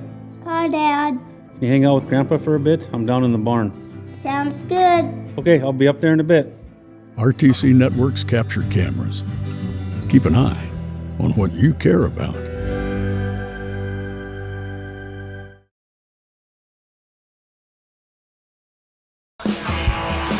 Welcome back to the Forbes Event Center here on Game Day Media. We've got a good one. It's been the Comets getting the best of the Honkers, 11-10. I'm Dallas Hanson, joined with Pat Alberts. Pat, during the break, we were mentioning a little bit about defense. What were you saying there? Well, again, Jack Zimmer's got 10 points here, but you're seeing the aggressiveness and physicality of Alexander limiting the other players. Listen, you can let Jack Zimmer go for 50. Okay, if you win 60-50, it's still a win, right? Yeah. Some of these other Kenmare players got to really step up, make some of those shots that they're capable of making. Maxine now gives it to Novak on the left wing. Novak gets it back to Champion. Champion top of the key. Back over to Maxine. Maxine on the right wing. Back over to Jaden Champion. Champion back over to Werman. Werman's the all-star. Werman thought about shooting the tray. He's going to drive in. Nobody home. Back over to Champion. Gives it back to Novak. Novak, 10 seconds on the shot clock. Puts up a tray and good. Nice play. And Helwig there got stuck on a screen. Didn't show. There's a couple guys for Alexander here. Novak being one. If you don't step out, they're going to bury it. Comets again, the 4 seed going against the 1 seed. Trying to get the upset here. Syme back to Zimmer on the right wing. Zimmer, nice pass into Livingston. Livingston goes up and good. Beautiful pass from Jack Zimmer to Livingston. And I think another little underrated portion of Zimmer's game too is he's a capable point guard. I mean, I know he shoots a ton, but the guy can pass. That was a great example of that right there. It's going to be Colt Champion, the 6'6 freshman, gets it back over to Heen. Heen puts up a shot, and good. Max Heen, the lefty, everybody. And I talked to possession earlier about getting out on a screen. To me, not much you're going to do there. Drills one in your face. You got to tip your cap and say, nice shot. Max Heen picking up his 5th point of the basketball game. The lefty making his presence known. It's going to be Caleb Knutson, but we're going to have a foul. I believe that's going to be Max Heen. And probably a little too aggressive there again. They're just getting into that dribble handoff. I know you want to be physical with those, but now he picks up, I think, his second foul, possibly. So there, you just tell a guy, time and place for everything. Bo Ryder checks in for Max Heen. It's going to be Syme. He drives. Nice little dish to Jacob Livingston, and the Honkers are starting to pass the rock. And they look a little more comfortable here. The Zimmer, kind of takeover stuff is settled in. These other guys obviously getting some flow. Exactly what Casey Kaiser wanted here coming out of the quarter break. Jaden Champion back to Novak. Novak's been a good shooter so far. Bo Ryder now drives baseline. Ryder puts up a little jumper. Nice shot from Bo Ryder, but Pat, these Comets can't miss. Yeah, they're shooting pretty well. I think 3 for 3 to start the quarter, 7 total points. It'll probably start to level out, but yeah, they're being very aggressive. They're getting everything they want. Zimmer to Livingston. Livingston again, nice play. And we're seeing some good basketball here on both sides. Comets 19, Honkers 16. 5:55 left here in the second quarter. Bo Ryder puts up a shot, and good. My goodness, they're heating up. This is what I'd say. If you're Casey Kaiser, you're looking at your guys and saying, are you guys done letting them shoot these threes? You're a better defensive team than this. Get out on the three-point line. Make them go to the basket. Zimmer's going to take a body check from Jaden Champion. Champion's second personal foul, as Lucy and Dawson Redding will check into the basketball game. They'll come in for Syme and Helwig. And I think you're seeing the offensive players come in now. I think Mr. Kaiser says, all right, enough's enough. We got to start matching some of this offensive threat. Livingston gets it back over to Knutson. Knutson down low to Livingston again, and man, one! Jacob Livingston, his 8th point of the quarter. And I know Zimmer gets a lot of attention. Livingston started for these guys for 3 years. He's been, I think, an all-district player for sure the last 2. I think, again, sometimes you forget, and he banks it a free throw, but you forget about these other all-district type of players, and Livingston really stepping up here in the second quarter. Novak now on the left wing. Kicks it back out to Colt Champion. Champion back over to Soyseth. Soyseth back to Werman, top of the key. They click over to Bo Ryder. Ryder's streak continues. Bo Ryder coming out party. 8 points this quarter. And Kaiser's probably got to switch something up here. You got to probably really start to get out on the three-point line on these guys. They're hot right now. Extend out, make them drive by it. Again, 2's worth. Offensive foul. Foul will go against Dawson Redding and the Honkers on the ropes here in the second quarter. And I kind of want that one to be a no call. I feel like both guys are in position there. I mean, I know he got contact and fell over, but to me that should be just a no call. Let the guys play on. Comets 25, Honkers 19. It's been a shooting array so far for the Comets. They haven't missed much. Novak almost gets picked apart by Zimmer, but Novak gets it back. We're going to have a timeout on the floor.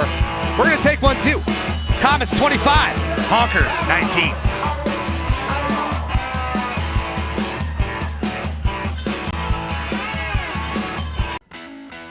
At Tioga Ace Hardware, our store is a member of the largest retailer-owned hardware cooperative in the industry. We are all committed to being the helpful place by offering our customers knowledgeable advice, helpful service, and quality products. As the helpful hardware folks in your community, we promise that helping you is the most important thing we have to do today. Shop the biggest brands all under one roof at 119 North Main Street in Tioga, or shop online at acehardware.com. Thank you for joining us here on Game Day Media. I'm Dallas Hansen, joined courtside with Pat Alberts. We've seen a great shooting spree, if you will, by the Alexander Comets. They got 25. Kenmare Honkers 19, Pat, and it's been the Bo Ryder show. Well, I was just kind of saying on the break, the kid's been playing another one, but playing since he's an 8th grader. Finally, I think as seniors, these guys kind of burst the bubble, and they're having fun right now. They've been waiting their whole lives to play in a game like this. Soyseth will get it. We're going to have a buzzer, as that's the second time this has happened. Well, it looks like the shot clock got to 0, but I don't think that was ever. So the shot clock, now it's showing 20. Make sure, while we got a little break in the play, hey, do us a favor. Share the live gameplay here. like our YouTube page, subscribe to our YouTube page, give us a thumbs up. It helps us more success on YouTube, and we get to keep doing this. So make sure you do that. And then also, if you're on Facebook, give us a like at Game Day Media ND. Share the posts that we have. We got our Brad Johnson Insurance Player of the Game. We'd like to promote our Northwest athletes as much as we can. So if you could do that on social media, it'd be much appreciated, and we can help get the word out about the great and powerful Game Day Media. It's going to be Soyseth now on the right wing. Gets it back over to Bo Ryder. Ryder back to Champion. Over to Novak. Novak's been red hot. Back to Werman. Shot clock's at 1. They put up the shot. Bo Ryder connects! Oh my, Bo Ryder! Is that Bo Ryder or Steph Curry out there right now? Because they both shoot about the same percentage. Somebody get a bucket of water from Kenmer because he's hot. It's going to be a Jack Zimmer block. It's going to go the other way. Zane Soyseth puts up. No, he's going to pass to Werman, and good! The Comets are on fire. Casey Kaiser for the Honkers wants time. Alexander, stand up. Your kids are playing well.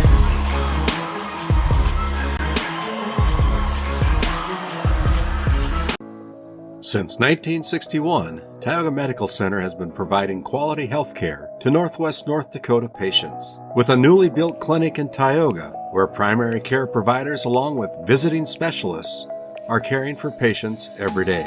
Primary care clinics in Ray and Powers Lake also. Call for an appointment today at 701-664-3368. Tioga Medical Center. Great staff making a difference in the lives of patients every day.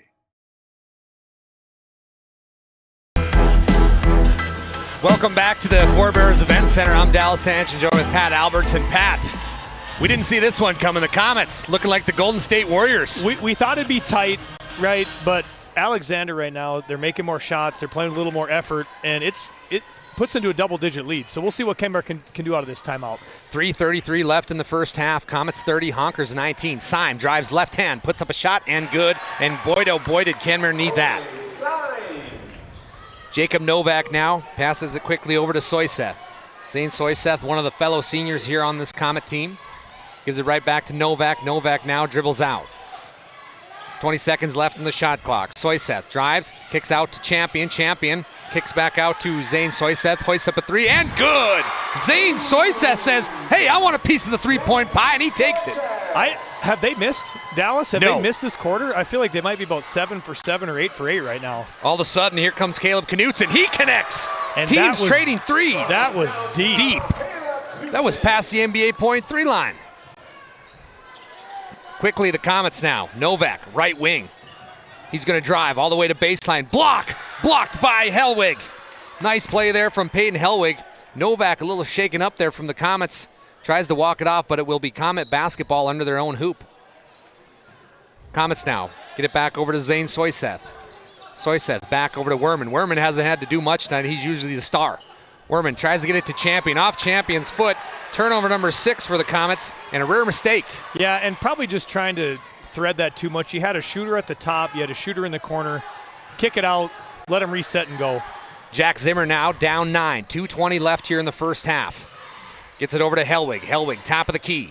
Looking for somebody. Nobody cutting out. All of a sudden, Knutson says, I'll take it. Gets it back down to Jack on the baseline. Jack drives. Kicks back out to Syme. Syme drives baseline, puts up a runner. No good.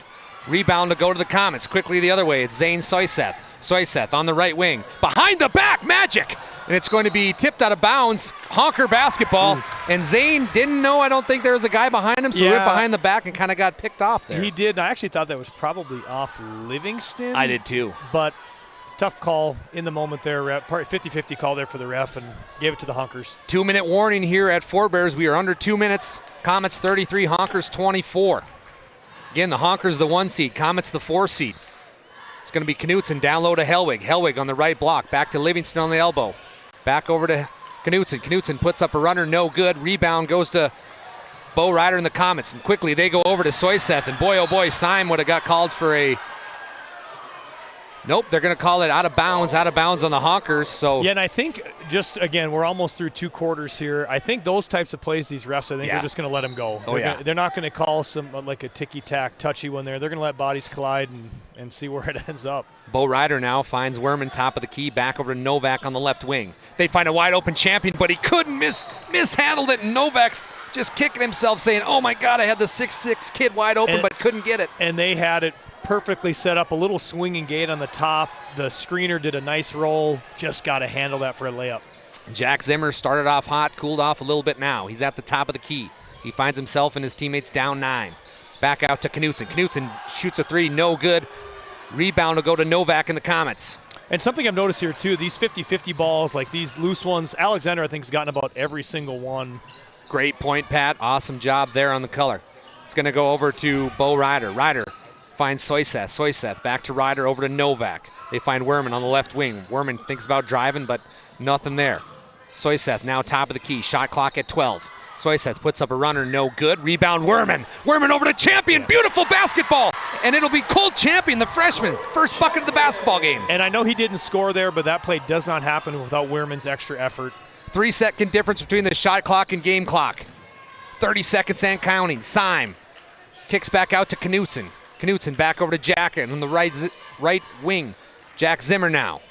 17 seconds on the shot clock. 20 in the game. Jack guarded heavily by Werman. Werman doing an excellent job on Jack. Knutson back to Jack on the right wing. Zimmer puts up the tray, no good. Rebound will go to Colt Champion, but I believe it went off a Honker foot. Monty Lund says with 8 seconds left, the Comets will have possession. Comets 35, Honkers 24. We're going to have a quick sub. Sub for the Honkers coming in is Peyton Nelson along with Dawson Redding. Out will come Helwig and Livingston. So 8 seconds left here in the first half. It's going to be the Riders. Bo Ryder taking it for the Comets. He's going to be fouled immediately by Peyton Nelson, and Casey Kaiser saying, hey, that's not why I put you in there. Well, I think he may have, but again, it's a coaching thing where you say, hey, going to foul, go for the ball. Go for the ball. You can't get a push there. You don't want an intentional foul call. Just go for the ball.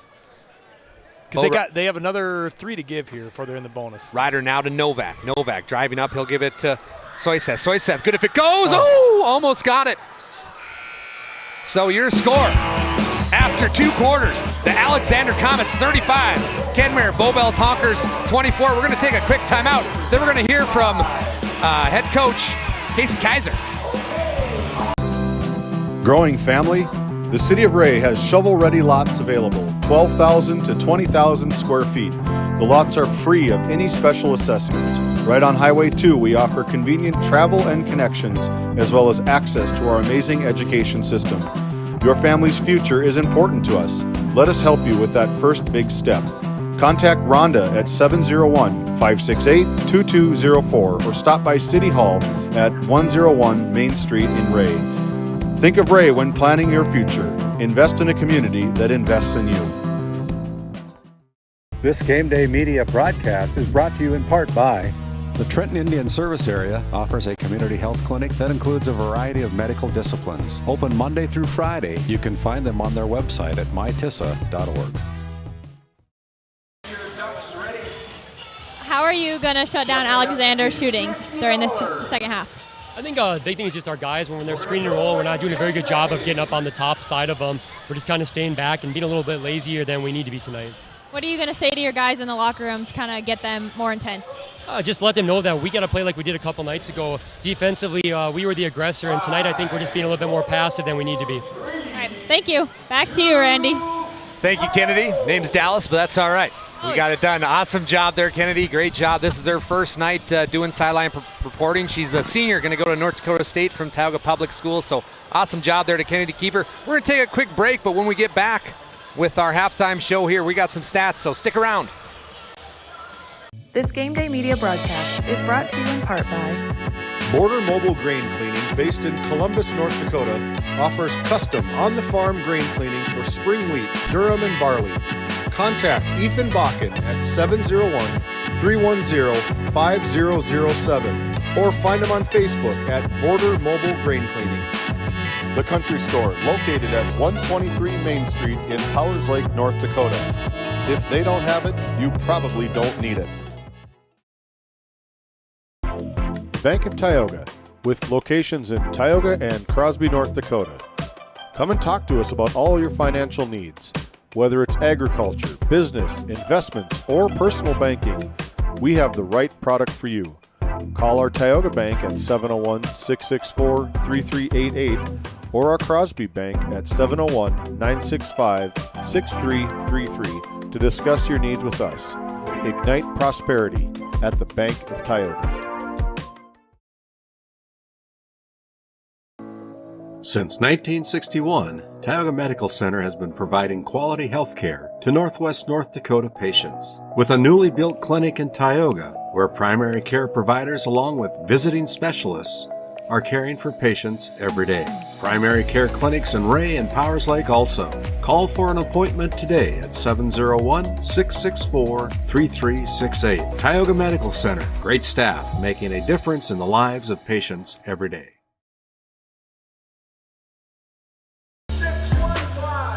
Hey, welcome back to the Forebears Event Center. You're listening to the Bank of Tioga halftime show. Bank of Tioga located in Tioga, North Dakota and Crosby, North Dakota. Come see us today for all your banking options. We've got a few statistics here. We're going to start with the 1-seed Kenmare Bowbells Honkers. And this is probably the easiest stat sheet I've had all year. It's Cohen Syme with 2, Caleb Knutson with 3, Jack Zimmer with 10, and Jacob Livingston with 9. Jack Zimmer started off with the first 10 points of the basketball game, and then he was held scoreless in the second quarter. Let's switch over to the Alexander Comets, who are the 4 seed, trying to pull the upset here. And boy, oh boy, did they have a great second quarter. Maxine has 5 points. Zane Soyseth has 3. Bo Ryder, 13 points. Keaton Werman has 7.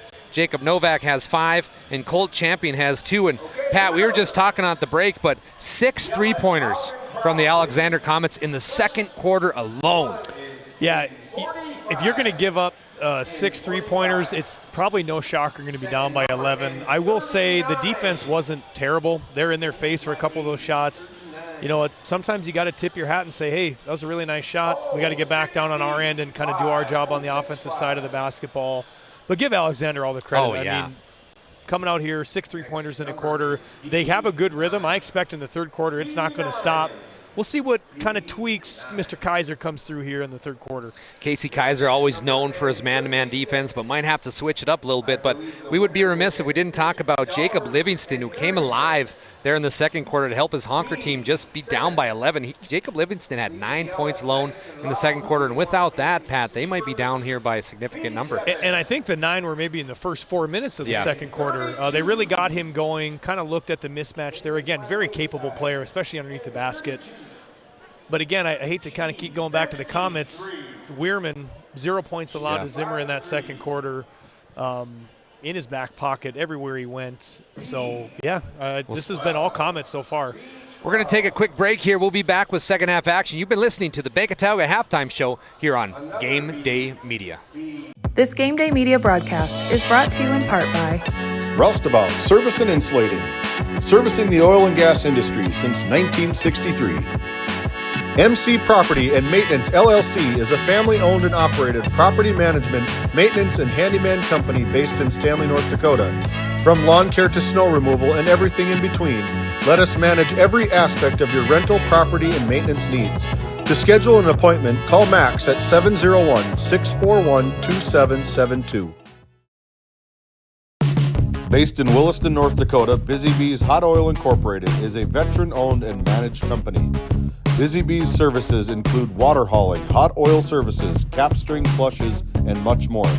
Busy Bees will approach any job, no matter how large or small, with 100% safety and commitment. We pride ourselves on giving back to the community that has given so much to us. Looking for the perfect career? Consider Busy Bees Hot Oil Incorporated. Find them at busybeeshotoilinc.com or give them a call at 701-572-9303 today.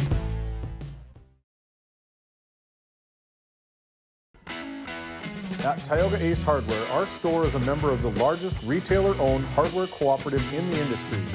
We are all committed to being the helpful place by offering our customers knowledgeable advice, helpful service, and quality products. As the helpful hardware folks in your community, we promise that helping you is the most important thing we have to do today. Shop the biggest brands all under one roof at 119 North Main Street in Tioga or shop online at acehardware.com. At Haugland Insurance Services, we are passionate about protecting farmers and ranchers. With extensive agricultural knowledge, we have the tools to protect your profit and minimize risk. Whether it's crop and livestock insurance or farm property and liability, we protect your hard-earned assets. We can also assist with farm transitions, commercial insurance, life, health, and disability coverage. You work hard to feed our world, and we work tirelessly to protect what you've grown and built. Call us at 701-965-4066 or visit us online at HauglandInsuranceServices.com. At Tioga Ace Hardware, our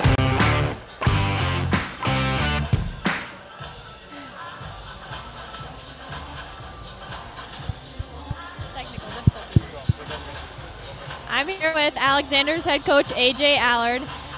Your defense was pretty good in the first half, but you let Jack Zimmer get the first 10 points. How are you going to shut him down in the second half? Yeah, we'll keep Keaton Weirman on him still. We just got to make sure we have help defense. Jack is a great player, so we just got to make sure we stay in front of him and make him take some challenging shots. You guys had pretty good shooting in the first half. What's your plan to kind of encourage that and keep it going in the second half? We play better when we're loose and we're just having a good time, so we just need to keep putting the ball up and hopefully it goes in. All right, thank you. Back to you, Dallas. Thank you, Kennedy. Awesome job down there getting both coaches. We're going to talk a little bit about our Brad Johnson Insurance Player of the Game from the last one that had the Trenton Tigers playing the Ray Jays. Ty Barman was our Brad Johnson Insurance Player of the Game. Ty had 18 points, and he's a 7th grader, folks. So we're in for some good basketball moving forward. And, Pat, you've coached against the Jays a handful of times. What's your thoughts on this youthful Jays program? Well, to me, if you're really going to get down to the basics of it, it shows you what commitment and drive and, for the love of the game gets you. You look at, the 3 Bs we call them, Becker, Bergstrom, and Barman. They're not there by accident. Yeah. Okay, and I know that they're 8th graders and a 7th grader, and we can say what we want about that, but they're winning ball games. They're on to a elimination day in a very competitive district tournament. And to me, it's solely because of the time and effort put in the gym in the summer. I couldn't be more happy for young kids in this area to get that and be encouraged to continue to do that. I hope some of these kids in this gym on every other team is taking note of that. Get in the gym, get some shots up. 1,000%. We're going to take a 2-minute timeout, and we'll be back with our second half action between the Alexander Comets and the Kenmare Burke Central Honkers. You're listening to Game Day Media here on the great and powerful Game Day Sports. This Game Day Media broadcast is brought to you in part by Brandy Larson Insurance of Stanley offers home, auto, business, and farm insurance. For a quote, call 701-628-1414. Your local Farmers Union insurance agent.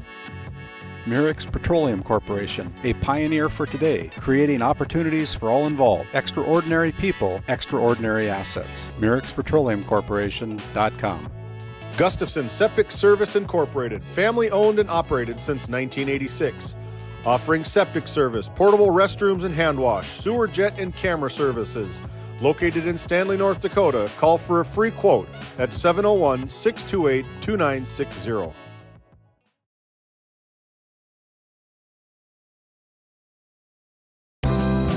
Growing family?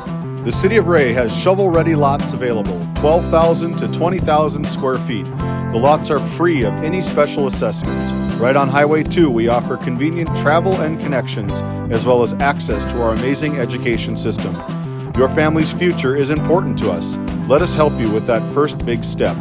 Contact Rhonda at 701-568-2204 or stop by City Hall at 101 Main Street in Ray. Think of Ray when planning your future. Invest in a community that invests in you.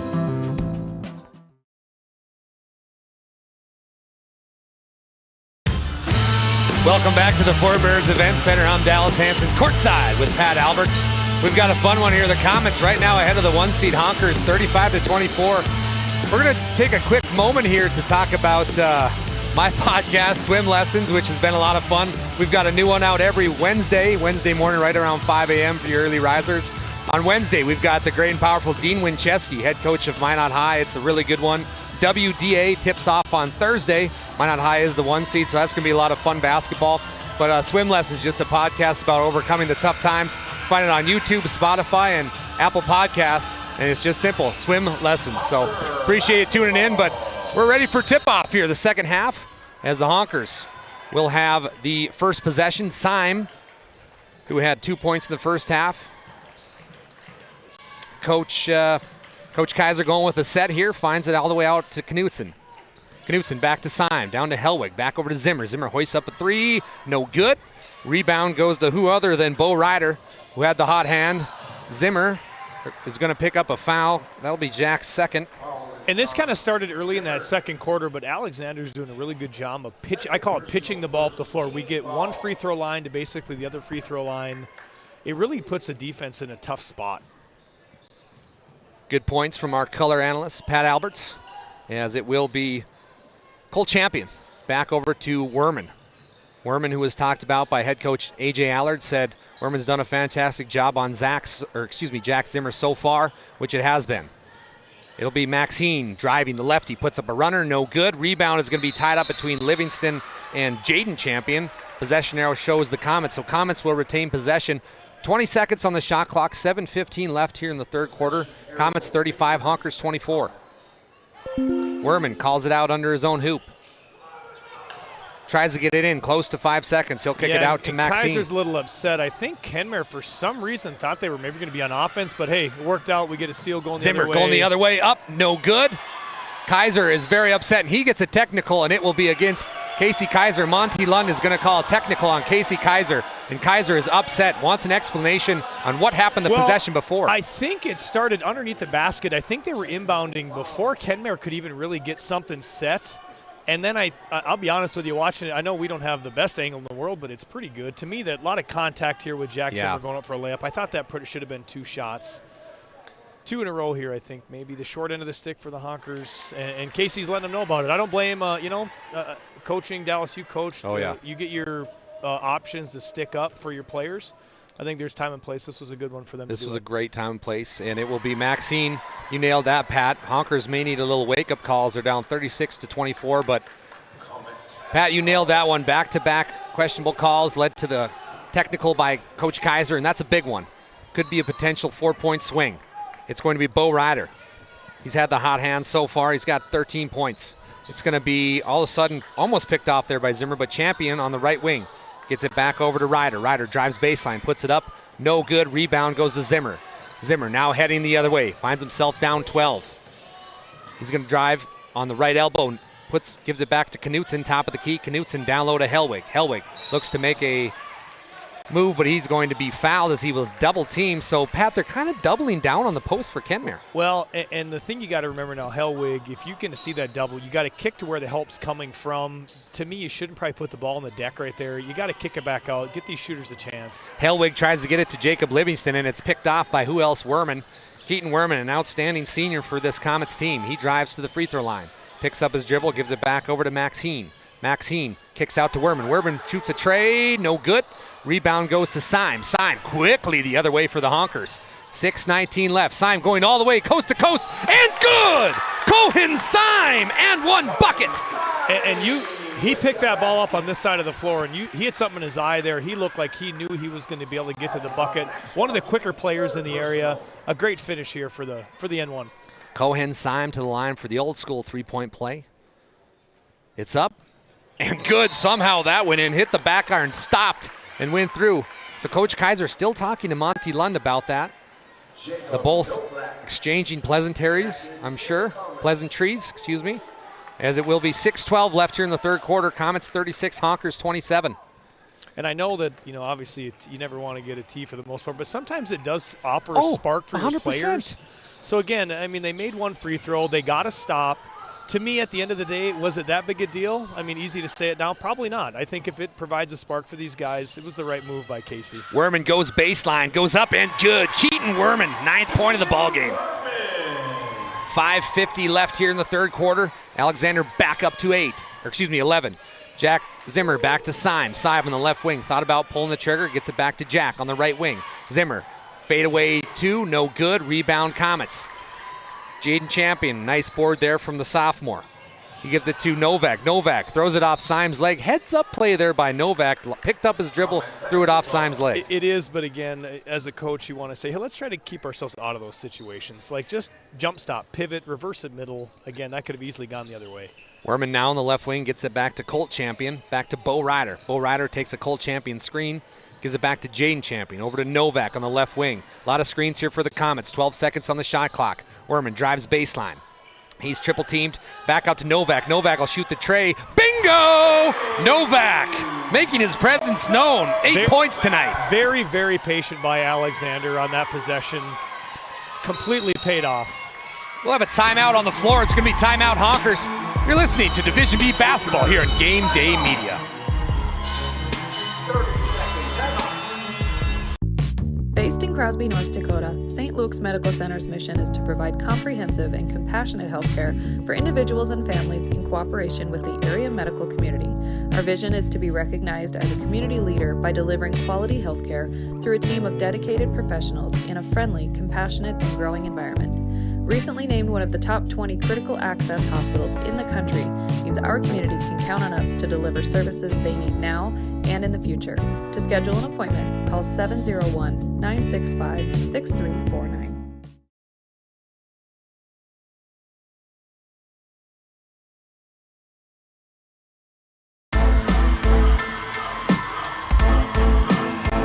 The Comets fans are up and they're cheering. Comets 41, Honkers 27. Comets the 4 seed, Honkers the 1. Comets trying to get the upset. It'll be Redding for the Honkers. Nice pass out to Lucy. Lucy goes up and fouled, but great play there, Redding to Lucy. And you could see the attention shown to Zimmer there. They ran that set specifically try to get eyes locating where he's at. He curls to the point. Lucy is able to dive to the rim basically untouched. TJ Lucy, a junior, 9 points per game.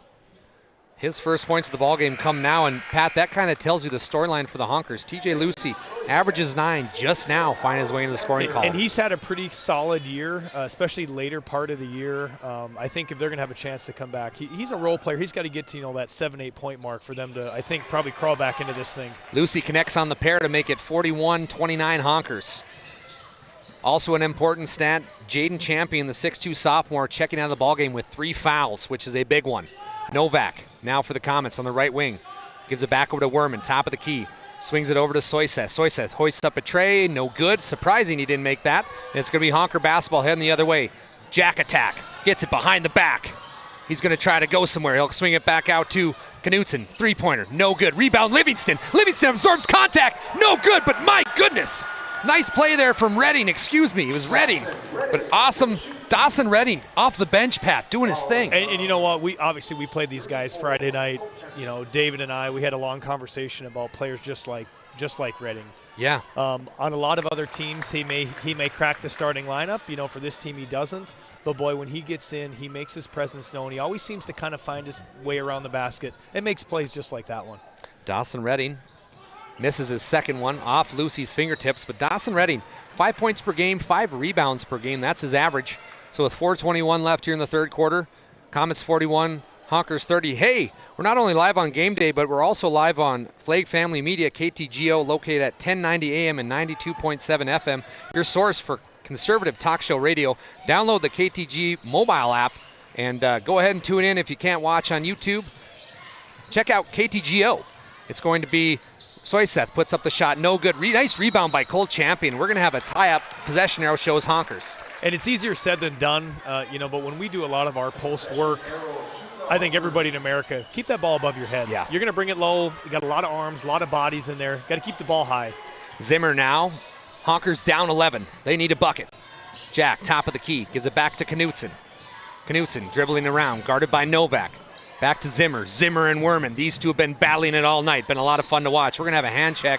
Great call there from Richard Seiner as Novak was riding Zimmer quite a bit there. Novak picks up his first personal. And it's been a physical game, but when especially a player like Jack Zimmer. We're going to have a timeout on the floor. Comets want time, and they want a full time. With 3:48 left here in the third quarter, you're listening to Game Day Media. This Game Day Media broadcast is brought to you by The Alexander Public School Foundation is dedicated to supporting the needs of students and the staff of Alexander School. We believe that the strength of the community is rooted in the strength of its school.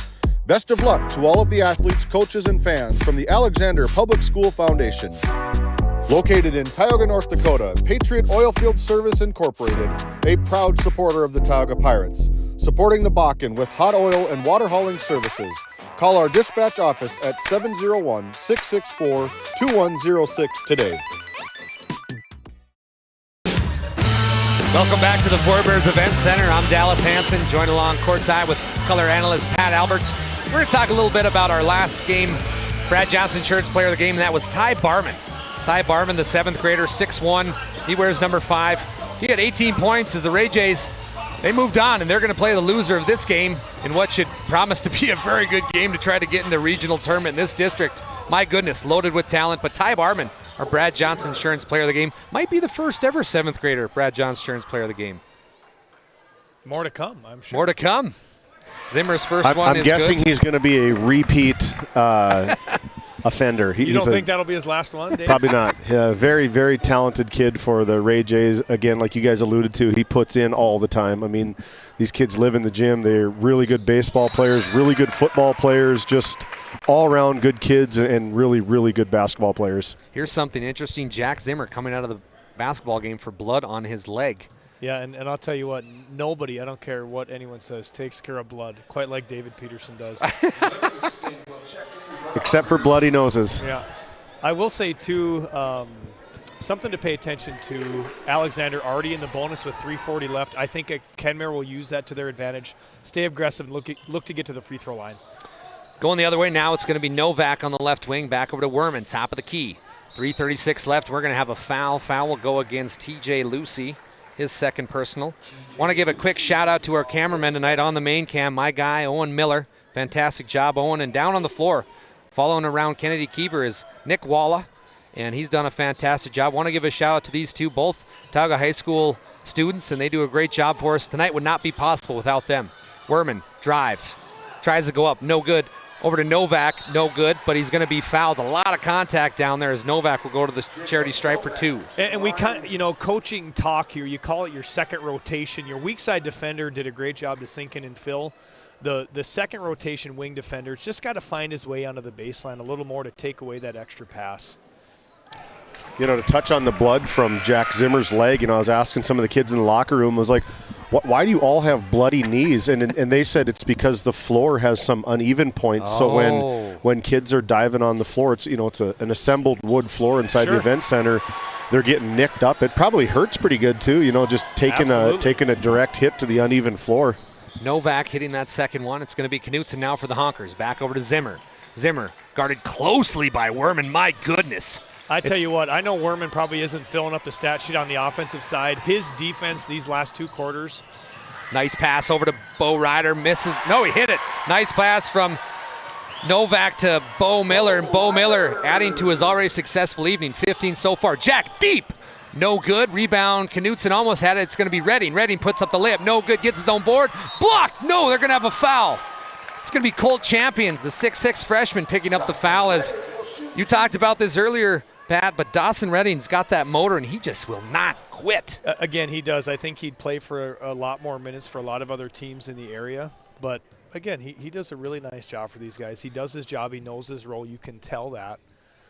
Hey, we're breaking records here tonight. We just clipped 1,000 current viewers here on Game Day Media. Thank you to everybody tuning in. My goodness. Shout out to David Peterson and Randy Peterson coming up with his magical idea and having a guy named Dallas Hansen do play-by-play for him. What fun this has been. It's going to be Dawson Redding again. Up and good. Dawson going to make the score. Comets 44, Honkers 33. 2:47 left here in the third quarter. Thank you for choosing Game Day Media wherever, however. Werman now.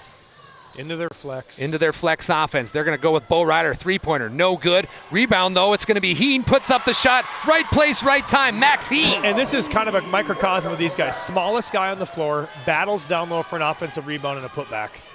Jack Zimmer now on the right block.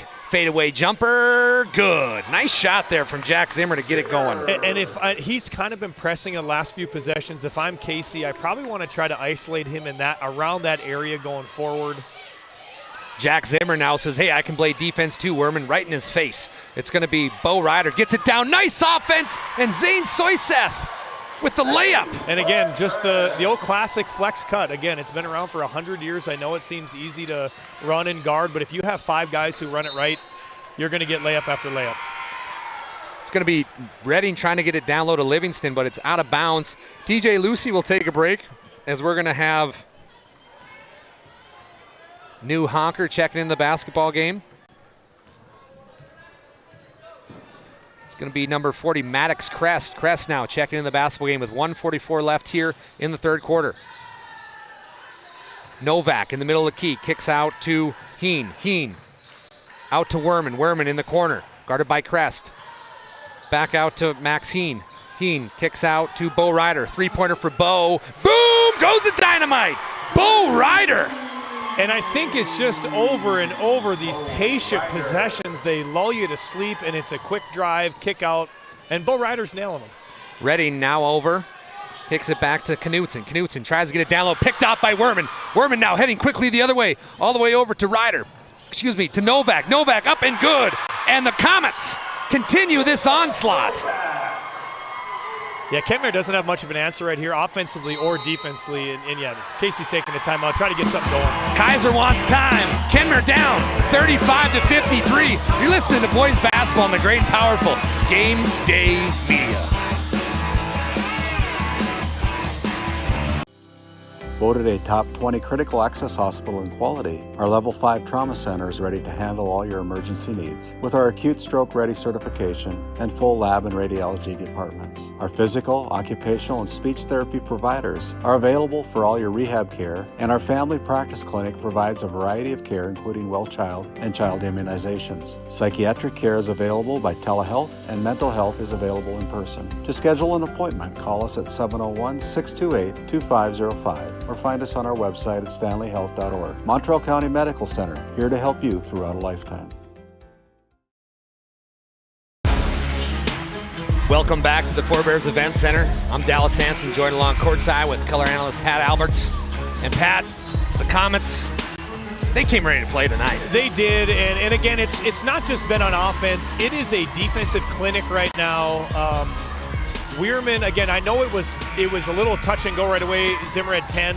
I don't know if he's had 2 points since the first quarter, maybe 4 with the free throws. 4, yeah. Weirman right now to me is just as important as any three-pointer that's been made. And the thing that I love the most, we'll probably touch on it later, the unselfishness of these guys on the offensive side of the floor.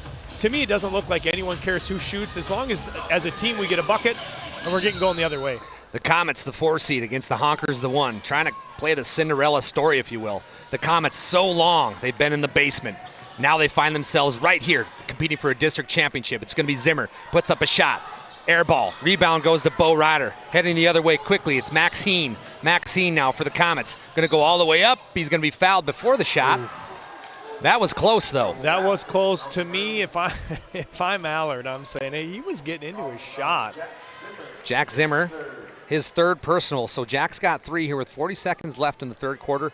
Max Heen, though, has 8 points, but he's done so much defensively. All these lower rebounds that he's got, playing his heart out tonight. And again, just to be clear, this was a 5th-team foul. Foul was on the floor. Yep. So 2 free throws with a floor foul. Good call, Pat. Max Heen will shoot another one. About a 5-second difference between the game clock and shot clock. Heen now, second one from a pair, and he missed them both. Big misses there is Redding. You want to get at least one out of there. Yeah. You go up 19. I know it doesn't seem like a lot, but it's a big deal heading into the fourth here. Redding gets it down to Livingston. Livingston's bombarded, and it's going to be picked off by Werman. Keaton Werman, nice work so far defensively. All of a sudden, Comets in control, 53-35. And they'll look to be patient here. I'd imagine about 7-8 seconds, they'll probably get a shot up. Shot clock is off. 15 seconds left now in the third quarter. Novak on the right wing. Back over to Bo Ryder. Back over to Werman in the corner. Trying to decide what to do. Gets it over quickly to Soyseth. Soyseth back to Bo Ryder. Over to Novak on the right wing. Heen now puts up the left, he puts up a shot, and good! It's pandemonium in Floor Bears! Max Heen at the buzzer! Welcome to Alexander Common Basketball! Alexander 56, Kenmare Hawkers 35. We'll be back, don't go anywhere!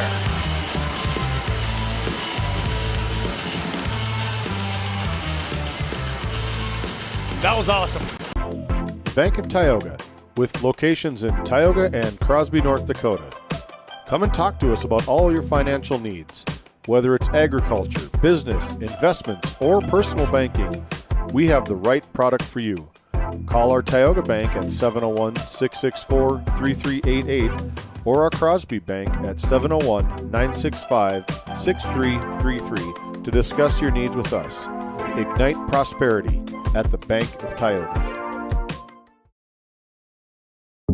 At Souris Valley Dental Group, we've been using modern treatment techniques and products to help families smile since 1968.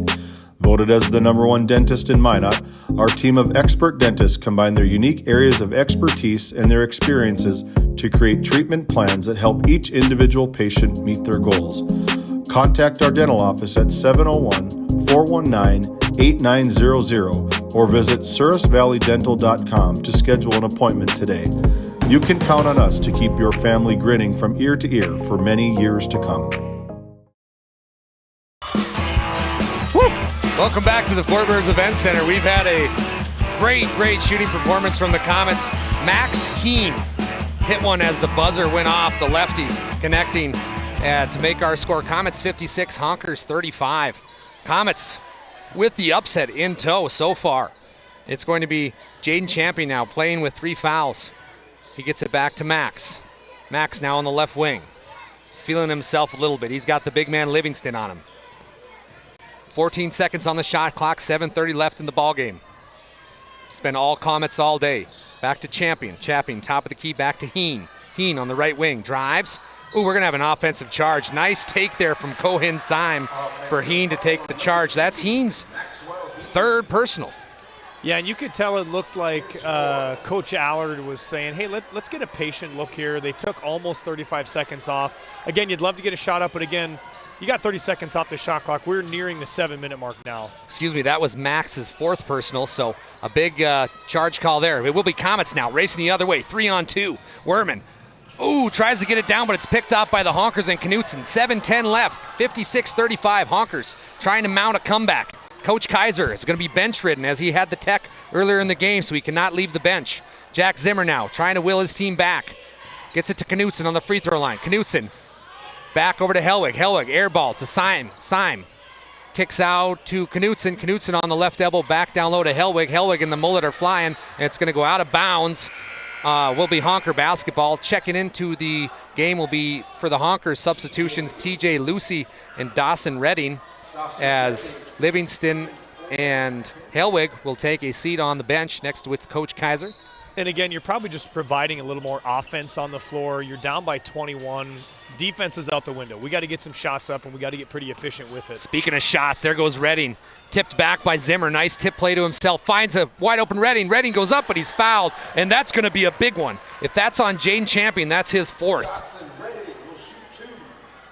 It is. So Jaden Champion, picking up his 4th personal, sends Dawson Redding to the free throw line with 6:39 left in the ball game. Redding puts up a shot and good.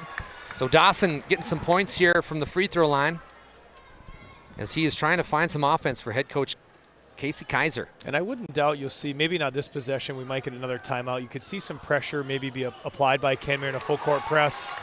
It looks like, hey, they're going to start it right now. Knutson now picks up Soyseth, full court press. Kenmare playing man-to-man. Here comes Jack. They're going to get the steal. Knutson. Oh, mishandled it, though.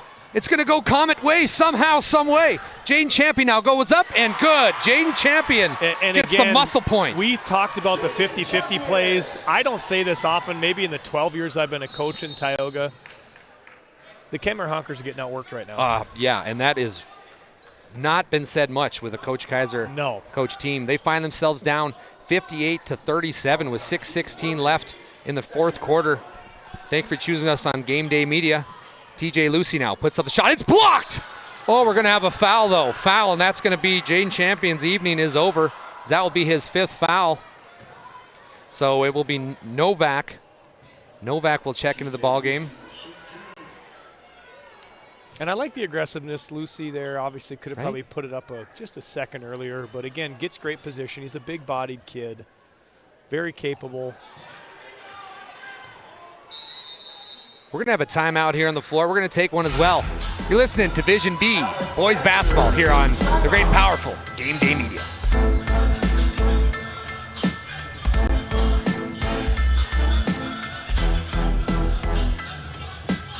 While being the largest leaseholder in the Bakken, Continental Resources believes that we are among the most efficient and cost-effective producers of oil and natural gas on the planet.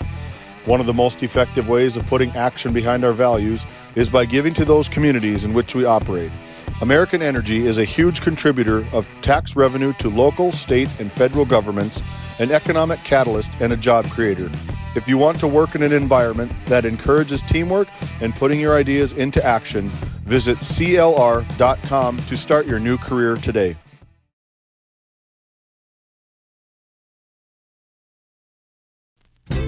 Founded in 2000.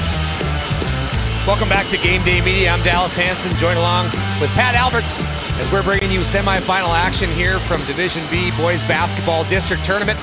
Alexander Comets so far, Pat, playing their hearts out, and they want a chance at this district championship high.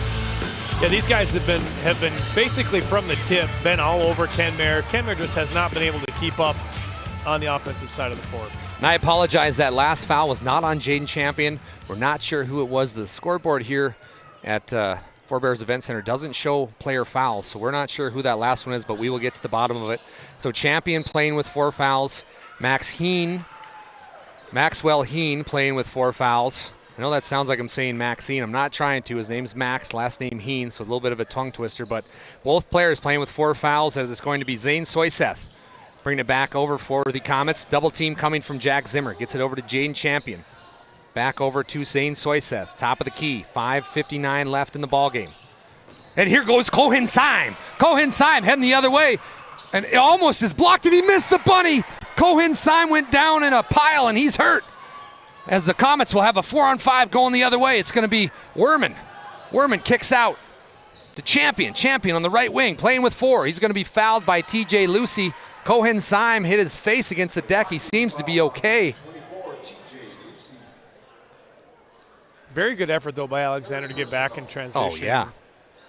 Like you said earlier, Pat, they've done a great job with every 50-50 basketball, making sure it's theirs. There's just no quitting these guys. It's just, it's fun to watch. Novik back over to Soyseth. Soyseth misses, but it's ripped down by Champion, and Champion says, that's mine, I'm taking it. Jaden Champion scores for his 4th point of the bucket. Knutson now heading the other way. Knutson, reverse. Nice play there from Knutson. That was very good wraparound. And I like how he didn't settle for the 3. I know they need some points there, but he attacked well. Here goes Champion, the 6'6 freshman, up and good. Colt Champion, his 4th point of tonight's basketball game, but he's been in just about every play here, rebounding and making it worth his time. Here comes Zimmer, going up and good. And they're a little out of sorts, Kenmare, on the defensive side right now. They're getting stuck in these ball screen transitions. Soyseth traveled, or excuse me, that's Novak. Novak travels. Yeah, turnover against the Comets. Your Coach Allard, here's where you really got to step in. And maybe it may take one more turnover for a timeout to say, guys, clock's on our side. We don't need to go so fast. Slow down, jump stop, get it to the middle of the floor. Let's push from there. Maddox Crest now checking in the ballgame for the Honkers. With 4:53 left here in the ballgame. Ooh, we're going to have a charge. Charge is going to go against Jack Zimmer as Novak sacrifices the body and takes a charge. And it's hard. You're a scorer. You haven't scored basically outside of the first quarter. There, again, if I'm being nitpicky, I'd say, hey, you see him setting up. Take that little 12-foot jump shot. So Jack Zimmer picks up his 4th personal. We're going to have a timeout on the floor. We're going to keep it here, and we're going to talk a few mentions here. We wouldn't be able to do without our sponsors. Let's talk about Brevera Bank. Brevera Bank, your proud supporter of the Stanley community and Stanley Blue Jays, helping you, our customer, forge new paths to achieve your financial goals. We're going to talk about The Porch, locally owned coffee shop in Ray, North Dakota, serving a variety of drinks with a flavor for everyone. The Porch, come see us today. I'm sure Ty Barman, our Brad Johnson insurance player of the game, goes to The Porch every now and again. Let's talk about 701 Cornhole Company. Custom cornhole sets make your cookouts even better. Visit their website at 701cornholecompany.com to see what they can make for you today. Talk a little bit about the next game, Powers Lake Burke Central. Powers Lake Athletic Booster Club, supporting our ranchers and Powers Lake athletic programs all day, every day. Last but not least, Prairie Motors Stanley. We devote ourselves to helping and serving our customers to the best of their abilities with high-quality vehicles and service.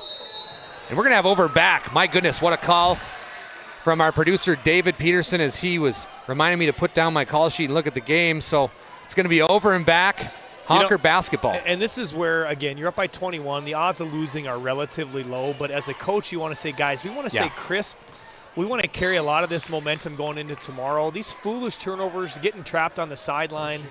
You go to a championship game, those are things that can result in, potentially a loss. So you want to try to tighten it up if I'm Coach Allard. 1,000%. And we would had a foul against Zane Soyseth on the hand check to send Zimmer to the line as the Honkers are in bonus. So Jack puts up his first and good. So Jack Zimmer, first 10 points for the Honkers. Struggled a little bit now. That's his 7th point of the second half to give him 17 total. So Jack's second one from the charity stripe is up and good. Jack Zimmer connects on both to make the score 62-43.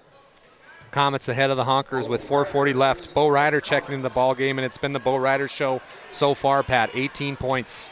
Yeah, he did a lot of that damage in the second quarter. But yes, he's played well all night long. Look for him to continue here the last 4 minutes of this game. Novak inbounds it quickly to Heen. Heen now, the lefty, southpaw.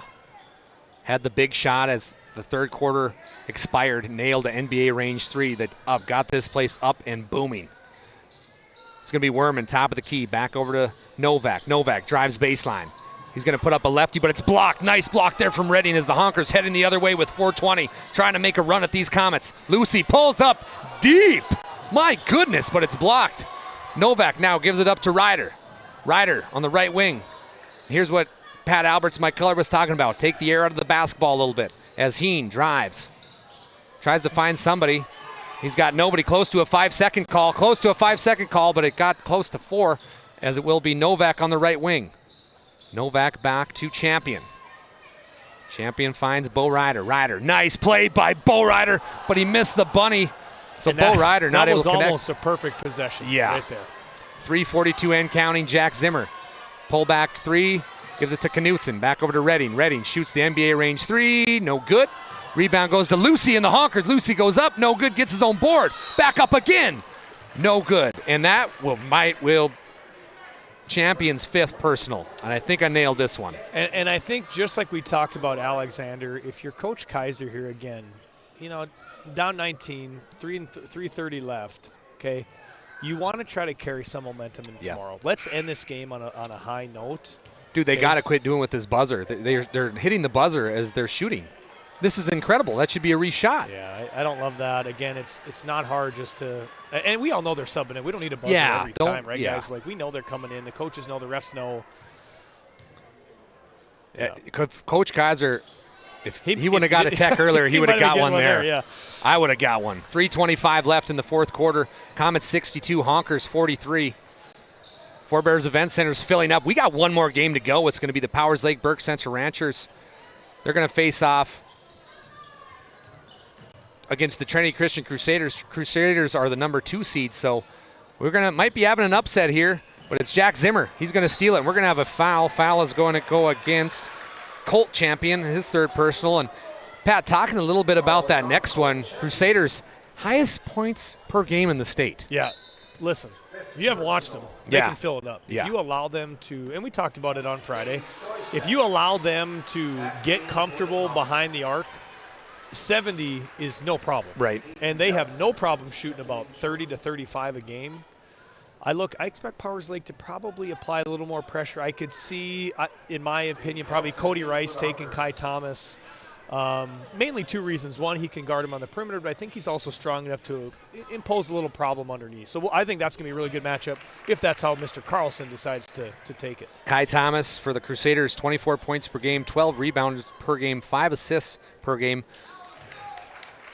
Zimmer connects. Kai Thomas One to watch. It's going to be going the other way. Bo Ryder tries to connect, and he's slamming Gemma. Who wants to go at me now?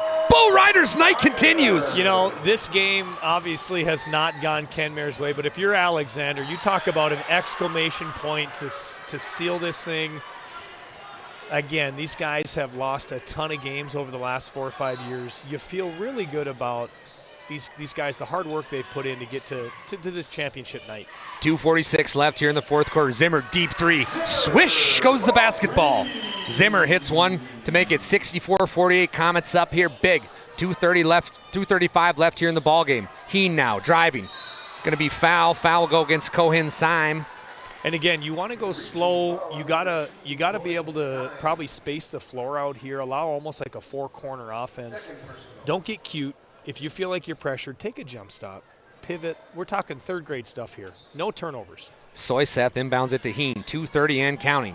Comets up, and they can see blood in the water. 64-48, Honkers find themselves down big. Werman now hasn't had to do much. He's the usual star of the show, though. We're going to have another foul against Cohen Syme, his third personal. Back-to-back fouls for Syme.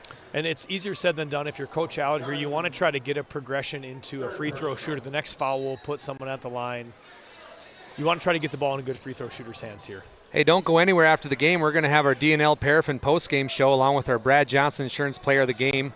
Kennedy Kiefer is going to interview the winning coach as well as the Brad Johnson Insurance Player of the Game. So join us for that as Novak puts up the tray, and good. Jacob Novak adding salt to the wound. 20 seconds left on the shot clock there, but guess what? Every shot that goes in, it's a good shot. Zimmer, deep tray. No good. Rebound. Who else? Bo Ryder. Bo Ryder over to Heen. Comets heading the other way with 1:48 left here in the basketball game, and Coach Kaiser waving the white flag as he's got a couple subs coming in. On the left wing, Novak now. Gets it back over to Ryder. Ryder back to Heen on the right wing. Takes a screen from Bo Ryder. Now in the corner. Ryder drives baseline. Kicks back out to Novak. Beautiful ball movement. Bo Ryder from the corner. No good. But Pat, my goodness. Can you draw it up any better for the Comets? No, you can. And I was just about to say, the most open shot he's had all night is the one he misses. But what do we got here? I think it's just a sub timeout. Just a sub timeout as we're going to have a couple new subs come in. It looks like Coach Kaiser's going to empty the bench. Jack Zimmer will check out of the basketball game. So the Comets are going to send some new folks in. Like I was talking about earlier, we got a good one coming up. It's going to be the Ranchers versus the Crusaders. Kind of an unknown stat, Pat, that's kind of fun to talk about when you talk about Kai Thomas. He's got 9 college offers to play next year. 9. You know what? I knew there were a few 9. Honestly, though, the way I've seen the kid play seems about right. Yeah, he's 9. built for today's college game. A stretch, maybe 3. Very consistent outside shooter, very good free throw shooter, unselfish. We talk a lot about Kai Thomas in the upcoming game, but James Richards, 15 points per game, along with Dominic Spalmer, 10. And then you got to talk about Cameron Nimble, 12. So even scoring for this next game, Crusaders, but they're playing the Ranchers, who are, you've seen them, they're great. They can stymie on defense. They've got a couple very, very good defenders in Cody Rice and Kyle Hughesby. Timeout on the floor, but we're going to stay here. We're going to talk a little bit more, Pat, since you're going to leave us after this game. Yeah. Let's talk a little bit about that next one, our next semifinal. Ranchers playing the Crusaders. We talked about the Crusaders, but if you're Coach Carlson, what would you do to stop them or at least try to keep it close? I think I try to get them into a half-court game. You know, when they get in transition, they get those kind of in-rhythm threes. That's when they're playing their best. If I'm Coach Carlson, I want to get them into a little half-court set. I want to kind of, death by 1,000 cuts type of deal. And I think that's what he'll do. Jordan's a great coach. He's done it for a very long time. Comets take the shot clock violation with 36 seconds left. 1 second difference between the shot clock and game clock. Not that it matters, but the Alexander Comets, what a great thing to see. We love our Kenmare Bowbells Honkers, don't get it wrong, but these Alexander Comets, they have been the bottom team for the last 5 years. Started their own program probably 5 years ago, struggled. Now they're going to find themselves in the district championship. People from Alexander should be proud, should be happy, but most of all, they better show up tomorrow night to cheer on these Comets, as it's going to be a 3 from, nice shot there from Peyton Nelson. And I hope they do. I hope the community comes out to support these guys. Again, like you said, kind of a bottom feeder the last 5-6 years. Yeah. It's really fun to watch the progression. Coach Allard has put in countless hours with these guys. Very, very happy for him. Assistant coach Trey Jacobson a Watford City Wolf great. And all of a sudden, it's ball game. Alexander Comets 67, the Kenmare Bowbells Honkers 51. We're going to talk a little basketball here as we're going to have our DNL Paraffin post-game show along with our Brad Johnson Insurance Player of the Game. Little teaser here, but Pat, what'd you see there from the Comets? Well, you know, first quarter was even, and they got hot in that second quarter, and they never looked back. Kenmare just couldn't quite get it going on offense, but I'll tell you what, I know Keaton Weirman didn't get Player of the Game. He deserves all the credit for the defense he played. Well, we got Kennedy Keever down there. She's going to try to get the winning coach from the Comets as well as our Player of the Game, but over 1,000 views, Pat. How does it feel to be a part of a broadcast where you know how many people are watching? I think it's awesome. Some people shy away. You know, I've been with David and Randy probably from the beginning on when this was an infant egg of an idea. I couldn't be more proud of these guys. Happy to just chip in where I can. This has been some really fun time of my life doing this with you guys. Thank you very much. Appreciate you joining us. And Game Day Media, we might have some exciting news here, so go ahead and like that Facebook page because we've got some really big news actually coming up to you hopefully later on this week, so pay attention to that. But we're just now getting courtside now as our analyst Kennedy Keever. She's going to have our Brad Johnson Insurance Player of the Game, but she's going to start off with Coach A.J. Allard. Kennedy, we're going to go ahead and send it down to you. Kennedy with Coach A.J. Allard as he puts his backpack down. Kennedy, it's all you.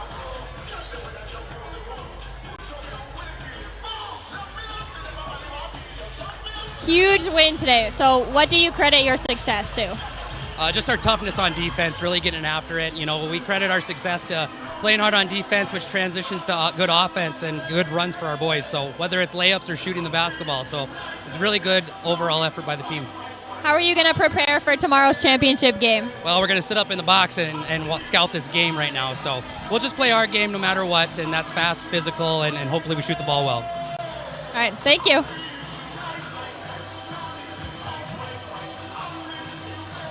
Kennedy's going to now get our Brad Johnson Insurance Player of the Game. Bo Ryder gets the Brad Johnson Insurance Player of the Game. Kennedy, go ahead. This is our Brad Johnson Insurance Player of the Game. Congrats. So how do you feel about heading into the championship game tomorrow? Well, we got a tough team coming up, Trinity Christian, but we got the momentum going in, beating the #1 team. Defense. It's all defense. Defense leads to offense, you know? All right, thank you. Back to you, David. That's all right, Kennedy. We'll get the names down eventually. Great job there from Kennedy Keever, Tioga High School senior. She's going to head to North Dakota State after this, but we're going to take a short break. We're going to be back with some stats here from our Alexander Comet victory over the Kenmare Bowbells Honkers. Stick with us here on the DNL Paraffin post-game show. While being the largest leaseholder in the Bakken, Continental Resources believes that we are among the most efficient and cost-effective producers of oil and natural gas on the planet.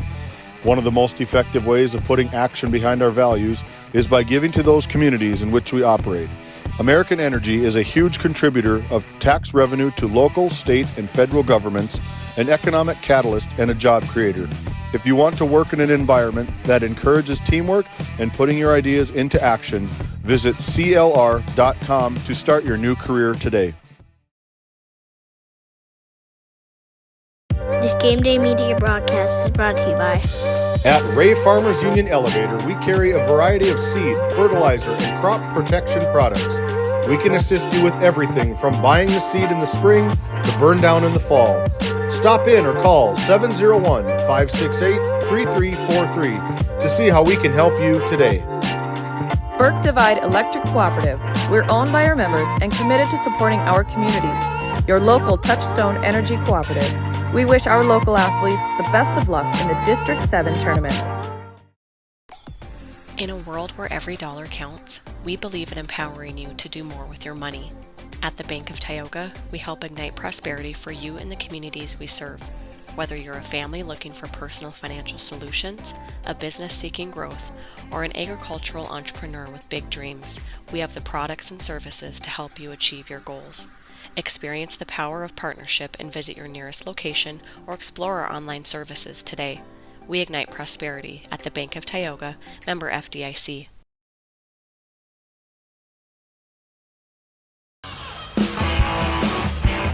Welcome back to the Fort Bears Event Center. I'm Dallas Hansen. We've got some stats to show you from the Alexander game that was dominated by the Comets. They really took over in the second quarter as they defeated the Canmere Bowbells Honkers. Let's start off with the Honkers on their stats side.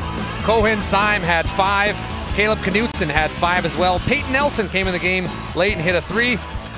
TJ Lucy had 2. Dawson Redding had 4. Jacob Livingston had 9. And Jack Zimmer started off hot. First 10 points for his team, but he ended up with 22. Moving over to the Alexander Comets, who find themselves in the championship. There you have Max Heen, he had 11. Zane Soyseth had 5. Keaton Werman had 9. Jacob Novak had 14. Jaden Champion had 4. Cole Champion had 4.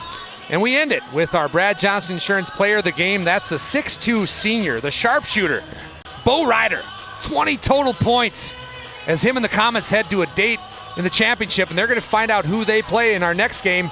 And don't go anywhere, folks. We got the Powers Lake Burke Central Ranchers. They're going to face off against the Trinity Christian Crusaders. Randy Peterson will have the call. I'll be along with Color. We're going to take a short break, gather ourselves, get a drink quick, and we'll be back with more Division B basketball here on Game Day Media. Located in Crosby, North Dakota, Brad Johnson Insurance has been helping clients find insurance coverage since 1986. Our team is passionate about serving the community in which we live and pride ourselves on getting to know our clients to best serve their needs.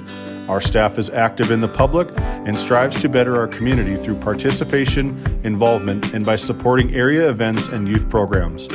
For a quote, visit bradjohnsoninsurance.com or call 701-965-4200 today.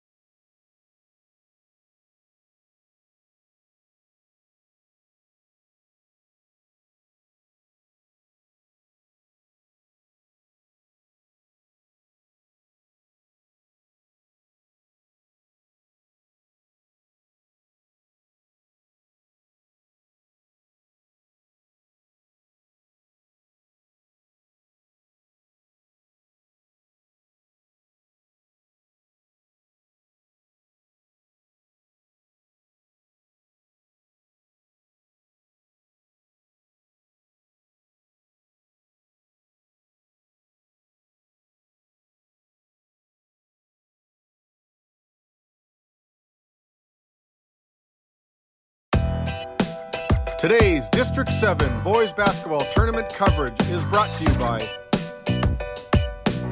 NCC, Tioga Medical Center, The Country Store, St. Luke's Medical Center, O'Theone Boutique, Souris Valley Dental Group of Minot, D&L Paraffin, Brad Johnson Insurance, Bravera Bank, Continental Resources, Northwest Therapy Services, Nesset Consulting Service, Roustabout Service and Insulating, DA Land, LLC, 701 Cornhole Company, Bingaman Construction, Tioga Ace Hardware, Border Plains Equipment of Stanley, Tioga Parts Supply, Surge Aesthetics, The Porch, Tegan's Interiors, Tioga Drug and Soda Shop, Prairie Home Furnishings,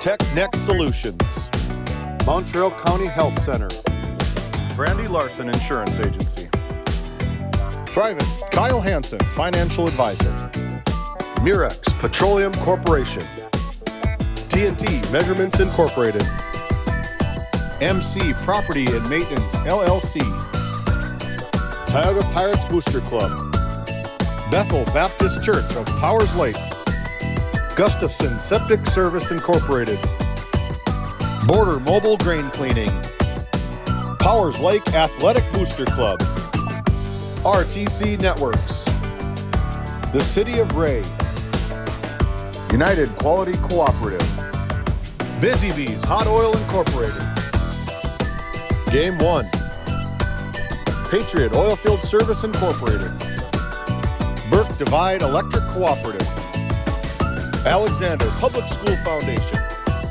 Trenton Indian Service Area, Ray Farmers Union Elevator, Flag Family Media.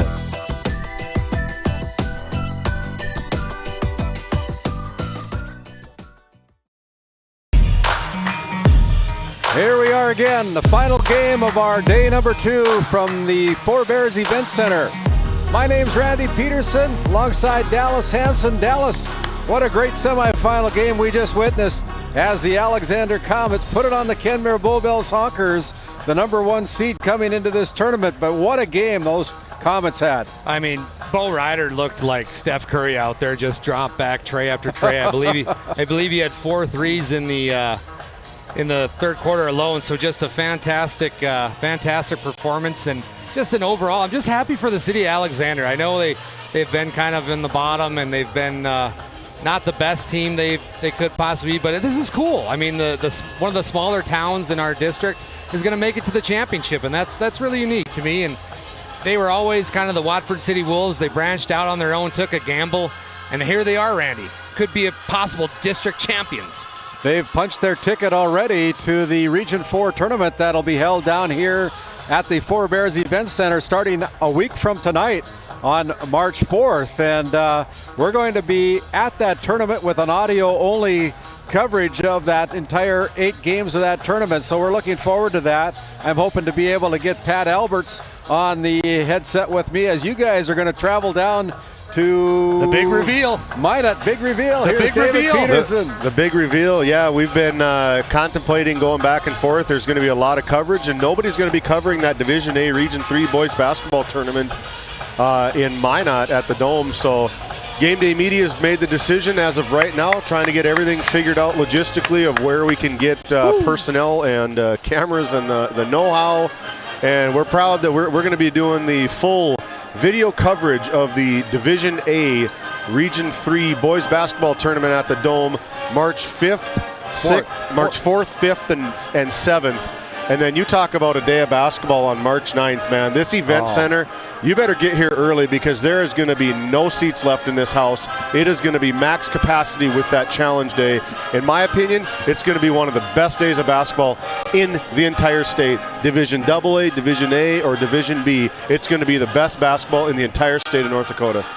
Well, that's we're gonna be at that table as well with the audio broadcast of that state qualifying game, and we're looking forward to.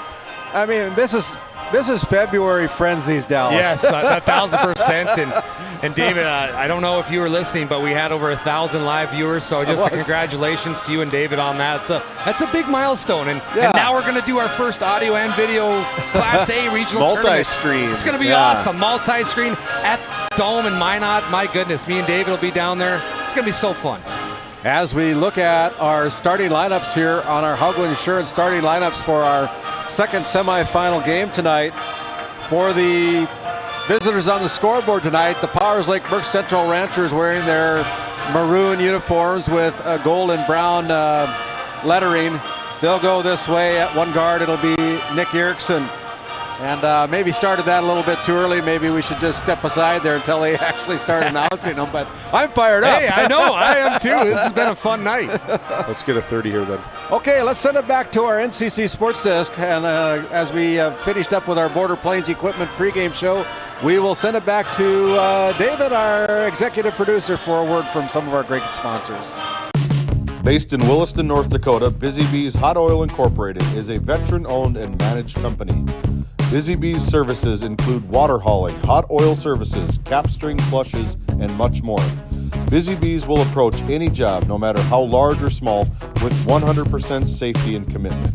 We pride ourselves on giving back to the community that has given so much to us. Looking for the perfect career? Consider Busy Bees Hot Oil Incorporated. Find them at busybeeshotoilinc.com or give them a call at 701-572-9303 today.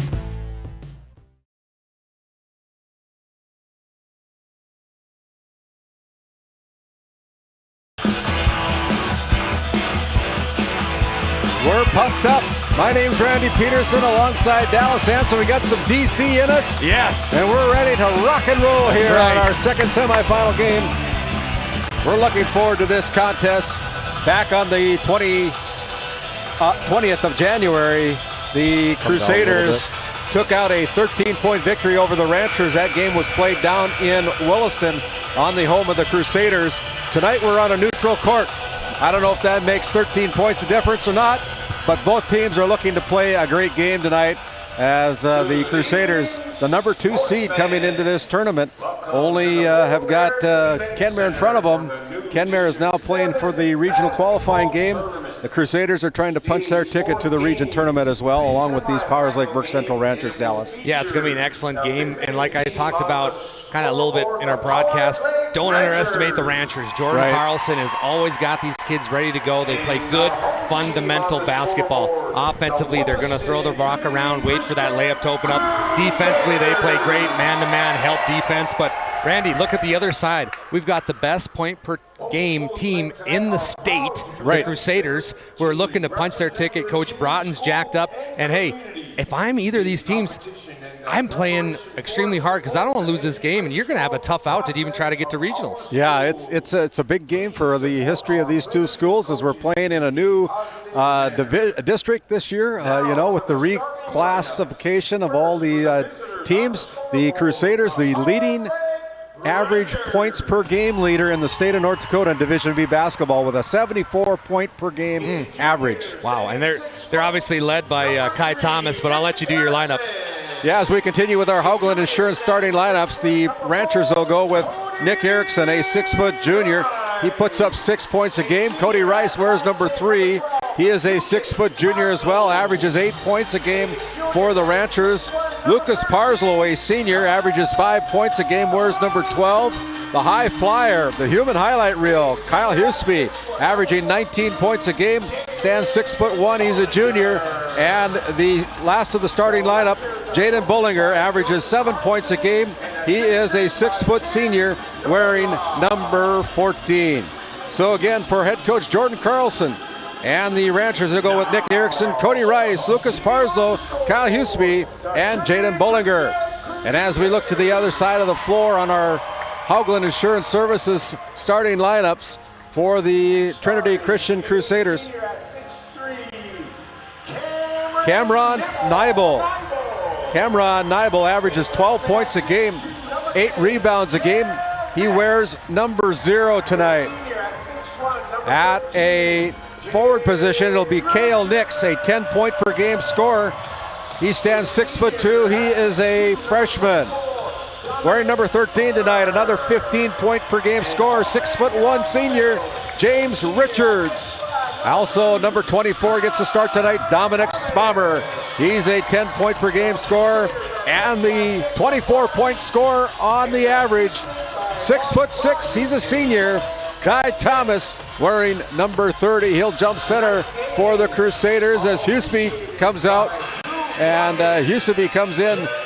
He stands 6'1". Kai Thomas 5 inches taller. Let's see who gets the jump. It's a flip a quarter because these two can both sky. Monty Lund, Jarek Hansen, Drew Flogan, our officials tonight. We're ready to go. Game Day Media is ready to go. There's the whistle. There's the tip as Huseby gets the jump, but it's going to be off the fingertips of the Ranchers. Wow. So the first possession goes to the Crusaders. Wow. Huseby out-jumped Thomas. Inside they come to Richards. Richards now out on top. They go to Spommer. Here is Nibel. Nibel goes in, puts it up, no good. Here is Huseby, and Huseby with the dipsy doodle. And Huseby gets him on the board. Huseby finding that finesse move that's been his bread and butter his whole career. Nice move. Here's Kai Thomas going along the baseline, picks up his dribble, guarded there by Cody Rice. Now out on top, it's Spommer. Pulling the trigger, deep three. And that is a three-pointer from the Tailgates Hardware three-point line. Crusaders putting on the pressure with that half-court trap. 3-2, the Crusaders out on top of the Ranchers as Nick Erickson with the dribble. Goes to Parslow with the give and go. They go to Erickson. Erickson with a little move. No good. Ball's on the deck. Picked up by Huseby. Huseby now goes with the underhand layup scoop shot. That's no good. Here come the Crusaders again into the front court. It's Richards. Ooh. Richards for three. No good. Cody Rice got his hands on it. Ball lands in the hands of Nix. Here is Spommer again from a deep three. That's no good. Randy, that was NBA range three. Scoot in a little bit, Spommer, and you might hit that one. I don't know. Sometimes there's three of them out there. Which one do you pick? You know. Good point. They're jacked up on adrenaline. You never know. They probably need to be out there. Here's Rice at the top of the key, going over on the left wing to Parslow. Parslow finds Erickson at the top now. Looking inside, Erickson dishes off to Huseby. Huseby gets bumped, and he'll have a foul against the Crusaders. That foul is called against Dominic Spommer, his first personal foul. First team foul here of the quarter for the Crusaders as the Ranchers get a fresh 35 on the shot clock. 6:19 remaining here in the first quarter. Here is going to be a steal on a lazy pass. That'll be a turnover. They got 2 and 1. They fake, put up the shot. That is Richards with the bucket off the turnover. Great anticipation by Richards there, but even better to do a jump stop pump fake, get him up in the air and go up strong. And here's almost an interception. Another steal almost as Cale Nix got his hands on it. He's only a freshman, guys, and he's 6'2". Ranchers retain the basketball. They go into the backcourt with Rice. Now Rice crosses the midcourt stripe, comes into the front court, goes right wing. Out on top, it's Huseby.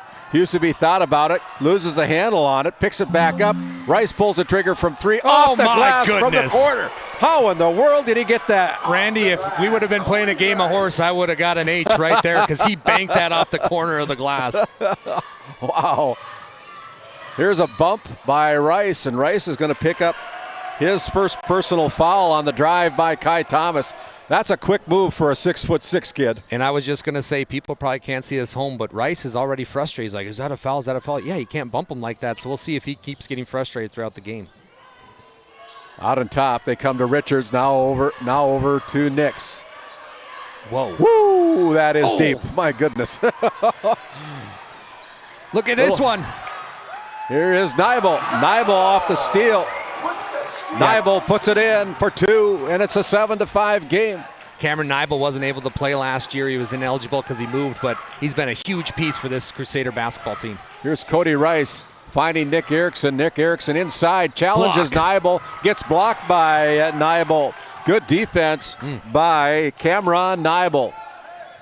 Here's Spommer. Now Spommer gets called for the walk.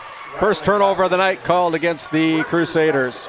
Coach Broughton now yelling at Spommer, hey, calm down. I know you hit that big three, but relax a little bit. Let's move the basketball around. Try to get Kai involved here. Ball turns back over to the Ranchers. As Erickson draws a double team in the backcourt. Ball pushed up front to Parslow. Parslow fakes, tries to get Nix in the air, can't do it. Yep. And they're going to whistle Kyle Huseby going over the back of the Crusaders, Cameron Nibel. That's his first personal foul. That is the first team foul call against the Ranchers here in the first quarter, as we got a second team foul, against the Ranchers. A little slow in getting that up there. Here is the ball last touched out of bounds by Kai Thomas. Another turnover in the books here in the first quarter against the Crusaders with 4:36 remaining. I've watched this Nibel kid play from the Crusaders quite a bit. He's a great player, but he is so intrigued in this game, not letting his emotions out. He's just ready to play. Jaden Bollinger, half-court, cross-court pass. Here comes Erickson going to the baseline with a kick out to Parslow. Parslow now out on top, finds Bollinger, and they start things over with Erickson near the jump circle. Erickson guarded there by Richards, goes inside to number 14, that is Bollinger. Now it's Rice. Rice from the free throw line, shots away, no good. Up front they come to Spommer with a kick out to Thomas for three, good! Kai Thomas rings the bell from the Tioga Ace Hardware three-point line. Here come the Ranchers. And then the Ranchers throw it into the bleachers. That'll be another turnover, the second of the night for the Powers Lake Burke Central Ranchers. And the Williston Trinity Christian Crusaders fan base are all fired up over that turnover. Got the fans in here from Williston, and Rice is just kind of got to let the game come to him a little bit here. He's guarding the best, one of the better players in the state, Kai Thomas. Probably a little tired, but just relax and let it come to you. Here's Cameron Nibel. Nibel lost it. Watch out here. Here comes Huseby. Can they slow him down? It'll be a foul before the shot, I believe. I don't think Nibel was going to let him even try to dunk that one. He was already fouling him.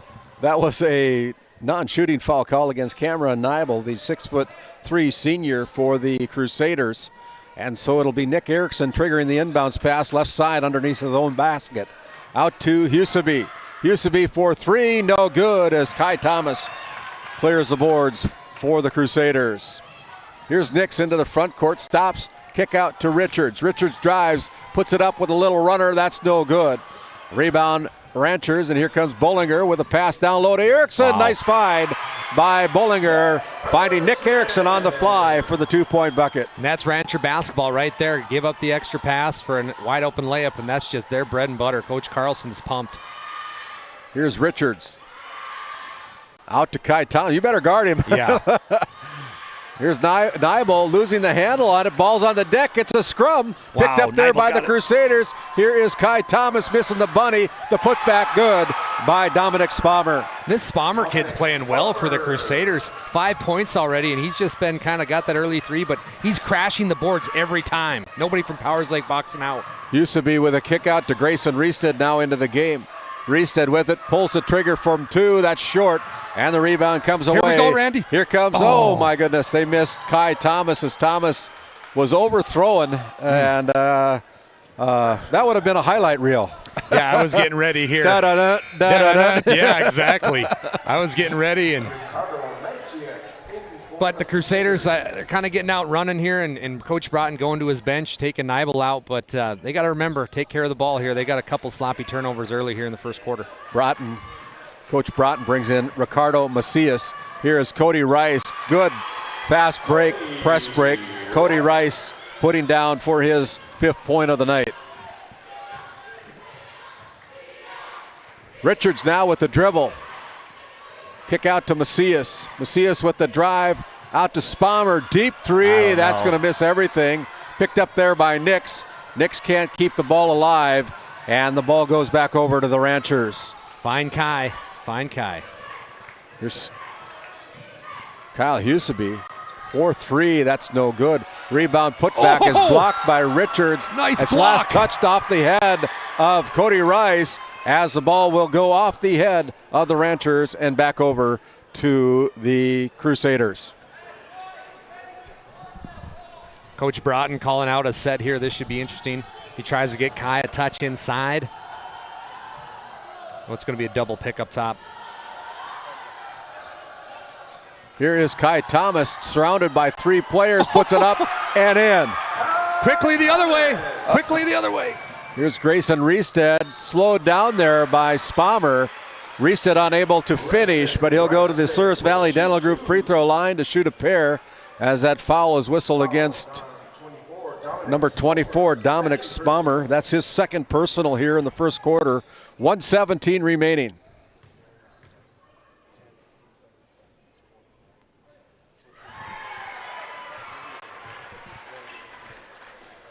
Grayson Reested rings the bell from the Souris Valley Dental Group free throw line on the first one. He was in the act of shooting, gets a second free throw, gets the Ranchers within 4. 14-10, 1:17 to go. Second one's up and in as well. I like the way this 6'2" sophomore for the Ranchers plays, Grayson Reested. He's been a really nice piece for Coach Carlson, and now Trinity, can they answer? Richards picks up his dribble, goes to Kai Thomas, looks at the basket with a dish out to Cale Nix. Cale for 3, rings the bell, finds the range from the 3-point Tioga Ace Hardware 3-point line. That's that inside-outside game. Kai Thomas drives them in. Nice, beautiful pass. Oh. Here we go, Randy. Whoa! Oh, my! Goodness gracious! A diaper dandy! Boy, that almost popped back out again. I think you have to dunk it twice. Here is a charging foul that's going to be called against Nick Erickson. And Cale Nix, the freshman, coming in big for the Crusaders so far. He's had a whale of a ball game.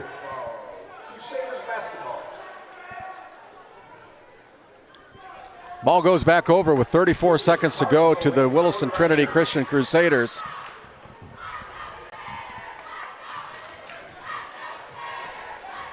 Few people around us were calling for a technical foul, I just heard, on that Kai Richards dunk, but he had to protect himself. That's why he hung on the rim. Yeah, he's got the right to do that. Yeah. You know, you don't want to get anybody hurt on something like that, but how many is he going to get tonight? I don't know. Depends on, huh? The ball goes off the foot of the Ranchers with 7.9 seconds remaining. And so it'll stay with the Crusaders. They'll get the ball on the near sideline here, closest to the Game Day Media NCC Sports Desk side, as Richards gets the ball into Macias. And then we're going to have an offensive foul. Moving screen, I believe. On a moving pick. It's going to go against Cameron Nibel, his second personal foul. That gets off the Grady Lee right off the bench, as I'm sure Nibel's going to come out of the game. Uh-oh. We got trouble here. Nibel out of, he's got to come out of the game. So didn't want to come out. I think the assistant, yeah.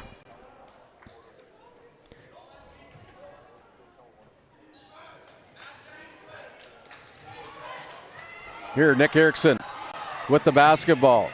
Out here is over to Bollinger at the buzzer. Off the glass for a 3. That had a chance as soon as he had it. Makes him pay. All right. What a buzzer beater by Nick Erickson. We're going to send it back to our NCC Sports Desk. Help to pay for all this coverage down here with some of our great Game Day Media sponsors. Back after this timeout.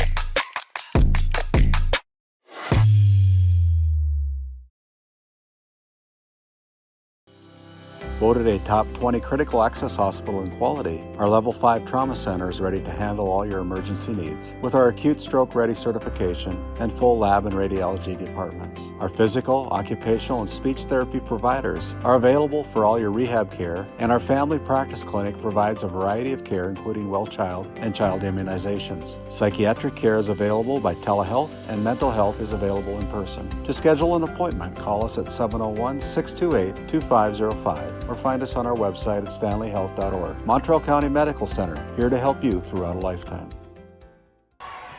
As we come back into play here, it is the Crusaders with the basketballs. Cameron Nybel drains it from another three-point line. And that's what he does for this Crusader team. He extends them out. He's such a nice piece. They really missed him last year as the Crusaders go into a 2-3 zone defense. Here's a steal by Nix. Oh! Nix goes up, puts it down. Hughesby tipped that off the backboard. Spommer with the bucket. Good call here by Coach Broughton out of the timeout to go with this 2-3 zone. 24-14.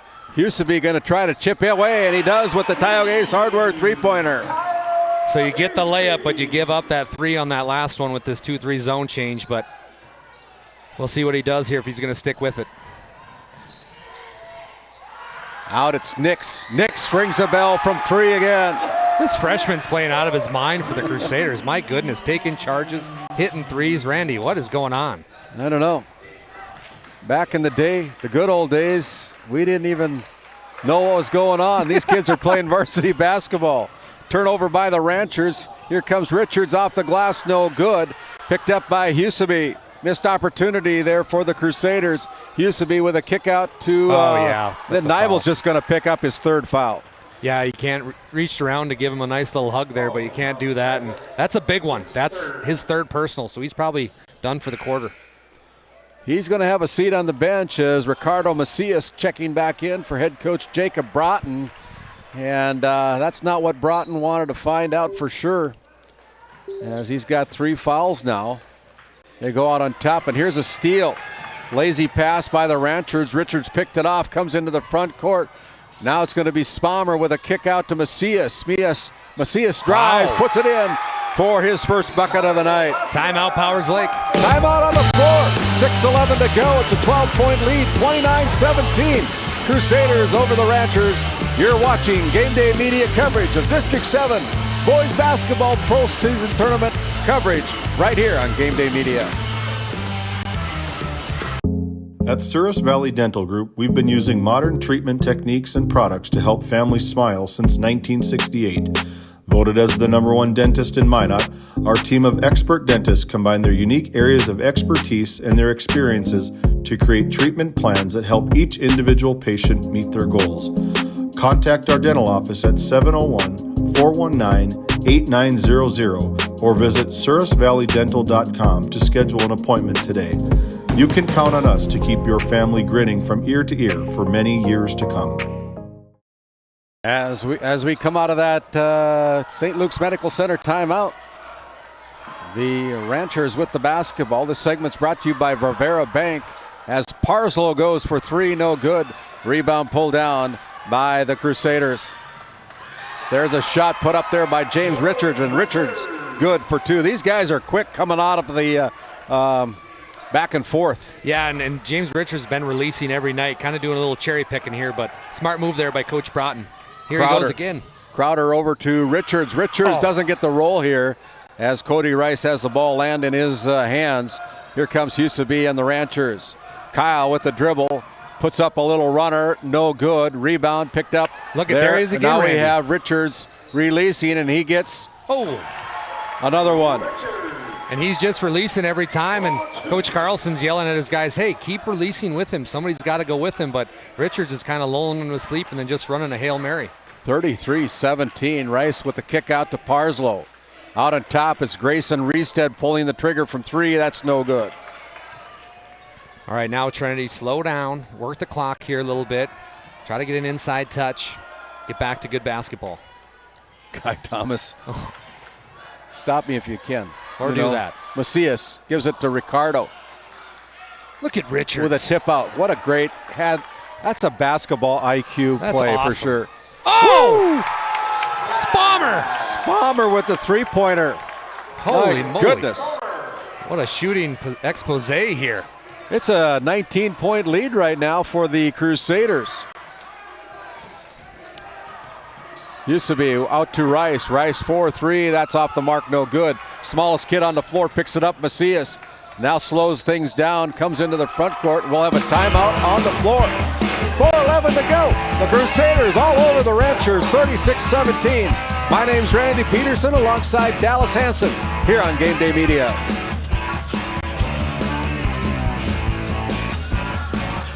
This Game Day Media broadcast is brought to you in part by Brandy Larson Insurance of Stanley offers home, auto, business, and farm insurance. For a quote, call 701-628-1414. Your local Farmers Union insurance agent. Murex Petroleum Corporation, a pioneer for today, creating opportunities for all involved. Extraordinary people, extraordinary assets. MurexPetroleumCorporation.com.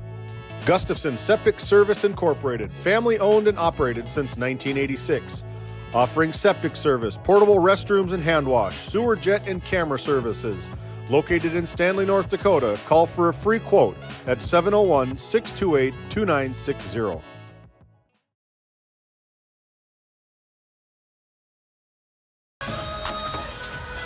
As we come back out of that St. Luke's Medical Center timeout, this segment is brought to you by the Powers Lake Athletic Booster Club, supporting the Ranchers and all things Powers Lake up at the barn and the Powers Lake Field.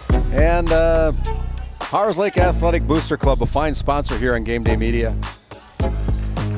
Bomber picked up his dribble there in no man's land. That's a no-no.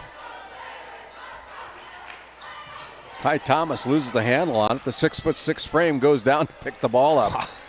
Kind of like a giraffe bending over to drink water, you know? Seriously. He's huge. He's tall. I mean, he's got a good basketball build. Look at this three-point attempt. That's no good. As Rice pulls down the rebound for the... He's trapped. Oh, he just got rid of that. Honkers. Now Parslow with a push up front to Crowder. Over to Huseby. And Huseby puts it in on the nice assist from Crowder. A very underrated player that's playing well right now for the Crusaders, Macias. Macias comes in for Nibel, who's been playing well, and Macias picking up where he left off. A double team Kai Thomas. Thomas underneath the basket, no good. The ball is going to go off the fingers of the Ranchers. It stays with the Crusaders with 3:14 remaining. 36-19 is your score here in our final game of the day. And just a reminder, everybody, we're going to be down here again tomorrow. Our coverage will begin at 4 o'clock with our pregame show. We'll go on the air at 4:30 with our first regional qualifying game. We'll have 2 of those, and now there's going to be a traveling call against the Crusaders. Only the 4th team foul, or the team turnover. Tomorrow at 4:30 p.m., it'll be the Honkers taking on the Ray Jays. And then it'll be the Partial Braves at the 6 o'clock game waiting for their opponent, the loser of this semifinal game between the Ranchers and the Crusaders. And then the Alexander Comets wait their opponent for the District 7 championship game, the final game of the tournament. Nice pass. Here's Grayson Reested with a kick out to Crowder. Crowder missed the bunny. Kept alive there. Here comes Parslow. Parslow can't connect either. Richards again slipping back. Richards with the shot altered there. Puts up the rebound. Good for 2. Just a smart heads-up play. Coach Carlson is extremely frustrated, saying, guys, we got to get back. If he's going to go, he might just have to designate one of his guards just to automatically head back with him. Ricardo Macias is going to pick up his first personal foul, the 5'6" junior, giving some quality minutes for head coach Jacob Broughton right now, Dallas. Yeah, he's been the X factor so far. Making extra passes, made a few runners, and defensively, look who he's guarding. Well, they're in the 2-3 zone, but he's got Huseby right now on him. So Broughton going back to the 2-3. This might cost him. Here's Huseby going in. Shots away, altered there by Thomas. A putback by Crowder is no good. Thomas runs down the rebound as the ball go off the fingertips. Good defensive play by Richards. Rice got the steal and thought he had some, but it's picked off by Richards. Ooh. Ball last touched by the Ranchers and out of bounds. It'll stay with the Crusaders as Dominic Spommer will trigger the inbounds pass right side underneath their own basket. 38-19. The Thomas goes inside for an easy left-handed put up. He's got 9 points. Okay, now if you're the Ranchers, there's 2 minutes left. Try to get 3 scores here or get picked off by Richards, but they just look lost offensively, unfortunately, for the Powers Lake Rancher faithful. Richards, nobody's going to pick him up. He's going for 3. Bring it home, Mr. Richards with a 3-pointer. It's a timeout, full timeout on the floor. 43-19. Wow. 1:39 remaining. We'll step aside, come back. You're watching Game Day Media coverage of the District 7 postseason tournament. We'll be back after this timeout. This Game Day Media broadcast is brought to you by Othion Boutique. Shop in person in downtown Tioga or visit their website at shopothion.com. Nessa Consulting, located in Tioga, North Dakota. Visit nessaconsulting.com. Frames by Ryan James, located in Crosby, North Dakota. Follow them on Facebook and Instagram at Frames by Ryan James. Coming out of that St. Luke's Medical Center timeout, this segment is brought to you by the Tioga Pirates Booster Club, supporting the Pirates, Firestorm, and Northwest Stars gymnastics programs in Tioga. Also want to thank Prairie Motors, located over in Stanley, devoting themselves to helping and serving our customers to the best of their ability with high-quality vehicles and service. That is Matt Evans and his team at Prairie Motors, located on Main Street in Stanley, North Dakota. 43-19, the Ranchers trailing. And here is the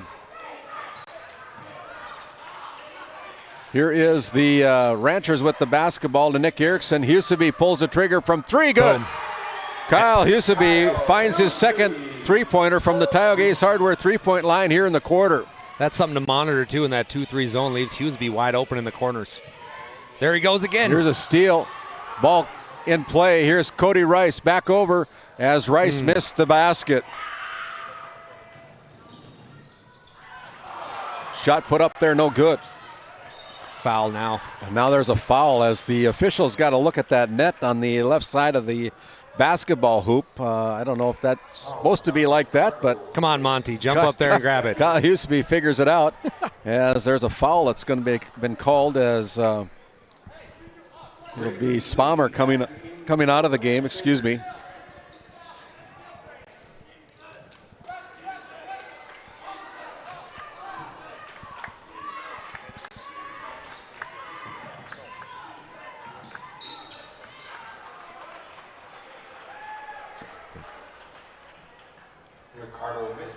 So, as we get things straightened out here with 47 seconds to go, 43-22, a 21-point advantage. As Spalmer, Dominic, checks back in for the Crusaders. Crusader faithful clapping as Macias takes a seat on the bench. Good minutes from Macias. They leave Huseby open again, this time no good. As the Crusaders come away with the rebound, they come into the front court, slow things down. Out on top, it's Spalmer. Spalmer drives to the paint with a kick out to Thomas. 4-3, no good. And the rebound taken away by Nick Erickson. 4-on-2 going the other way. Erickson with the drive with a kick out to Bullinger. And now we're going to have an offensive foul call. That is going to be a foul call against the Crusaders, the Ranchers. Nick Erickson, his second personal foul is Jacob Broughton coming in with Cameron Nibel with three fouls with 17.8 seconds to go. This is making my skin crawl. I hope he told him he better not foul. I don't know. This is a huge gamble. Nibel could pick up his fourth personal, but hey, Broughton knows these kids better than any of us, so we'll see if it plays out. They're probably just going to isolate Mr. Thomas. And there is a steal as the buzzer sounds to end the first half of play. Your halftime score: the Williston Trinity Christian Crusaders 43, the Powers Lake Brook Central Ranchers 22. We'll send it back to our NCC Sports Desk. We'll come back with a report from Kennedy Keever after this quick timeout. At Souris Valley Dental Group, we've been using modern treatment techniques and products to help families smile since 1968.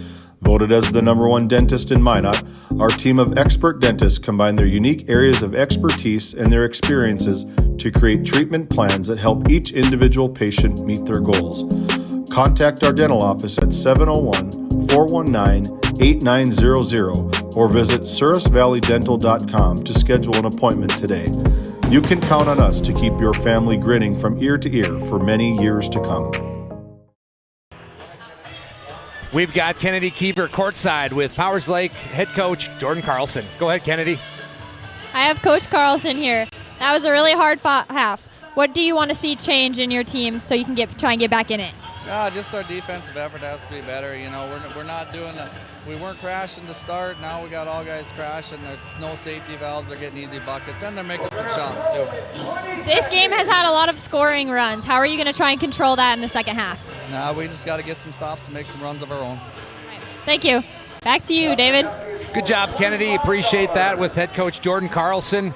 Randy's getting some tallying up of the stats here, but so far it's been the Crusaders 43, Ranchers 22. We're going to take a quick break, but we'll be back with more Bega Tioga halftime show. Growing family? The City of Ray has shovel-ready lots available, 12,000 to 20,000 square feet. The lots are free of any special assessments. Right on Highway 2, we offer convenient travel and connections, as well as access to our amazing education system. Your family's future is important to us. Let us help you with that first big step. Contact Rhonda at 701-568-2204 or stop by City Hall at 101 Main Street in Ray. Think of Ray when planning your future. Invest in a community that invests in you. This Game Day Media broadcast is brought to you by Napa Tioga Parts Supply, located at 105 North Main Street in Tioga. Visit napaonline.com. TNT Measurements Incorporated, providing oil and gas allocation meter proving, calibrations, and production facility lac provings. To schedule your proving, contact Derek Thompson at 701-421-1351.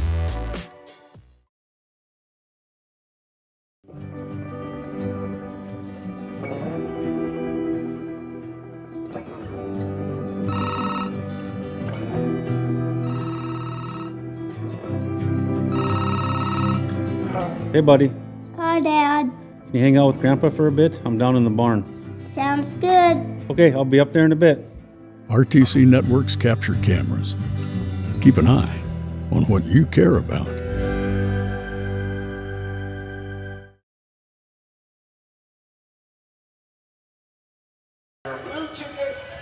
As we come back here to our Bank of Tioga halftime report, what a half it's been for the Crusaders.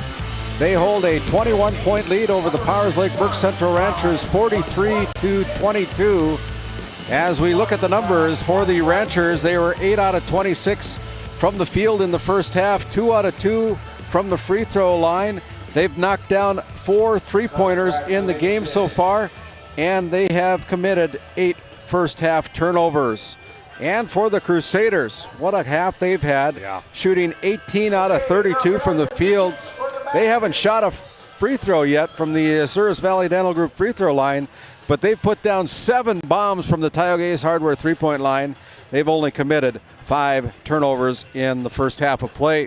And as we look at the individual numbers for the Ranchers, they've got 4 players in the scorebook. Leading the way is Kyle Huseby, their 6'1" junior, with 10 points, 8 of those points in the second quarter. 5 points each for Nick Erickson and Cody Rice. 2 points for Grayson Reested for a total of 22 first half points. And for the Crusaders, they've gotten 6 players into the scorebook. Leading the way for the Crusaders with 11 points is James Richards. 10 points for Dominic Spalmer. 9 points for Kai Thomas. 6 points for Cale Nix. 5 points for Cameron Nibel. And 2 points for Ricardo Macias for a total of 43 first half points. There's no wonder that they average 74 points a game. They're filling it up, but if there's one person that can bring them back, it's Jordan Carlson and the Ranchers. And I believe we have an interview here coming from Kennedy Keever courtside to wait for our cameraman. But to go back what I was saying, Randy, if there's one team that can come back, it's the title makers, and that's Jordan Carlson and the Ranchers. So this game is far from over. The Ranchers can come back, but I believe we got courtside Kennedy Keever. She's got Jacob Broughton, the head coach for the Crusaders. Go ahead, Kennedy. Okay, I have Coach Broughton here. You guys have had a great first half. What did you say to your boys in the locker room to kind of keep them pumped up? I said too bad the game doesn't end at halftime. You know, it's a 4-quarter game and a couple turnovers, couple three-pointers, and we're back in the ball game. So we got to make sure we keep up the intensity and not let up. You guys are up by 21 right now. What's it going to take to finish this game with a win and overcome the Ranchers? it's, basketball's simple. If you rebound and you don't turn the ball over, you have success. Take high percentage shots, don't force stuff. If we do those simple things, we'll be good. Thank you. Back to you, Randy. Thank you, Kennedy. Nice job. Thank you, Coach Broughton, for your halftime comments. And with 4:32 to go, we're going to send it back to our NCC Sports Desk while these two teams warm up. One more half to go here in this second semifinal game between the Crusaders and the Ranchers. Your halftime score: the Williston Trinity Crusaders 43, the Powers Lake Brook Central Ranchers 22. We'll step aside, head back to our NCC Sports Desk. You're watching Game Day Media coverage of the District 7 postseason tournament. My name's Randy Peterson, alongside Dallas Hansen. This Game Day Media broadcast is brought to you by At Bethel Baptist Church in Powers Lake. Come join us for Sunday school at 10 and worship at 11. If you can't join us in person, make sure to find us on Facebook for messages, weekly devotionals, podcasts, and important Bethel updates at Bethel Baptist Powers Lake. United Quality Cooperative is your local co-op offering propane and bulk fuel delivery, as well as ag, feed, and livestock equipment with brands including AeroQuip, Payback, and High Qual. Shop our locations in Newtown, Parshall, Ross, and Keene, or check us out at our website at www.uqcoop.com. This Game Day Media broadcast is brought to you by Napa Tioga Parts Supply, located at 105 North Main Street in Tioga. Visit napaonline.com. TNT Measurements Incorporated, providing oil and gas allocation meter proving, calibrations, and production facility lack provings. To schedule your proving, contact Derek Thompson at 701-421-1351.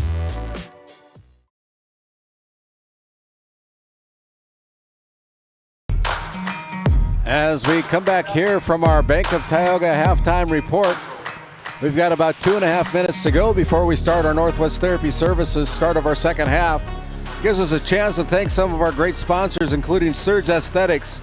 Located in Hazen, our purpose is to enhance your natural beauty and give you the confidence that you need. You can call Corey at 701-870-0529. Technic Solutions LLC, right in Tioga, North Dakota, offering measurement, sales, service, and support for oil and water measurement equipment in the Bakken. Call Jason at 701-641-0647. Also, the Farmers Union Insurance Larson Vossen Agency, located in Crosby, North Dakota. They sell crop, farm and ranch, home, auto, commercial, and health insurance. Give Chell or Robbie a call at 701-965-6335 today. That is the Larson Vossen Agency, your Farmers Union Insurance agents in Crosby. 701 Cornhole Company. Custom cornhole sets making your cookouts even better. Summer's just around the corner. Visit their website at 701cornholecompany.com to see what they can make for you. Hidden Beauty Salon and Spa, located in Tioga, North Dakota on Main Street. They are your full-service salon and spa right here in Tioga. Follow them on Facebook at Hidden Beauty. And as we look at our player of the game for the previous game, that goes to Bo Ryder. Bo Ryder finished the game with 20 points. What a game he had, being named our Brad Johnson Insurance Player of the Game. You had the call, Dallas. Great game by Mr. Ryder. Yeah, it was phenomenal, and just be able to call that. I know I got a little excited, and my mom just texted me, make sure you check your heart rate on your Apple Watch. Don't be getting too excited. So yes, Mom, I'm checking it. But yeah, it was a phenomenal game by the Comets, and they got the best of Kenmare tonight. But Bo Ryder, I mean, my goodness, providing every type of shot the Comets needed, and yeah, he deserved everything and more on that All-Star of the game. But like we said, Randy, this one is far from away. I mean, Crusaders hit a lot of threes. They had a lot of like cherry picking plays, if you will. I guarantee Coach Carlson's going to get rid of the cherry pick plays. Those aren't going to work anymore. Couple threes are missed, couple threes are made on the Ranchers. They got who used to be. Anything's possible. The Ranchers can come back. He's a phenomenal player. And also, if they can get Parslow to hit a few threes and also Cody Rice just to hit a few of those shots, they'll be right back in this ballgame. Well, Rice is a good basketball if you can player. make a couple stops and get a quick hitter, maybe from the Tioga Ace Hardware three-point line or or some steals, some buckets off of some steals, whatever head coach Jordan Carlson's got up his sleeve, he's going to put out all the stops here the second half. 1,000%. Dominic Spammer with the first possession. The Crusaders bring the ball into the front court. They go right side with a kick out. Here is Cale Nix. Cale Nix misses the three-point effort. Stop mentality for the Ranchers this half. Nick Erickson goes inside, throws it into the bleachers. Turnover. Ranchers, their 9th of the game. And that's just so uncharacteristic for the Ranchers and their program. Yeah. They just threw the They're basketball away. A little bit rattled, maybe. I don't know if they're rattled or not, but they're not in this position very often over the last 6-7 years. Yeah. Here is a shot put up there by Spammer. Another missed opportunity for the Crusaders. Here is Huseby, and Huseby gets called for the double dribble. Just trying to do a little too much there. Just slow it down, reverse it back to a guard, and get set up in your offense. So at midcourt, the Crusaders will inbound the basketball. They go into Dominic Spammer. Spammer with it. Goes to Kai Thomas. That one's off the mark, way off. Here come the Ranchers.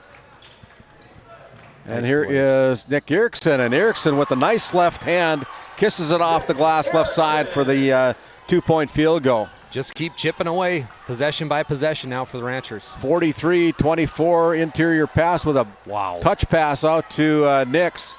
Now they start over on the right wing. It is Spammer. Goes into the paint, now looking for Richards. Finds him, cross-court pass, and here, watch out. Zoom in on this one. Here we go with the stuff. Wow, he did that easy. The rim shaker, Huseby. Rattles the rim, brings it home. Here is Nix going for three, no good. Rebound by Richards, back out, and it's mishandled there by the Crusaders. Off of Nibel's fingertips and out of bounds. It's 17, 43-26. This is exactly what we're talking about. Just keep chipping away. Here come the Ranchers. This game is far from over. An eternity left. These Ranchers know how to put points on the board. Here is Erickson with a kick out to Parslow. Now it's going to be Huseby driving the baseline with a little floating one is no good. And then we're going to have a blocking foul that's going to go against the Crusaders. And that was an interesting play because Huseby kind of stopped because it was Cale Nix kind of preparing for a charge. So Huseby stopped short, went up, and he was short on the shot there, but got some contact there from Cale Nix, who's taken 2 offensive charges so far in the game. Matt Huseby is putting up the first one. Cale Nix with that foul, Dallas, sorry. Did he take 2 charges or 3? I can't remember. 2 charges for sure. But yeah, he used to be able to connect. Huseby now with 14 points. It's down to a 15-point lead. It was 21 at the end of the first half. Spammer looking inside, throws it away, but lands in the hands of Thomas. Thomas with the finger roll puts it in. There's a timeout on the floor with 5:49 to go, 45-28. We'll step aside for this short timeout. We'll be back.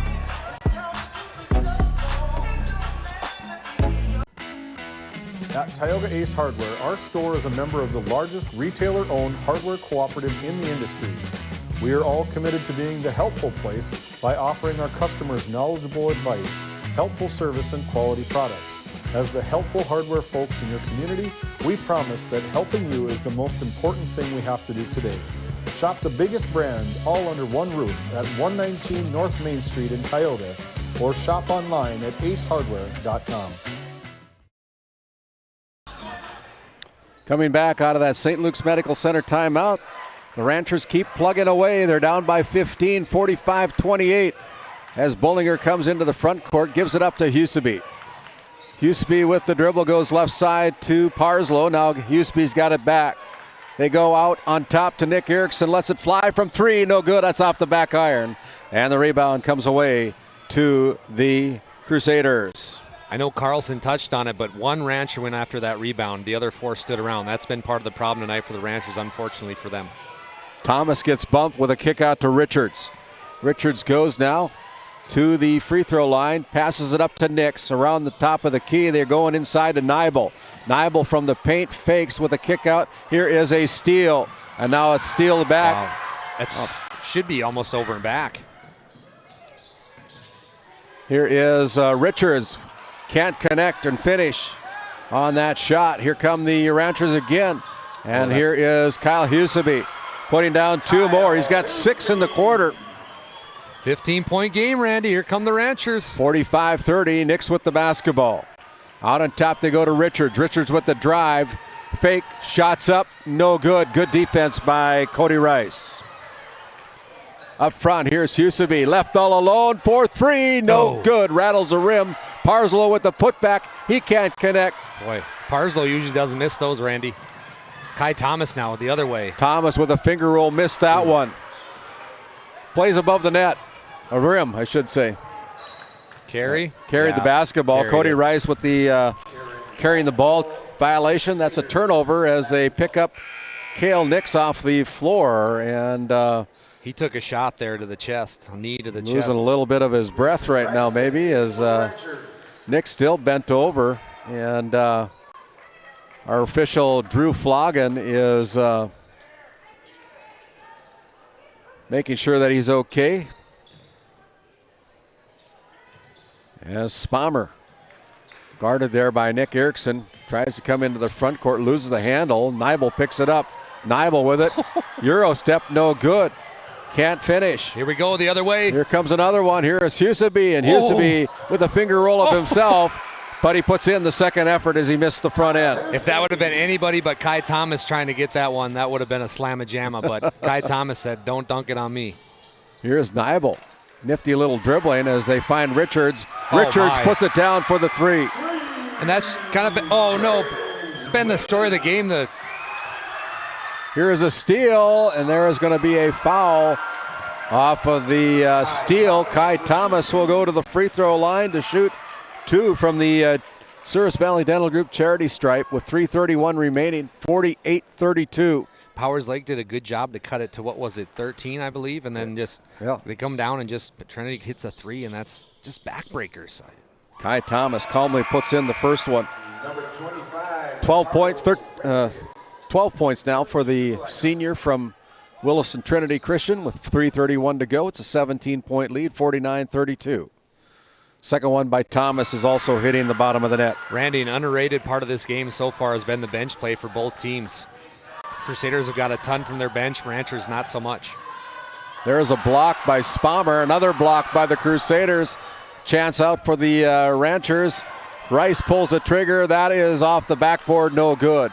And so there's going to be a foul that's going to be whistled against the Ranchers.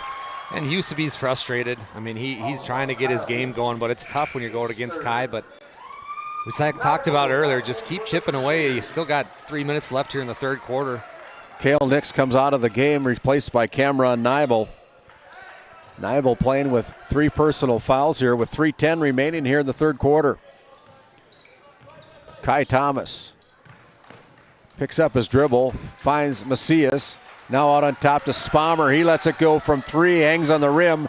No good as the ball last touched by the Crusaders and out of bounds. Yeah, and Bollinger, it's nice to see he's going in after rebounds with Kai Thomas. Nice box out there and made Kai tip it out of bounds. While they retrieve the basketball, this segment is brought to you by Kyle Hansen, Thrivent Financial. For all your financial planning needs in Northwest North Dakota, give Kyle Hansen or Becky Gettle a call. Your Thrivent advisors at 701-628-2384. Three-pointer here. Bingo! Number 30 there for the Ranchers. Nice shot there by Grayson Reisted. Beautiful play. Reisted, with the 3. Family, the Reisted family, always good basketball players. There's a putback. Ball's kept alive. Last touched off the fingertips of the Crusaders. So the big three-pointer from Grayson Reisted on the last possession by the Ranchers gets them within 15. 50-35 with 2:33 remaining.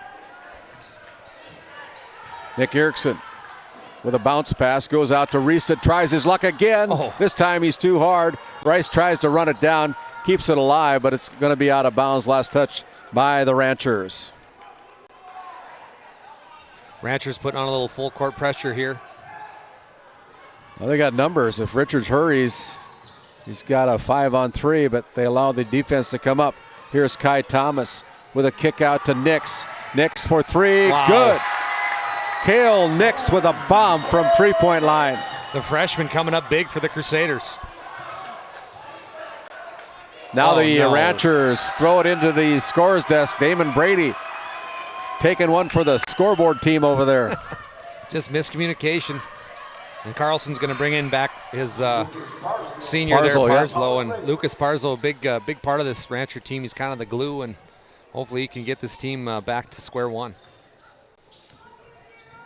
Kai Thomas comes into the front court. Thomas with the dribble, fakes, got Grayson Reestead in the air, but then there's going to be a full timeout or short timeout. 53-35, timeout called by the Crusaders. We'll take one as well. You're watching Game Day Media coverage of the District 7 postseason tournament.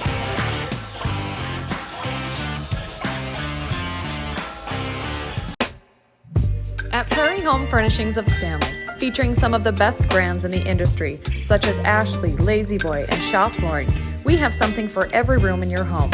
From furniture to flooring, outdoor living, mattresses, and decor, we truly have everything your home deserves. Shop our everyday low prices locally in store Monday through Friday, 9 to 5:30, and Saturdays from 9 to 4, or shop online anytime at shopphf.com. For all things home, be sure to also follow us on Facebook. As we come out of that St. Luke's Medical Center timeout, your Tioga Medical Center scoreboard, the Crusaders 53, the Ranchers 35. Crusaders with the possession. Here's Thomas, and Thomas kicks the ball out. Now it's Kale Nix again. Nix for three, good.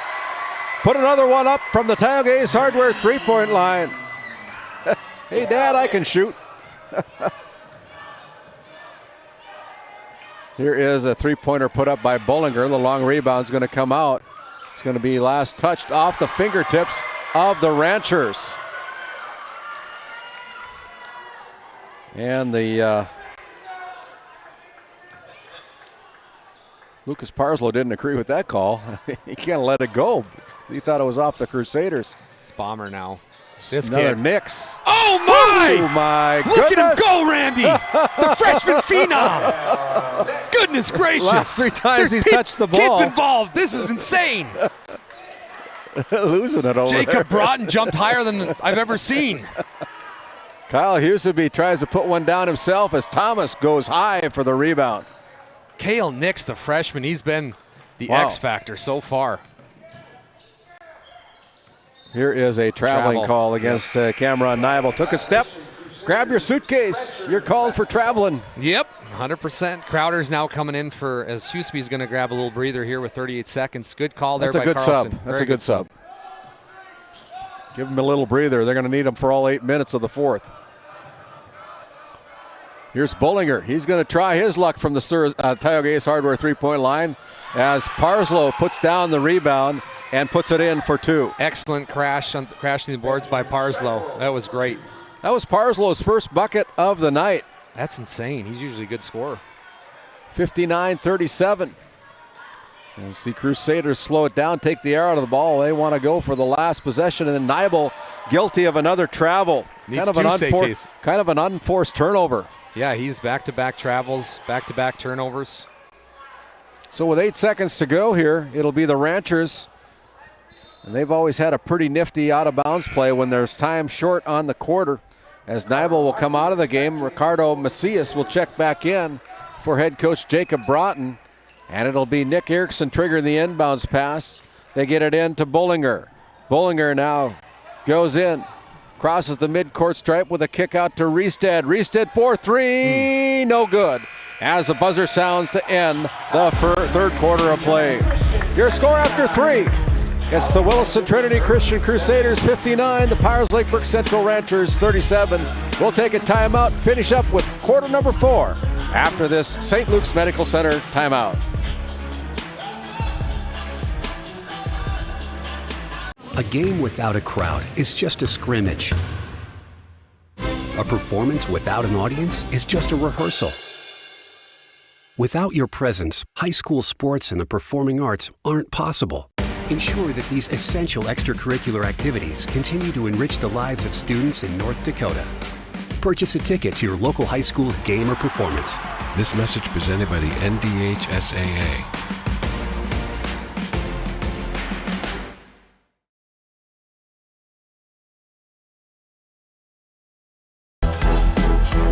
As we come back for the start of our Northwest Therapy Services fourth quarter.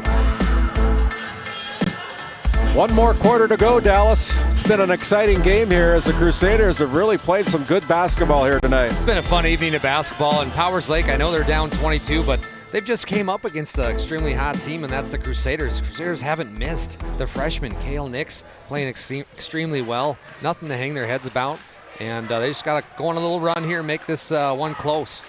Here is Reested for three, no good. Long rebound comes out to Parslow. Here is Bollinger down low to Grayson Reested, and Reested puts it down for the 2-point field goal, and that's a good start for the fourth quarter for the Ranchers. We talked about the bench in the third, and Grayson Reested coming off the bench playing well for Coach Carlson, so the bench coming alive for the Ranchers. 7 out of the last 8 field goal attempts for the Ranchers have been from the Tioga Ace Hardware 3-point line. Here's a steal, and the Ranchers have it. They go inside to Crowder. Crowder with a kick out to Parslow for three. Good. Boom. Here come the Ranchers. Here come the Ranchers. Nice shot by Lucas Parslow, the senior for the Ranchers. 59-42. Just under 7 minutes to play here in the game. Here's a backdoor cut to Kai Thomas. Wow. Thomas is going to be fouled. It's going to go against, I believe they're going to whistle up Nick Erickson. Yeah, Nick picks up his third personal foul, and it will send Kai Thomas to the Souris Valley Dental Group free throw line to shoot 2. Kind of a lost start there, Randy, the old screen and roll, and Kai set a great screen, rolled right to the basket as he made that first one, but that's a lost start. He's playing really well with his back to the basket tonight, not just standing outside the three-point line, so Kai Thomas, been fun to watch. Second one is in as well. He's got 15, averages 24 a season on the season. 61-42, back up to a 19-point lead for the Crusaders. Here is Reested. And Reested puts it down from the Tioga Ace Hardware 3-point line with another three-pointer. He's been a bright spot for the Ranchers, coming off the bench, letting it pull, and doing a great job offensively, and he had that steal a couple possessions ago. So 10 points now for the sophomore for Powers Lake Burke Central. Now here's a steal. Another turnover for the Crusaders, and head coach Jacob Broughton doesn't like that, but here's another steal. 2-on-1, bounce pass over. It's going to be put up there, no good by Richards. And here come the Ranchers as Reested goes in for 2 more. He's finding the rim, Randy. He's playing well. Here we go, another turnover on the Crusaders. Another steal. Ranchers with the steal. Crowder goes up off the glass, no good. Trying to keep it alive is Reested. As the Crusaders slow it down a little bit, they give the ball up to James Richards. Now on the left wing to Kai Thomas. Thomas off the glass is no good. Up front, here is Nick Erickson. Little Euro step, reverse layup, play. good. Nice left hand, good Euro step, great play. 9 points now for Nick Erickson. 12-point game. Yeah, it was over 20, wasn't it? These Ranchers got a lot of heart coming back this far, but here's a deep three-pointer, no good, as Nibel's going to pick up his 4th personal foul on that missed opportunity for the Crusaders. And if you're head coach Jacob Broughton, leave him in, I would. Yeah. 5 minutes left, trip to the ship on the line. Ranchers into the front court. Reested kind of on fire here, providing a spark for these Ranchers here in the fourth quarter. Parslow looking for some help. Finds Reested. Reested on the floor, puts up the hook shot, no good. Kai Thomas got a little piece of that, and he's racing back the other way, but smart move to bring it out here. Very smart move. Goes behind his back, fakes right, goes left. Nibel with the basketball. Nibel goes to the paint with a kick out, tried to get it into the hands of Thomas. It's going to go over to who? It looked like it is going to go off the hands of the Ranchers, and so as they run down the basketball, it gives us a chance to thank Flag Family Media, your source for local conservative talk show radio. Make sure you download that free KTGO mobile app. You can find them at 1090 AM and 92.7 FM. Kai Thomas goes to Richards. Richards for three. That's no good. Quickly and out the other way. Up front, here is Crowder with a shot that's no good. And, you know, it's a 12-point game. The clock is stopped. A chance to put 2 more points on the board for the Ranchers. It'll be Michael Crowder looking for her first points of the game. But, you know, if you can stop the clock and put some points on the board, that gets you back into the game in a hurry. Hasn't been the Ranchers' night shooting-wise, but they have not given up. Crowder calmly puts in the first one. 61-50. And, Randy, this has all been done with Huseby on the bench. They've made this run with one of their best players on the bench. Second one, no good as Thomas goes high for the rebound. And the Crusaders are going to come into the front court. They give it into Spommer. Spommer now with it. Loses the handle on it, and we're going to have a foul come from behind. It's going to go, it's number 14. That'll be Jaden Bullinger with his first personal foul. 61-50 with 4:22 to go. 35 seconds on the shot clock for the Crusaders. They go inside to Nibel. Nibel all alone is going to be fouled before he can get the shot away. I believe they're going to whistle up Grayson Reestead. It's actually a good foul because Nibel had a wide open layup. So he was going to get 2, so that was a smart heads-up basketball IQ play. 63-50, 4:18 to go here in the fourth quarter. One of these two teams are going to meet the Alexander Comets tomorrow night in the District 7 championship game as Thomas fakes with a kick out to Nibel. Nibel, no good. The putback by Thomas is good. And with that, we have a timeout on the floor. It is a full timeout, 4:08 to go. It's a 13-point lead for the Crusaders over the Ranchers, 63-50. You're watching District 7 Boys Basketball Postseason Tournament right here on Game Day Media. This Game Day Media broadcast is brought to you in part by Roustabout Service and Insulating, servicing the oil and gas industry since 1963. MC Property and Maintenance LLC is a family-owned and operated property management, maintenance, and handyman company based in Stanley, North Dakota. From lawn care to snow removal and everything in between, let us manage every aspect of your rental, property, and maintenance needs. To schedule an appointment, call Max at 701-641-2772.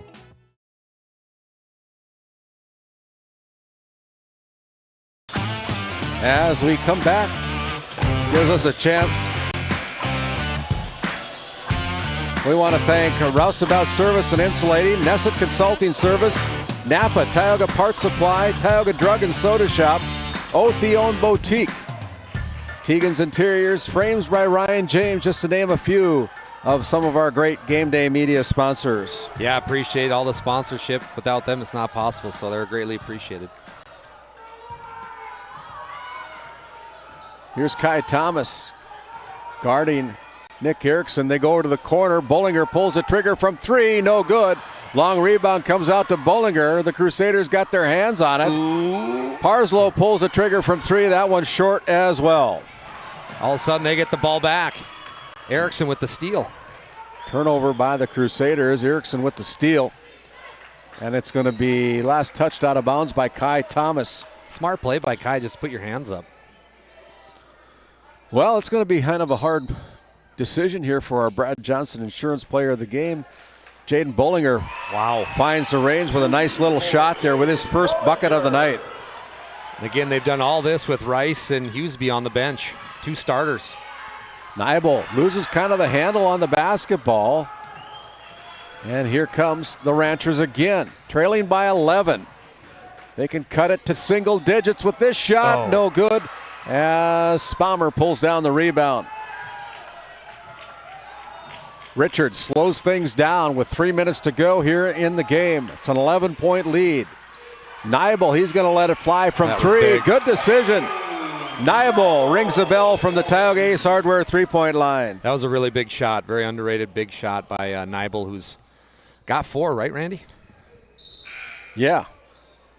Bingham and Construction, the country store located in Powers Lake. Bingham and Construction in Ray, North Dakota. Brandy Larson Insurance Agency in Stanley. Murex Petroleum Corporation. TNT Measurement Services. Gustafson Septic Tank. Septic Services. Border Mobile Grain Cleaning. A few more of our sponsors that have come on board with us here for our coverage here on Game Day Media. Randy, while you were talking, Huseby and Rice did check into the game, so the 2 starters for the Ranchers are back in. Now here is a turnover again as the Ranchers, Huseby coming right off the bench, drains it from the Tioga Ace Hardware 3-point line. Cameron Nibel, I'm not sure he got pulled and headed right towards the locker room.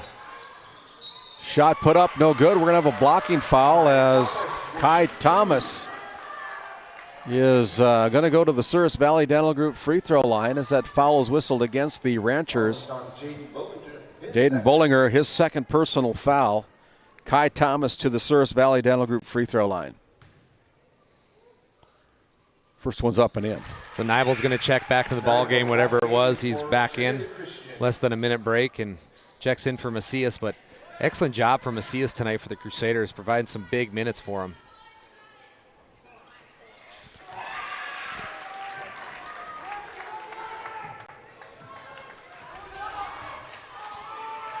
Here is Rice. Rice with it. Going over to Kyle Huseby with a kick out to Erickson. 4-3. No good. Off the window. Wrong rebound. Erickson with the rebound. Rice is going to try his luck from 3. That one's short. Here we go. 3-on-1 the other way. Nice out pass. To Richards. Richards finish. 1:40 remaining.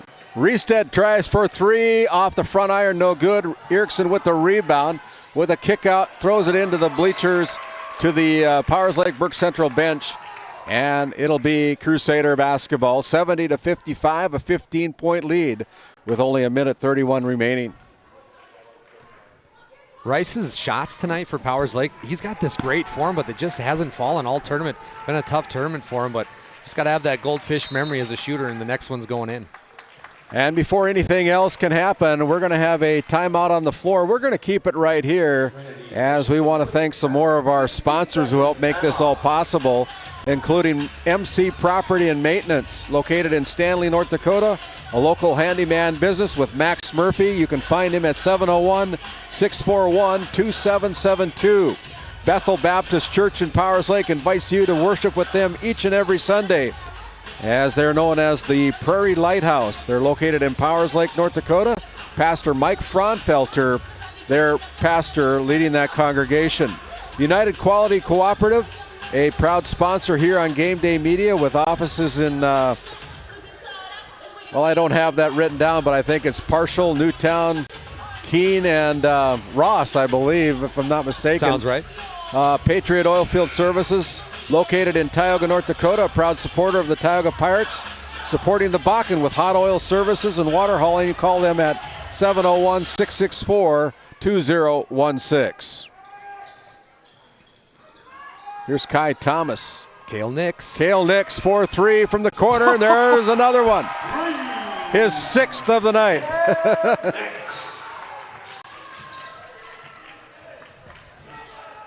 Here is a running shot by Kyle Huseby. That one's no good.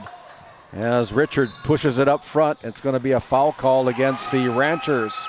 Coach Carlson going to go against number 13, Kyle Huseby. Coach Carlson sending in some subs, so he's going to get ready for tomorrow night. He's going to make a line change here as head coach Jacob Broughton's going to do the same. 73-55 with 59 seconds to go. We'll have our Brad Johnson Insurance Player of the Game interview with our sideline reporter Kennedy Keever, along with our interview with the winning head coach. Right now it looks like it's going to be Jacob Broughton, as James Richards goes to the free throw line for the double bonus. First one's up and in is good.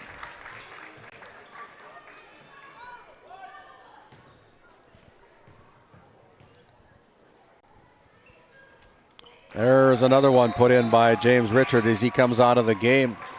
The final substitutions coming in for the Crusaders. Boy, oh boy, are we in a treat tomorrow night. I don't know who's going to win between Alexander and Trinity. That's going to be a heck of a game. We certainly encourage you to come out to the Four Bears Event Center tomorrow. We'd like to see this place packed tomorrow. Yeah, the louder the better.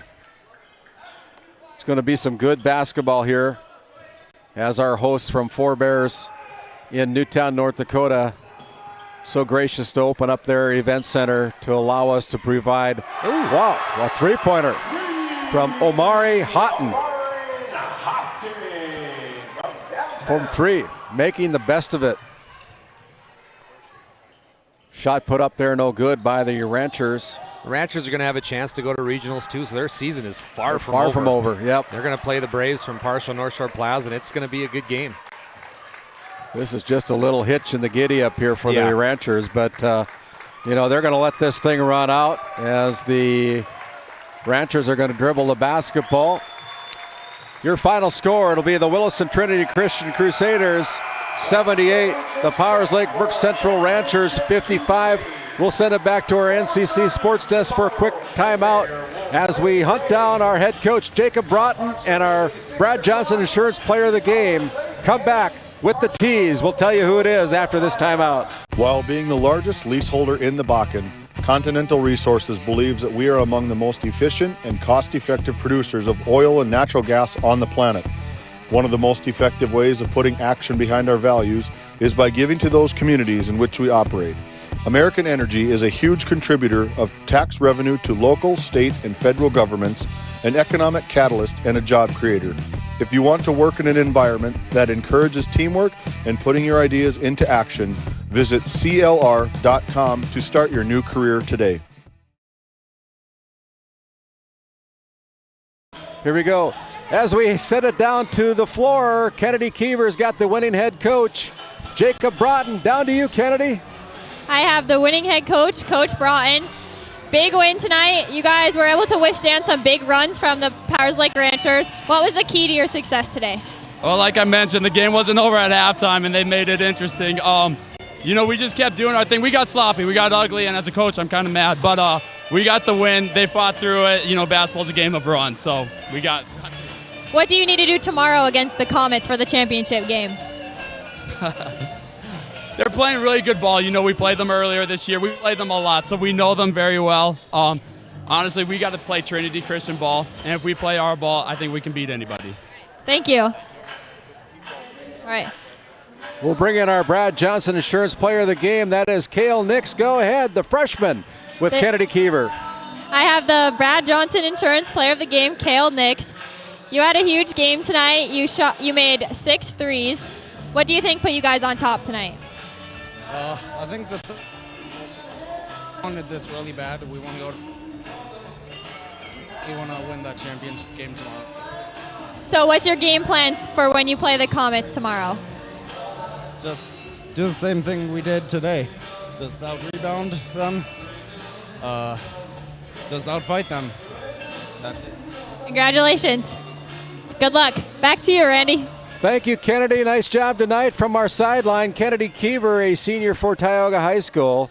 As we look at the numbers, it is the Williston Trinity Christian Crusaders, 28 out of 59 from the field tonight. They were perfect from the Souris Valley Dental Group charity stripe, hitting it 8 times out of 8 attempts. But here's the big thing. We have them for 14 three-pointers from the Tioga Ace Hardware three-point line. Not going to lose Dallas. that many. And they only committed 13 turnovers tonight here in this win over the Ranchers. And as we look at the other side of the scorebook, the Ranchers 21 out of 62. They were 5 out of 6 from the free throw line. They had 8 three-pointers tonight. So between the two towns, or the two teams, they had 22 three-pointers tonight here at the event center. They had 16 turnovers. And as we look at the individual numbers here on our DNL Paraffin postgame show, although he wasn't the leading scorer, Cale Nix with 15 points tonight, being named our Brad Johnson Insurance Player of the Game. He had 18 points, I should say. He had 6 three-pointers. Wow. And just a great game put up by the young freshman, 6'2". And let's see. Let's start at the beginning. Kai Thomas led all scorers led the Crusaders with 19 points. 18 points each for James Richard and Cale Nix. 10 points for Dominic Spommer. 8 points for Cameron Nibel. 3 points for Omari Houghton. And 2 points for Ricardo Macias, for a total of 78 points here tonight. And as we look at the numbers on the other side of the scorebook, the leading scorer in the game was Kyle Huseby with 21 points tonight. Not enough for the Ranchers as Grayson Reested came off the bench, scored 12 points, 9 points put in by Nick Erickson, 5 points for Lucas Parslow, 2 points for Jaden Bullinger, and 1 point for Michael Crowder for a total of 55 points tonight. Once again, your final score here tonight as we recap all the action here tonight and today is the Crusaders advancing to the championship game against the Alexander Comets tomorrow night with a victory over 78-55. As we take a look at the bracket tonight and the action, we recap everything. In our first game this afternoon, it was the Tioga Pirates falling to the partial North Shore Plaza Braves 56-50. The Braves advancing to the region qualifying game tomorrow night. And in our second region qualifying game, it was a very well-played game by the Ray Jays, taking out the Trenton Tigers 53-35. And the game just heard here, Alexander Comets defeating the Kenmare Bowbells Honkers 67-51. And then just completing here, it was the Powers Lake Burke Central Ranchers falling to the Williston Trinity Christian Crusaders by a score of 78-55. So that sets up tomorrow's action as we look at the brackets at 4:30. There's only 3 games tomorrow. Dallas will feel like a cakewalk in the park with only 3 games. But it'll be the Kenmare Bowbells Honkers taking on the Ray Jays tomorrow night, starting at 4:30. We'll go on the air at 4 o'clock with our pregame show. It'll be the partial North Shore Plaza Braves taking on the Powers Lake Burke Central Ranchers about 20 minutes after the conclusion of that first regional qualifying game. And then for the championship trophy, the right to hoist the new District 7 championship trophy, it'll be the Alexander Comets taking on the Williston Trinity Christian Crusaders in our final game of this District 7 postseason tournament tomorrow night. On behalf of all of our sponsors who help make this all possible here on Game Day Media, I'd like to thank our support cast tonight, Owen Miller and Nick Waller running our cameras tonight, giving you the eyes and pictures here on Game Day Media. I'd like to thank Pat Alberts for coming in and doing a color commentary with Dallas Hansen on one of our games tonight, giving my voice a break. I'd like to thank David Peterson for your technology wizardness and your help in keeping everything running here technology-wise. I'd like to thank you, Dallas Hansen. Great job tonight in helping us here, but we've got 3 more games tomorrow night. My name's Randy Peterson. Until tomorrow night, good night, everybody. Travel safe, and we'll see you here at the Event Center tomorrow night. Fill the stadium tomorrow. Good night. Tonight's Game Day Media broadcast was brought to you by NCC, Tioga Medical Center, The Country Store, St. Luke's Medical Center, Otheon Boutique, Souris Valley Dental Group of Minot, D&L Paraffin, Brad Johnson Insurance, Bravera Bank, Continental Resources, Northwest Therapy Services, Nessa Consulting Service, Roustabout Service and Insulating, DA Land LLC, 701 Cornhole Company, Bingaman Construction, Tioga Ace Hardware, Border Plains Equipment of Stanley, Tioga Parts Supply, Surge Aesthetics, The Porch, Tegan's Interiors,